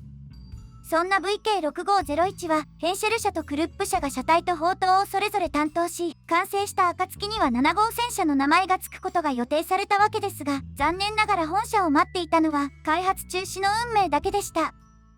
搭載予定の手法は結局どちらも完成させられず、砲塔自体の出来が悪くてとてもじゃないけど使えない。何より試作の完成前にフランス戦が終わってしまったのですから、目的をなくした本社に興味を示す人はどこにもいなかったのです。こうして7号戦車の開発は一旦終了。そこからおよそ1年後に同じ重装甲戦車として復活したのが7号戦車レーベだったわけですね。さあ、話が戻ってこのレーベ、実はそこからとっても大変でした。いざ設計が始まってみると計画は絵に描いたお餅で実現不可能だったことが判明。そこから手を変え品を変え様々な方法が検討されて、クルップ社が6課に提出した設計はなんと5種類にもなっていました。そのうち6課が検討したのは一番軽いライヒターレーベと一番重たいシュベーラレーベです。ライヒターレーベは全面走行 100mm で重量76トン。エンジンを車体中央に配置し、車体後部に砲塔を搭載していました。それに対してシュベーラレーベは全面走行 120mm で重量90トン。こちらは車体の中央に砲塔を搭載するとっても見慣れたレイアウトです。エンジンはどちらも1000馬力の魚雷艇用エンジンを採用し、主砲も同じく70口径 10.5cm 戦車砲。いずれの車体も機関室が一段盛り上がった形状で、ドイツとしては珍しい鋳造製の丸っこい砲塔が採用されました。最高速度は軽い方で時速 27km、重たい方は時速 23km 程度だったそうです。こうしてみると、当初の計画から大きく変わったのは、走行圧と速度でしょうか。150mm の走行圧は思った以上に重すぎで、時速 45km はさすがに夢の見過ぎだったのかもしれませんね。そうして検討の結果、6課はライヒターレーベを採用し、改めて試作車2両の発注を出しますが、その内容にはちょっぴり変更が加えられました。その内容は、ヘンシェル社製ティーガー1と同じエンジンを採用し、全面走行を 100mm に減らして、重量を72トンに抑えるというもの。走行を妥協して、エンジンを共通化。つまり6課は、レーベの早期実用化を望んでいたんですね。実際クルップ社は1943年1月までに生産を開始するよう期限を切られ、さらには試験を後回しにしてでも量産せよと命令されたそうです。こうして使用が決定し、あとはとにかく試作作業に集中するだけ。なんやかんやで設計開始から4ヶ月もかかってしまいましたが、ここから先は一直線です。と言いたいところですが、そこから1ヶ月が経ったところで、突然6課からこんなことを言われてしまいます。設計変更 VK7201K を試作せよ。VK7201K とは検討されたもう一方の設計案、シュベーラレーベに付けられた名前でした。突然何が起きたかと思えば、それはやっぱりヒトラーが原因です。彼はとにかく重くてでっかい戦車が大好物。そんな彼がこの計画を見逃すはずがなく、問答無用で軽い方を却下してしまったのです。そうして変更に応じたところで、完成期限はもちろんそのまま。そこから先は大慌て、ヒーヒー言いながら急ピッチで作業を進めるクルップ社ですが、1942年7月20日にまた6課からの命令が入ります。その命令が何かといえば、なんとまさかの計画中止。理由を聞くと、ヒトラーが本社に興味をなくしたからでした。開始早々振り出しに戻って設計案を検討し、方向性が決まった途端にタイトな期限で大忙し。そこへヒトラーがわがまま言って無理やり計画を変更させられ、おとなしく従ったと思ったらこの仕打ちです。命を削ったクルップの努力は、全てが全て水の泡。なんとも理不尽なお話ですね。こうしてレーベは、名前をもらってからたった3ヶ月で姿を消してしまったのです。ところで今までのお話でちょっと不思議に思った方もいらっしゃるんじゃないでしょうか。VK6501 はじめの7号戦車がなくなって、それからすぐに復活することになったレーベ。どちらも同じ重装甲の戦車として計画されたわけですが、どうして同じような戦車が立て続けに計画されたのでしょう。フランス戦で圧勝した以上、もう重たい装甲なんていらなくなったはずなのに。それは2つの戦車計画のちょうど間の時期に起こった事件がきっかけです。フランス戦が終結した1940年6月からレーベの計画が始まった1941年11月1日まで。そう、独ソ戦の開戦ですね。T34 に KV シリーズ、ドイツ軍の度肝を抜いたソ連戦車の登場で、ヒトラーは衝撃とともにこんなことを考えました。ソ連はきっとこれらの戦車をはるかにしのぐ超重戦車を用意してくる。こうしてソ連に対抗するためドイツも重戦車が必要になり、レーベのような巨大戦車が計画されることになったのです。もっともヒトラー自身としてはこれでも全然物足りなかったようですが、そのお話は次にとっておきましょう。マウス。ソ連軍は近いうちに超重戦車を実用化する。意外なまでのソ連の強さに度肝を抜かれたヒトラーは、そんな確信を持つようになりました。そうして彼が持ちかけたのが、鳥獣戦車の開発計画。相談先は、お友達のフェルディナント・ポルシェ博士です。時は独ソ戦が始まって5ヶ月後の1941年11月29日。国内初の重戦車、ティーガー1が完成しないうちから、もうこんなお話が出ていたんですね。さて、その時2人がどのようなお話をしたかはわかりませんが、野心的なポルシェ博士のこと、きっとノリノリで計画に賛成したのでしょう。そうして翌年3月21日、ヒトラーがポルシェ社に対して直々に開発要請を出すことになりました。要求された仕様は、100発の手砲弾を搭載し、副武装として遠隔操作式の機関銃を装備すること。それから問題の重量は、なんとびっくり100トンです。鳥獣戦車というだけあって、とってもでっかい目標ですね。完成目標は1943年の春のお披露目会。ポルシェ社は期限内の完成を目指して早速開発に着手するわけですが、そこから仕様は幾度となく変わっていきました。1942年5月には重量制限が120トンに引き上げられ、6月には基本使用書を見たヒトラーが、車体底面走行の増圧と70口径 10.5cm 砲の装備を要求。10月からは 15cm 砲と 12.8cm 砲が選択肢に追加され、さらに同月、搭載するエンジンをめぐって何度も議論が重ねられます。この時ポルシェ社が発表したのは、ダイムラーベンツ社製の水冷ディーゼルエンジンを搭載するタイプ 205A と、ポルシェ社製の空冷ディーゼルエンジン搭載のタイプ 205B。しかし、結局どちらのエンジンも手に入らないことが判明し、11月には代わりのエンジンが模索されることになります。ちなみにこの時これらの戦車は、重量およそ150トン。目ん玉が飛び出しそうな数字ですが、それもまだ序の口で、同月中に開かれた会議で設計変更とさらなる重量の引き上げが提案されました。変更の内容はエンジンの決定とそれに合わせた車体の変更、そして砲塔の搭載位置を車体後部に移動すること。これらの変更を加えた戦車は、なんと170トンにまで膨れ上がっていたのです。これを見たヒトラーは大絶賛。なんせヒトラーは巨大戦車が大好物。100トン戦車の計画が1年もしないうちに倍近くの重量になっていたのですから、喜ばないはずがありませんよね。そうして1943年1月3日に決まったのが、鳥獣戦車の正式採用。2月11日に試作車6両の発注が出され、13日には正式名称が8号戦車マウスに決まりました。マウスというのはネズミを意味するドイツ語です。ヒョウにトラ、ライオンときて、どうしてちっちゃなネズミになっちゃったのかは気になるところですが、それは巨大戦車の開発を連合軍に悟らせないため。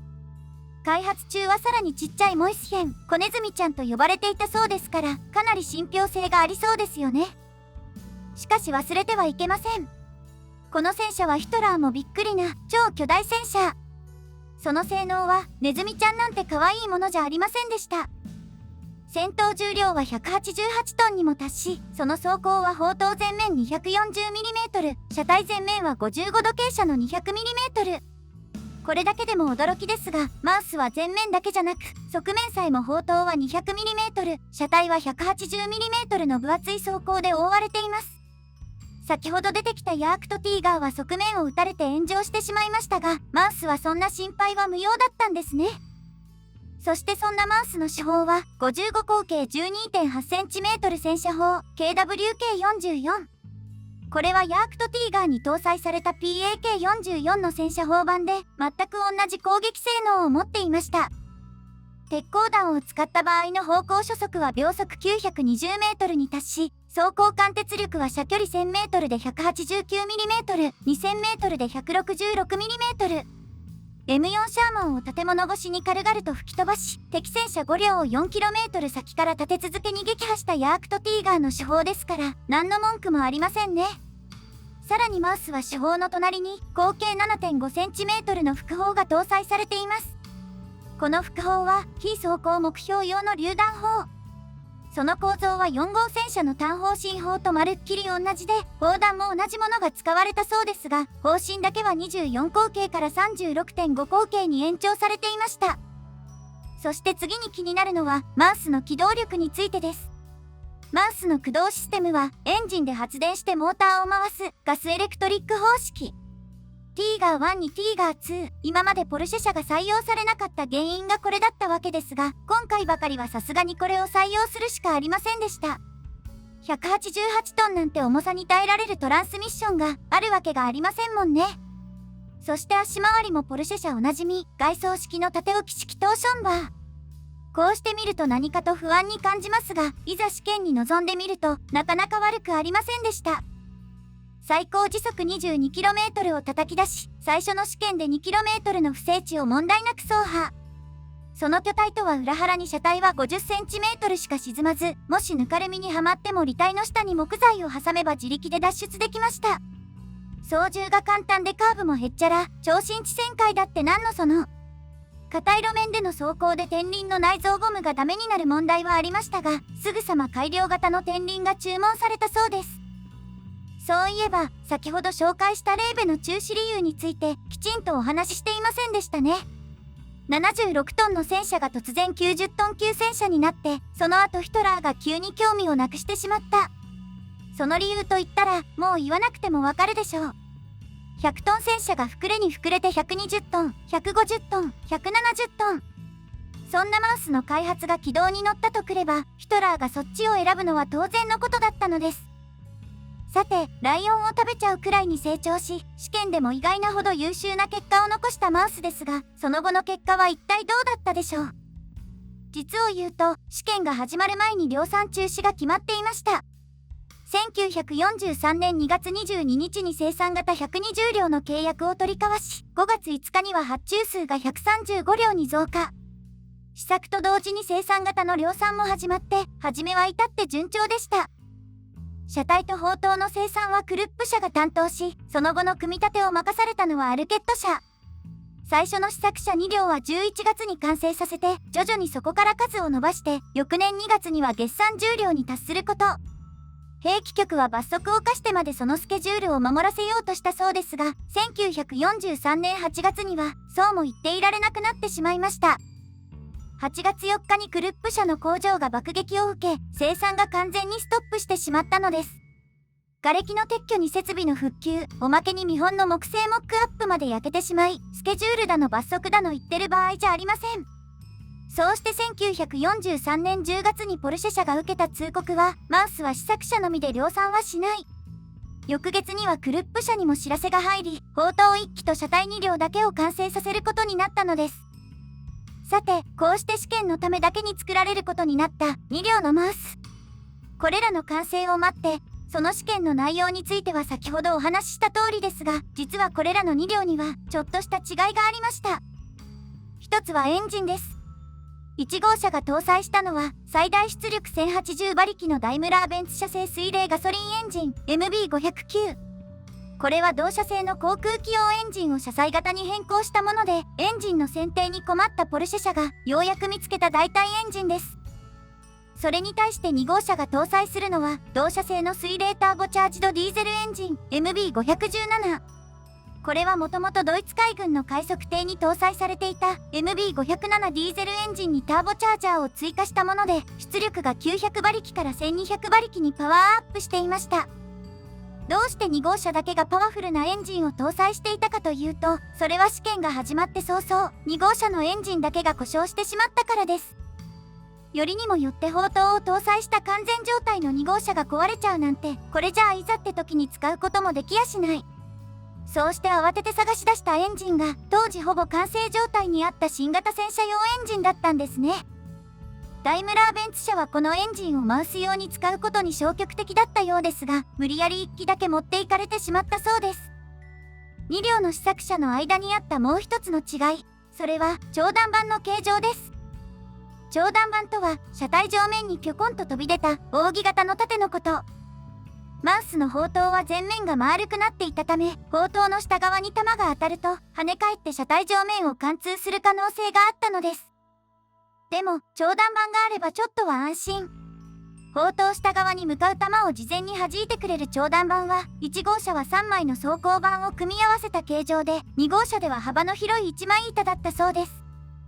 ちなみにこの砲塔正面の形状についてですが、実物大モックアップが完成した5月以降、実はポルシェ博士が何度もクレームを出していました。形を変えよう。曲面を逆にすれば改善するはずだ。いやむしろ曲面じゃなく、いっそ平面にした方がいいんじゃないだろうか。どうして今更そんなことを言うのでしょう。そもそもマウスはポルシェ社の設計だったはずなのに。そう思う方もいらっしゃるかもしれませんが、実はポルシェはもともと車体だけ。ティーガー1の時代から変わらず、砲塔の開発はずっとクルップ社が担当していたのです。さて、そうして採用もなくなったのに、試験だけを繰り返すことになったマウス。問題点が見つかっても誰も改善しようとはせず、一体何のためにやってたのかわからなくなりそうですが、この戦車は最後の最後に前線に向かって出動することになります。ただし、出動してちょっと走っただけ。時は1945年5月の終戦直前、本土決戦に参加するため試験場から出発したマウスでしたが、14km ほど走ったところで行動不能に陥り、そのまま乗員に爆破されてしまったのです。試験でいくら良好だったと言っても、本番がこれでは何とも言えませんね。そうしてその後ソ連軍がクンマースドルフを占領し、試験場に放置された無傷の1号車を発見。爆破後損傷の少なかった2号車の砲塔をその車体に搭載し、試験のためにクビンカへ持ち帰ったというのは、とても有名なお話ですね。でも皆さんは、この戦車がこれで終わりじゃなかったことをご存知でしょうか。兵器局第6課が量産中止を決定してから4ヶ月後、クルップ社は1944年3月にこんな報告を挙げていました。人さえいれば、いつでもマウスの生産を再開できます。先ほど私は、マウスは試作と同時に生産型の製造が始まったというふうにお話ししましたが、この時クルップ社ではすでに生産型30両分の装甲板が完成しており、それとは別に15両の車体と砲塔9機分の装甲板が切り出し作業を待っている状態だったそうです。そうしてそんな報告を聞いてヒトラーが出したのが、マウスの再開発命令。同年7月に残った試作の廃棄命令が出されても、クルップ社は応じなかったそうですから、何か関係があったのかもしれませんね。マウス関連の車両。マウス2。いつでもマウスを量産できる。そんなクルップ社の報告に気を良くしたヒトラーは、すぐさまマウスの開発再開を決定します。そうして1944年3月にクルップ社は作業を再開することになるわけですが、実は同社はそれと同時にもう一つ別の依頼を受けていました。改良砲塔の開発です。私は先ほどポルシェ博士が砲塔の設計に文句を言っていたというふうにお話ししましたね。彼の苦情の理由は砲塔前面のショットトラップ。前面下部が丸い形をしていると当たった砲弾が車体に跳ね返ってしまう可能性があったのです。ショットトラップを解消し、鉄壁の砲塔を開発する。そうしてクルップ社は早速作業に取り掛かり、砲塔の改良がスタートします。砲塔前面を平たい傾斜走行に置き換え、そこに 12.8cm 砲 KWK44 と 7.5cm の副砲を搭載。こう聞くと武装はマウスから変わらないように思いますが、実はそこには大きな変化がありました。まずは副砲の砲身の長さです。マウスの副砲は 36.5 口径 7.5cm 戦車砲 KWK44 が採用されていましたが、これは4号戦車の単砲身砲 KWK37 を改造してちょっぴり長砲身化したものでしたね。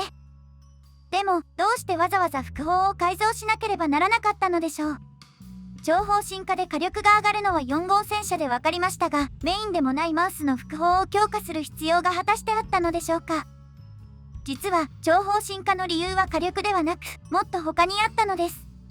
マウスのレイアウトを見てみると、機関室が真ん中で砲塔が車体の後ろ側にありましたね。これは重たい機関室を真ん中に置くことで巨大な砲を搭載してもバランスが取りやすい、とっても合理的で素敵なレイアウト。その実力はナースホルンやエレファントを見れば一目瞭然。ヤークとティーガーでさえ初めはこのレイアウトを採用しようとしたほどです。しかし、マウスだけはちょっぴり勝手が違いました。理由は、単砲身の副砲があったこと。砲身が短すぎると砲口が車体の真上に位置することになり、車体の中央に機関室のあるマウスは、エンジングリルと砲口の位置が重なってしまうのです。そんな状態で副砲を発射したりしたら、エンジンが煙を吸い込んでもう大変。マウスの副砲が長砲身化されたのは、グリルと砲口の位置を十分離すためだったんですね。さて、それに対して新型砲塔はというと、実は24口径の単砲新砲に戻っていました。既存の砲をそのまま使えば生産性を上げられる。でもそれだと同じ問題になっちゃわないかなって思ってしまうかもしれませんが、それがもう一つの大きな変化、副砲の配置についてでした。グリルと方向が近いからダメ、だったら離せばいいんでしょ？新型砲塔の副砲は、なんと主砲の上に重なる形で搭載されていたのです。高い位置に搭載すれば、グリルから十分距離が取れる。しかも主砲と副砲の垂直軸が同じなので照準がはるかに簡単になり、砲塔前面の開口が小さくなって防御力も格段に向上したそうですから、これはマウスにとってうってつけの方法だったんですね。砲の位置が高すぎて装填しづらいのがたまに傷だったようですが、そこはメインじゃないのでそこまで問題にならなかったのかもしれません。そんなことよりこの新型砲塔には解決しなければならないとても大きな問題がありました。それは砲塔前面が平らに切り取られたせいで中身が狭くなってしまったことです。その狭さたるや 12.8cm 砲が搭載できなくなったほど、主砲が搭載できなければ何の意味もないわけですから、相当大きな問題ですよね。そこでクルップ社が考えたのは、これまた大胆な方法でした。その方法とは、主砲の取り付け位置を装甲の外側に出してしまうというもの。砲塔前面が平らと言いつつ、主砲周りがボコッと丸く飛び出ているのはそういうことだったんですね。クルップ社が基本設計を完了させたのは、1944年3月15日のこと。開発以来からたった2週間、こんなに作業が急がれたのには理由がありました。砲塔の次は、ポルシェ社が車体の改良をしなければならなかったからです。四角い改良砲塔の砲塔リングは従来より一回り大きく、マウスの車体幅ギリギリにまで迫るほど。そのため車体の設計にも変更を加える必要があり、ポルシェ社はついでにエンジングリルの拡大など、機関室の冷却に関する改良を検討したそうです。戦場に向かったマウスが途中で動かなくなったのは、もしかしたら機関室の冷却不足も関係していたのかもしれませんね。こうして設計が完了し、そこからどんどん話は進みました。1944年4月8日には5分の1スケールの縮小模型の作成契約、16日の兵器局第6課との話し合いを経て、5月15日には新型測距儀の導入を盛り込んだ10分の1スケールの模型が追加発注。生産計画もしっかり立てられ、生産型8両目のマウスから新型砲塔に切り替えることになりました。完成目標数は従来砲塔のマウス7両と新砲塔型22両。この新砲塔型はマウス2と呼ばれていたそうですが、結果はもう皆さんご存知の通りです。詳しい時期はわかりませんが、いつの間にやら開発中止。この時はもう終戦間近。自利品状態でやることが山積みだった当時のドイツにとって、巨大戦車の量産など夢物語に過ぎなかったのです。ちなみにこれも定かではありませんが、この新型砲塔は、とある戦車の設計に大きな影響を与えたと言われています。その戦車の名前は、イン100。数ある戦車を重量別に大別し、それぞれ同じ部品を使って戦車開発を標準化しようとした E シリーズのマウスバージョンです。結局この計画で完成したのは E100 戦車の車体だけ。最後まで砲塔が作られることはありませんでしたが、マウス2の砲塔を軽量化して搭載する計画があったそうです。ティーガーマウス。マウスの砲塔を設計し、その後マウス2で新型砲塔の開発も任されていたクルップ社。ティーガー1やティーガー2でもそうですが、クルップ社は主砲と砲塔の開発ばっかりしてきた印象がとっても強いんじゃないでしょうか。でも、ちょっと待ってください。クルップ社は昔からずっと戦車の開発を手掛けてきた企業。1号戦車の車体や4号戦車を作ったのもクルップ社ですし、そもそもレーベやその前身の7号戦車を開発し、超重戦車の設計に着手したのはクルップ社が始まりだったのです。そんなレーベに興味をなくし、ヒトラーが一方的に開発を打ち切った原因といったら、それより倍も大きくて重いマウスが登場したからですね。そうして仕事を失ったクルップ社に回ってきたお話が、そんなマウスの砲塔だけ。超重戦車の開発にいち早く関わってきたクルップ社としては、あまりにも残念な結果だったんじゃないでしょうか。いいえ、そうじゃありません。実はクルップ社もまた100トン級戦車の開発をちゃんと受注していたのです。しかもその時期はポルシェ社より2週間早い1942年3月6日のこと。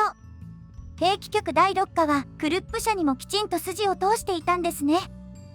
さて、そうしてクルップ社は早速設計に着手することになるわけですが、この計画がこの後どんどん変わっていったのはマウスのところでお話しした通りです。5月には重量が120トンに引き上がり、10月には150トン、11月には後部砲塔が採用されて、最終的には188トン。こうしてマウスはみるみるうちに重量化の道をたどることになったわけですが、対するクルップ社はというと、なかなかそういうわけにはいきませんでした。なぜならクルップ社の戦車はガソリンエンジンを採用していたからです。クルップ社の設計理念は既存のコンポーネントを使い回して速くて簡単に作れる戦車。パンターやティーガー1の足回りを流用し、エンジンもまた同様のものを搭載することになっていました。エンジンの名前はマイバッハ製の HL234。これはパンターやティーガー1に搭載された HL230 の改良型で、その最高出力はなんと1000馬力から1200馬力にも達するそうです。もともと700馬力だったのが一気に1200馬力になるなんて、ものすごい進化ですね。それでいて元の設計が同じなら、生産も整備も簡単だったわけですから、実現すればもう最高。ごめんなさい。言いたいところはそこじゃないですよね。戦車がエンジンで動くなら、その先にあるのはもちろんトランスミッション。トランスミッションが重量に弱いというのは今まで何度もお話しした通りで、超重戦車に耐えられるものを作るのは並大抵のことではなかったのです。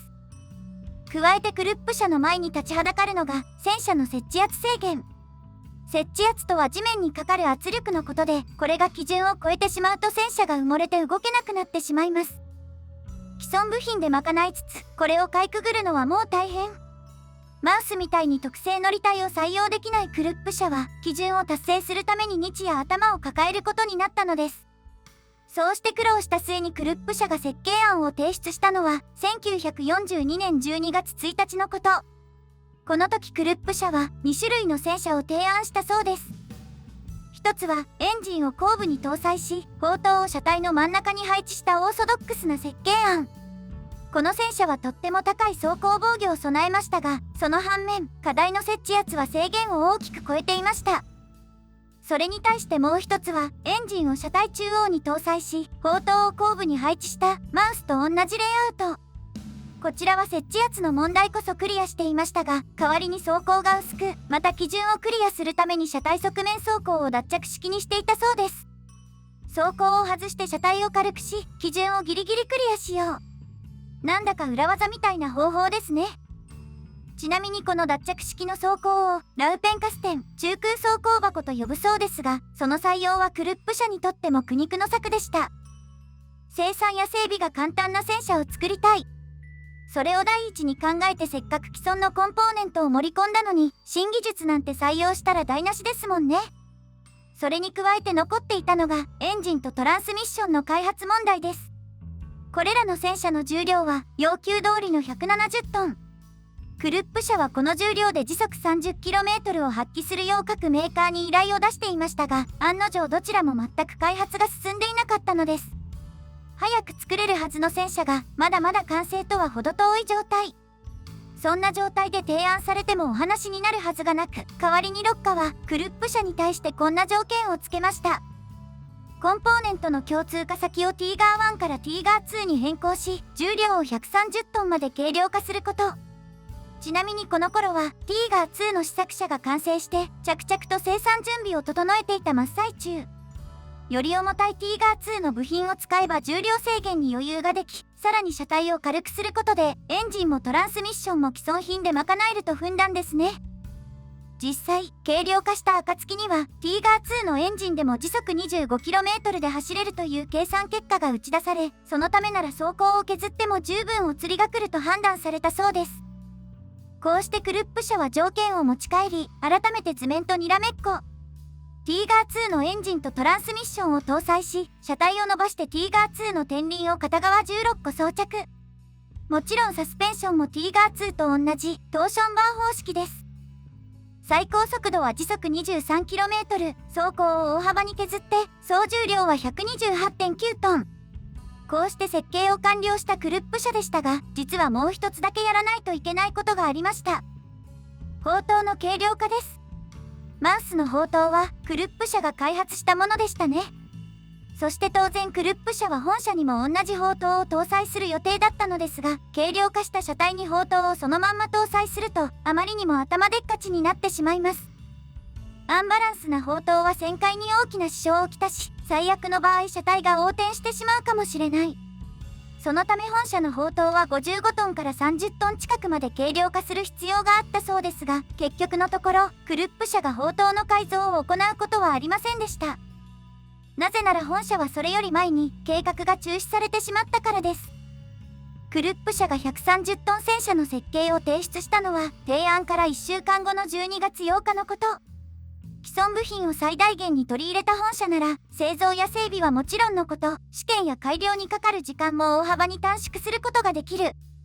兵器局第6課はこれを見て大絶賛。すぐさまこの戦車を実用化したいとまで言っていたそうですが、それから1週間後、クルップ社がこんな情報を聞きつけました。軍需大臣アルベルト・シュペアが生産を承認していない。どういうこと？すぐにでも作りたいって言っていたのに、まるで話が逆じゃない。事情を聞くため6課に駆け込んだクルップ社ですが、その返答はポルシェが認可されたからの一点張り。不採用の理由を問いただしても、それ以上の回答が返ってくることはありませんでした。実のところ、ポルシェ社のマウスが採用されたのは翌年1月3日のことで、この時はまだ検討段階にありました。つまりこの段階では、クルップ社の不採用はまだ決まっていなかったということ。だったらどうしてこんな返答をしたのかというと、それはロッカが過去の過ちを繰り返したくなかったからだと言われています。その過ちというのは、ティーガーシリーズのコンペで発生した2つの大きなイレギュラーです。ティーガー1とティーガー2。これらの戦車はどちらもヘンシェル社が採用を勝ち取ったものですが、その決定が出される前に、ポルシェが早くも生産を始めてしまいましたね。そうして生まれてしまったのが、ポルシェティーガーとポルシェ砲塔。結果として前者はエレファントとして生まれ変わり、後者はティーガー2の初期砲塔に採用されて事なきを得たわけですが、視点を変えればこれはドイツにとって資源と労力の無駄遣い、非効率極まりない過ち以外の何者でもありませんでした。そんな愚かな行いを二度と繰り返しちゃいけない。そうしてロッカはクルップの生産にストップをかけ、鳥獣戦車の結果が決まるのを待っていたんですね。でも、だったらどうしてポルシェがどうのって、そんな嘘をついたのでしょう。それはきっと、嘘にはならないと思ったのかもしれません。なんせヒトラーの大好物は、とにかく重たい巨大な戦車。188トンのマウスと130トンの戦車では、彼がどちらを選ぶかなんて、目に見えていたことなのでしょう。事実、クルップ社はその後大臣に再考を求めて直談判したそうですが、1月5日には検討虚しく、ヒトラーがたった一声で却下してしまったそうです。そんな悲しい本社の名前は、通称、ティーガーマウス。開発中はマウス同様モイスヘンと呼ばれていたそうですが、いつしかポルシェと区別するため、そう呼ばれるようになったそうです。ティーガー2との共通化を図ったマウスと考えれば、これほどぴったりな名前もないかもしれませんね。さて、こうしてティーガーマウスはマウスに敗れ、クルップ社はマウスの砲塔、そしてマウス2の改良砲塔の開発だけを続けることになるわけですが、実はティーガーマウスはここで終わりではありませんでした。時はティーガーマウスの中止から半年後の1943年6月30日のこと。フランクフルトのアドラー社がロッカからとある図面を手渡されました。そうして同社で始まったのが鳥獣戦車 E100 の開発作業です。新型トランスミッションを搭載し、エンジンを新型の HL234 に変更。E シリーズ共通の外装式サスペンションが採用されて、前輪も履帯も大型のものに変更されたそうですが、この車両は何を隠そう、もともとティーガーマウスの図面を改良したものだったのです。シリーズ中で最も重たい E100 だけが試作の製作にこぎつけたのは、ベースの図面がもともと存在していたからなんですね。ちなみに当のクルップ社が図面の流出を知ったのは、1944年の春、なんとティーガーマウスの不採用から1年以上も後のことだったそうです。ティーガーマウスが無駄にならなかったのは良かったことかもしれませんが、なんだかもやっとするお話です。だって、クルップ社がポルシェ社と競ってマウスの開発を行っていた。あんまり印象にない方にとってはちょっぴり意外だったかもしれませんが、考えてみればそれは当たり前のことでした。だってクルップ社にはあの人がいたのですから。エドバルト・グローテ。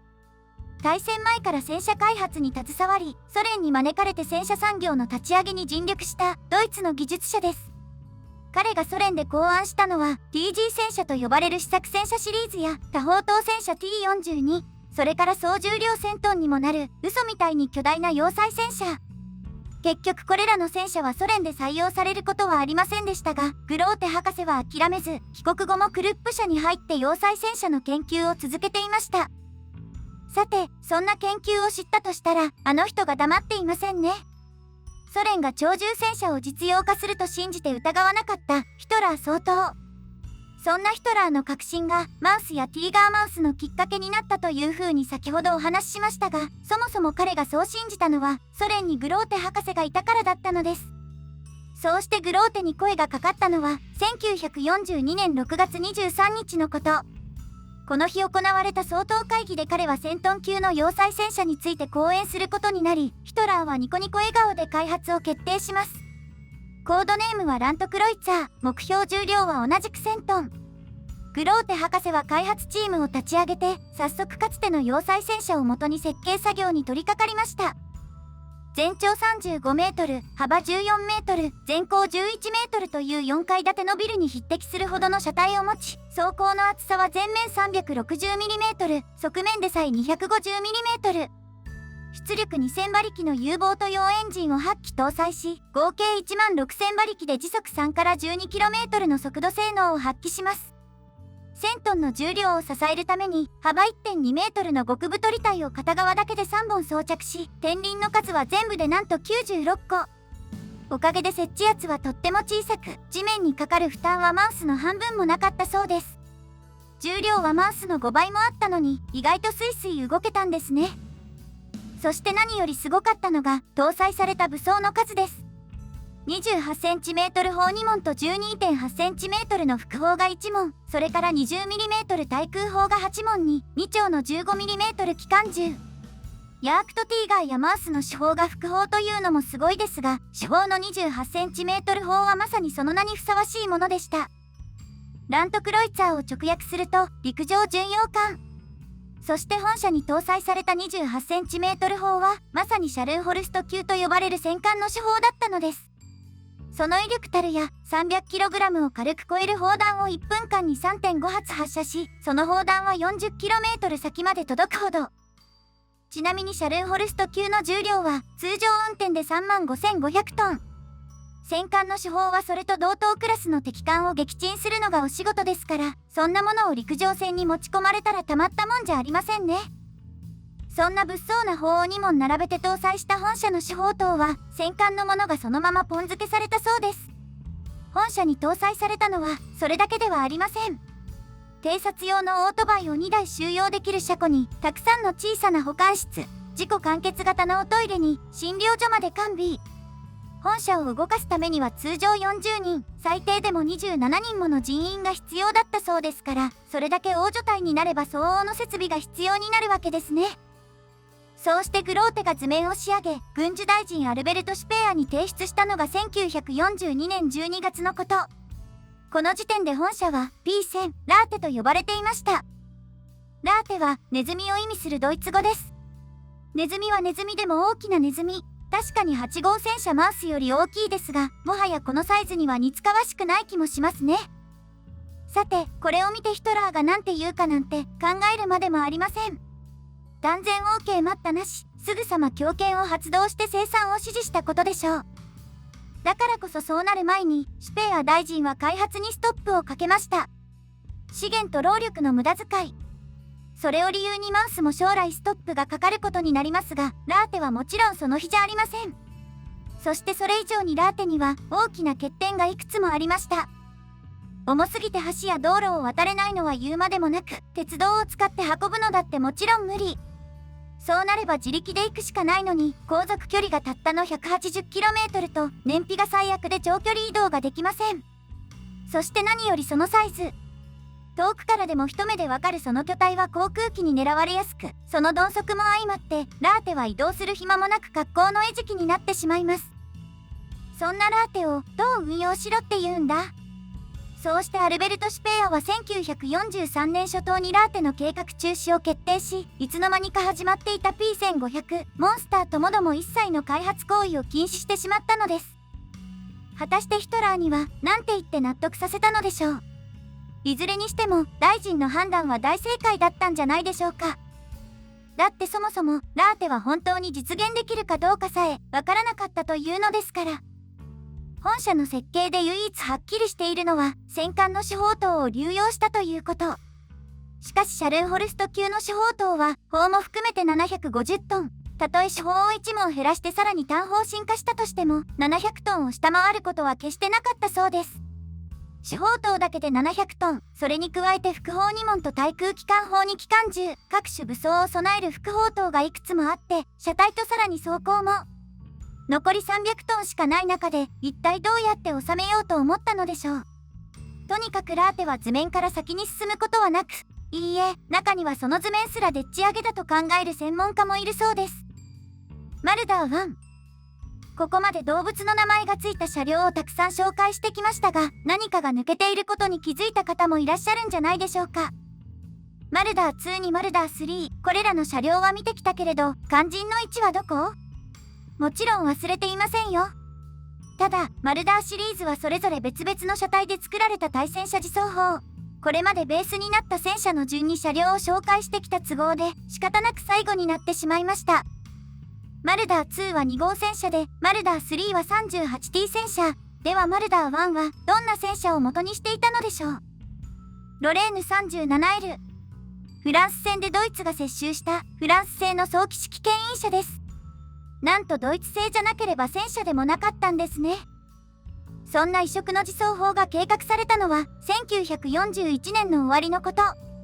当時300両あったロレーヌ 37L を各種自走砲に改造するべく兵器局は早速研究を開始しました。中でも一番急がれたのが対戦車砲の自走化です。KV シリーズに T34、恐ろしいほどカッチカチなソ連の戦車に対抗するにはどうしても強力な対戦車火力が必要だったんですね。そうして手法の選定が終わって開発企業を決定し、そのままヒトラーが対戦車自走砲60両の生産要求を出しました。4月に生産が始まった 7.5cm 対戦車砲 PAK40 を機関室の上に搭載し、単純設計の戦闘室を砲の周りに搭載。荷台を戦闘室に置き換えるだけのとっても簡単なお仕事です。そして簡単だったということは、それだけ早く作れたということ。生産要求が出されたのが1942年5月23日。それからたった2ヶ月で早くも104両が完成し、8月にはさらに66両が製造されました。マルダー1の生産数は全部で170両。初めの発注が60両だったのにそれが3ヶ月で3倍近くになるなんて、それだけ速さが大事だったということですね。当時のドイツは T34 ショックで大慌てだったわけですから、当然といえば当然です。そしてその速さの秘訣は何を隠そうベース車体の構造にありました。ロレーヌ 37L は戦車ではなく牽引輸送車。先ほども荷台という言葉が出てきましたが、この車両は車体の後ろに荷台があって、機関室が初めから真ん中に配置されていたのです。だからこそ改造は本当に最小限、加えてエンジンの上に構造がない分、車高を低く抑えることにも成功しました。ちなみにマルダーシリーズの車高は、マルダー2の後期型で 2.2 メートル、マルダー3で一番低い M 型が 2.35 メートル。それに比べてマルダー1は 2.05 メートルと圧倒的な低さです。車高が低いとそれだけ敵に見つかりにくいし、被弾率も抑えられる。マルダー1の装甲は一番分厚い前面でも 12mm しかありませんが、防御力は決して低くなかったんですね。